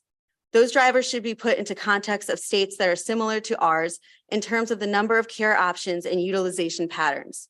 We need to compare apples to apples. Maryland is not like Montana. Currently, our regulators are working in silos using their regulatory authorities to find solutions. We believe those state agencies should be around the table. Communities have different resources and challenges. And so we also propose expanding the task force membership to include those voices so the recommendations work for all Maryland, not just part of it. There's no doubt for a need for a multi-stakeholder solution-oriented task force empowered by the General Assembly and the administration. We believe that the amendments we have offered will help get to those solutions, and we look forward to working with the sponsor as this bill moves forward. Thank you. Okay. Good afternoon, Madam Chair and members of the committee, and thank you for allowing me to testify. My name is Dr. Peter Hill. I'm the Senior Vice President for Medical Affairs for the Johns Hopkins Health System and a practicing emergency physician at the Johns Hopkins Hospital. I'm here to express my testimony, express Johns Hopkins testimony of support with amendments for SB 387 Task Force on Reducing Emergency Department Wait Times. I have to say, I live and breathe this every day when I work clinically. It's become my practice to acknowledge and apologize to each patient I see for their wait. Over the years, we have instituted nearly every best practice in our EDs. Evidence-based triage, fast track process, waiting room nurse, ED observation unit, provider triage, and many others. And yet the problem is only getting worse. The drivers of long wait times are not in the ED, but due to a lack of capacity to care for sick patients outside the emergency department. Over 20 years of national studies demonstrate that while ED processes are important, the chief driver of emergency department overcrowding is hospital overcrowding from high hospital occupancy, which has its own causes. For example, according to the Kaiser Family Foundation, in 2021, our state had the 47th fewest hospital beds per capita in the nation. This is a major factor. When hospital staffed inpatient beds are over 85% occupied, it becomes more and more difficult to find an appropriate inpatient bed for a patient in the ED who requires admission. The Johns Hopkins Hospital routinely runs at an occupancy in the 90th percentile range. This leads to boarding admitted patients in the ED, preventing ED waiting room patients from accessing definitive care, causing long wait times. As a result, there have been days in our health system, Maryland hospitals, when over 75% of our ED beds are occupied by admitted patients waiting for an inpatient bed. This situation is untenable. The Johns Hopkins agrees with MHA's amendments of bringing more stakeholders with a deep understanding of the healthcare system to the table. Additionally, we agree that a comprehensive root cause analysis of this issue is necessary in order to identify accurate and realistic solutions. For these reasons, I urge the committee to move SB 387 favorable with the MHA amendments. Thank you. Good afternoon, Madam Chair, members of the committee. My name is Jeff Sternlicht. I'm here to support SB 387 with amendments. So I've been a practicing emergency physician in Maryland for 25 years now, since 1998, and I've been chairman of emergency medicine at Greater Baltimore Medical Center since 2007. Emergency department wait times are unprecedented, dangerous, worsening, and currently not sustainable. Despite us implementing, as Dr. Hill said, best practices in ED triage, patient flow, output to the hospital, adding additional resources for us, mainly to the waiting room, but throughout our ED itself. However, the etiology of the problem is multifactorial and for the most part, unrelated to the emergency department itself. Some of our challenges include, number one, behavioral health patients and their lack of resources. We have patients occupying ED rooms for days, weeks, and even months. Currently, I have a 14-year-old behavioral health patient who's been in my emergency department for 60 days. We have boarding of admitted patients, which diverts the limited staff and space away from newly arriving patients. We have a nursing shortage, the worst I've lived through in my career. And we have physical beds that remain open in the hospital and the emergency department due to lack of nursing staff. We have an aging population with much more higher acuity and complex illnesses than they had 2 decades ago. We've had closures of critical pediatric beds throughout the state, and there's an evolving physician shortage. And finally, moral injury and burnout have accelerated attrition of the staff members, physicians, nurses, et cetera. So what is our current situation? We have longer patient wait times than ever before. And this is not just Maryland, this is everywhere. We have zero surge capacity most of the time. We're unprepared for natural disasters, pandemics, and mass casualty incidents. We're having delays in care for strokes, sepsis, heart attack, and trauma. Unprecedented lack of access and delays in pediatric care. My 5-bed pediatric ED was handling pediatric intensive care level for multiple patients for days while trying to transfer patients out. And we're practicing waiting room medicine. Patients are treated in the waiting room without detailed exams and the high quality standard of care emergency professionals were trained to deliver. In closing, I'm support of this amendment with support of this bill with amendment. Thank you. Good afternoon, Madam Chair, Madam Vice Chair, and committee members. My name is Dr. Neil Vabacher, and I am privileged to serve as Chief Medical Officer at University of Maryland, Baltimore Washington Medical Center, a member hospital of the University of Maryland Medical System, here in support of Senate Bill 387 with MHA amendments. I would like to first acknowledge the individuals who have shared their emergency department stories and apologize for their experience. We hear you, we empathize with your frustration, and we stand with you on the critical need to address the current situation. As an emergency medicine physician, I am proud of the fact that emergency departments across Maryland serve patients 24 hours a day, 7 days a week, 365 days a year. While some may suggest we look at whether emergency departments are being utilized appropriately, I would argue that the front door of the emergency department is the farthest point from where the solution lies. As Chief Medical Officer, I've had an opportunity to see the true barriers that cause emergency department wait times. My colleagues have highlighted several of those barriers, and it demonstrates the sheer complexity of the issue. Post-COVID, staffing beds has been significantly more challenging. The acuity of patients is higher. Patients that require post-acute care can stay days longer in the hospital, and not necessarily because they require additional medical treatment. Adult guardianship patients can be with us for weeks to months awaiting placement, basically living in the hospital without a medical reason. And finding an inpatient bed for complex mental health patients can take just as long. Yes, Maryland is unique. The Maryland model rightly encourages a focus of resources on population health and preventative care. But that model is also worth examining further in the context of the significant barriers that we are all currently facing. I believe we have hit an important inflection point in addressing emergency department wait times. While wait times have long been a concern, the confluence and magnitude of the barriers today require us to address it immediately. We look forward to working with you in finding the necessary solutions our communities need. Thank you. Are there? Okay, thank you very much. Very informative. And now I would like to have Lori Doyle, Lauren Ricard, Bridge Dumas, Daniel Ogden, and Dana Kaufman.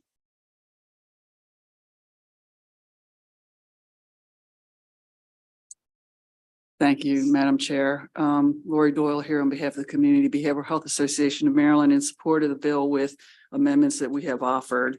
You've already heard about behavioral health and the impact. We know from Maryland Hospital Association data that from 2016 to 2020, behavioral health ED visits rose by 12%, while ED visits for all other conditions dropped by 11%.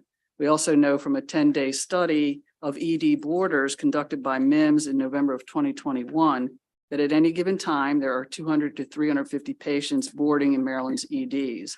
Psychiatric patients make up 25% of the ED boarders, but 68% of the boarding time. So clearly behavioral health is overrepresented, and this is, leading to a throughput problem.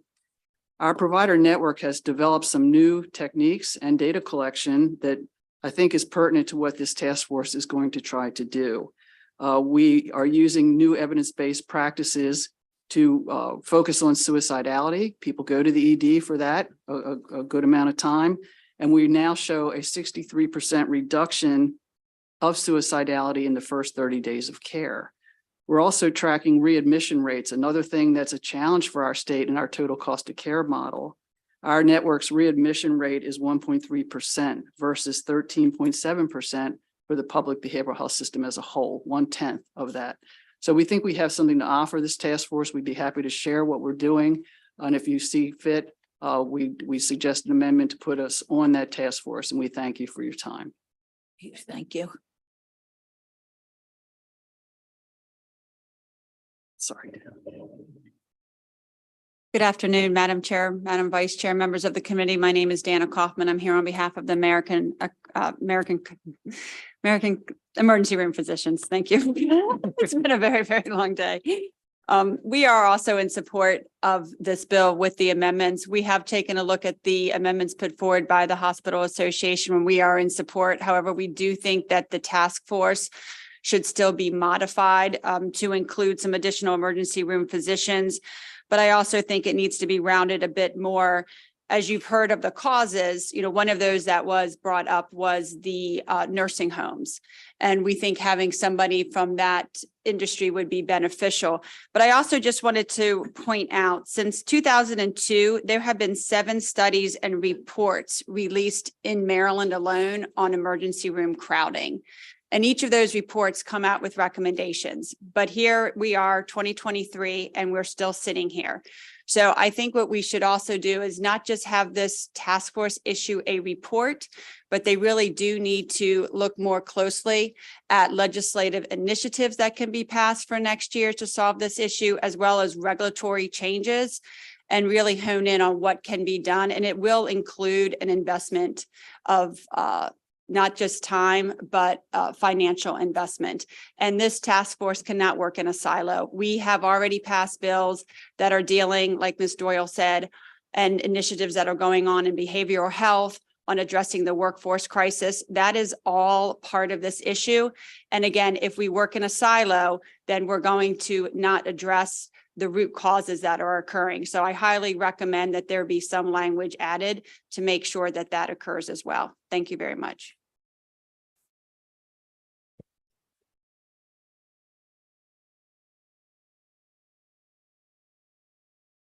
Hello, good afternoon. My name is Lauren Reichard. I am a registered nurse in an ICU here in Maryland. I'm also a leader in my union, 1199 SEIU.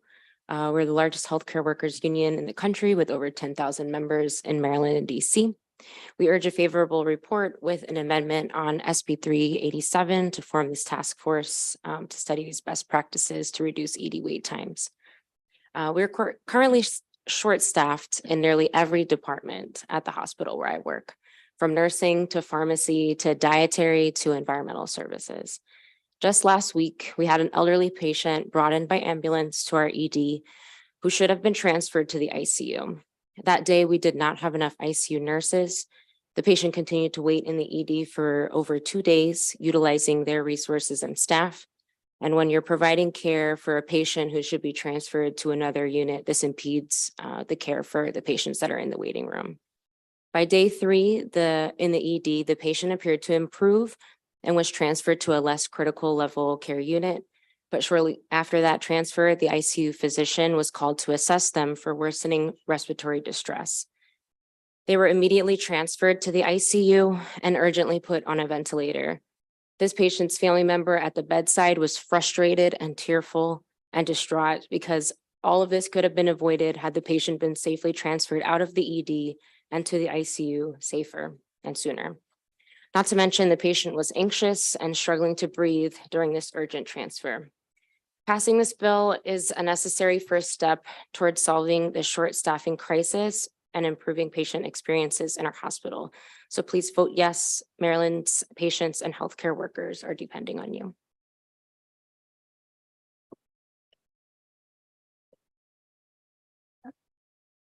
Good afternoon. Again, my name is Bridge Dumais. I'm with 1199 SEIU. I want to thank Lauren Reichard for being here today. We request an amendment to increase the number of emergency department workers on this task force. This is important because workers are the experts on the problems in our hospitals and the needed solutions to reduce emergency department wait times and end the short staffing crisis. This bill currently requires 1 emergency department employee to serve on the task force. Our proposed amendment would be to line 19, section 3, amending it to read 1 registered nurse and 1 service employee employed in an emergency department who are members of an employee organization that is the exclusive bargaining representative of healthcare workers. Bills that have passed in previous sessions, including the Medical Debt Protection Act of 2021, set precedent for mandating that workers who are members of bargaining employee organizations have seats on such task forces. I received word just this morning that the House sponsor of this cross-filed bill will be introducing our requested amendment in HGO. There's already a seat on the task force for the Hospital Association, which represents numerous hospitals statewide. So we believe it's fair to request 2 workers be on the task force and that they're represented by an organization which upholds their best interests. That being said, we do oppose the Hospital Association's amendment to increase the number of seats vastly on the task force for hospital management. This would lead to a disproportionate overrepresentation of management and bloat the overall size of the task force. There should be a balance between workers, agencies, and hospitals. Long emergency department wait times, triage practices that include bumping low-income patients to the back of the line, and chronic short staffing in our hospitals are urgent issues. SB 387 is a crucial first step towards solving these crises. We urge a favorable report on this bill with our requested amendment. Thank you.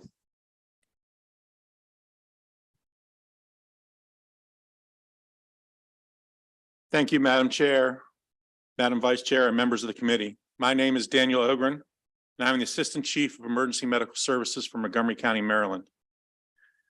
Thank you for the opportunity to speak today.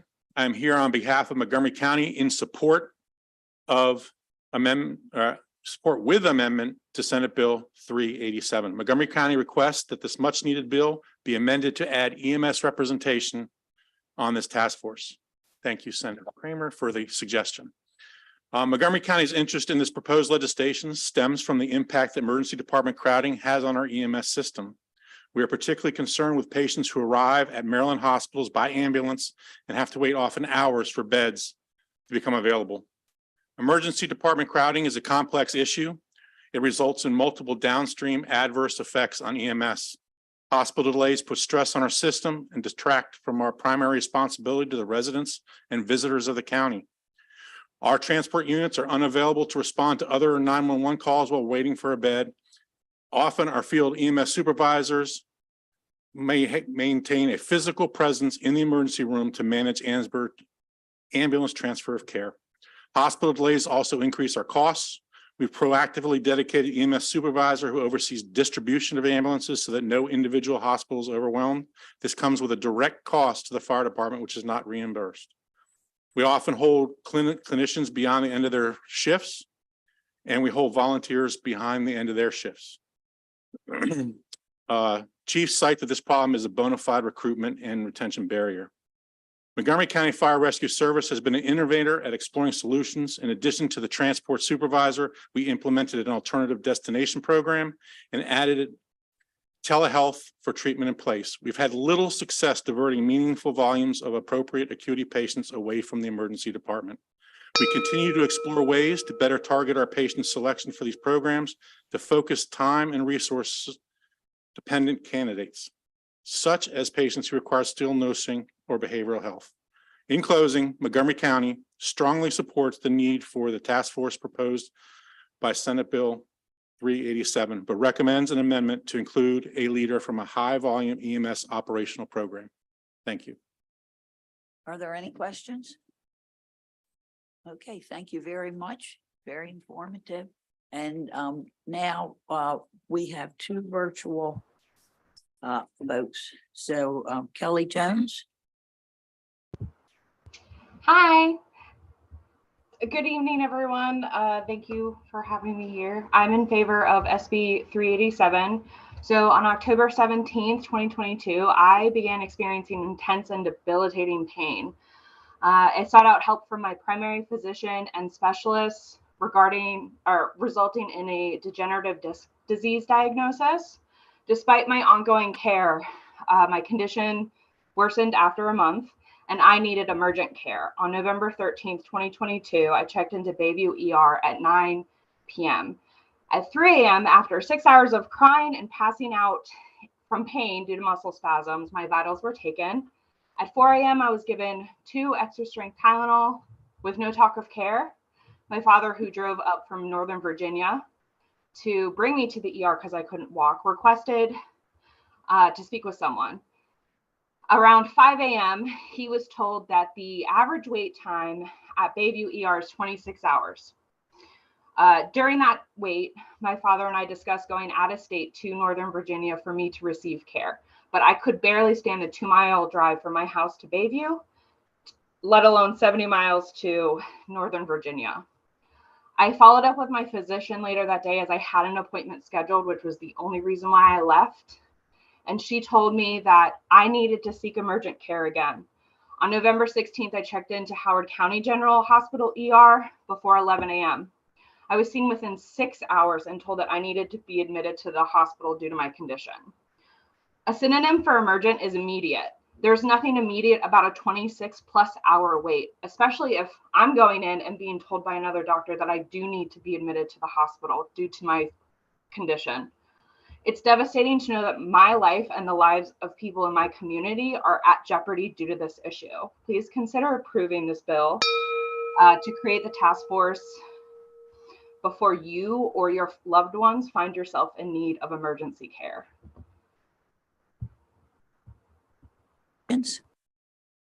Thank you very much.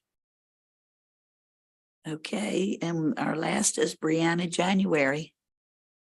Thank you, Madam Vice Chair, committee members. I have to say it's been a pleasure virtually spending the afternoon with you. For the record, Brianna January representing the Maryland Association of Counties in support of SB 387 with one simple friendly amendment. Counties fully support the efforts of the bill and we thank the sponsor for bringing it forward. As major stakeholders across multiple components of both emergency services and public infrastructure, counties simply ask for representation on the task force established by the bill.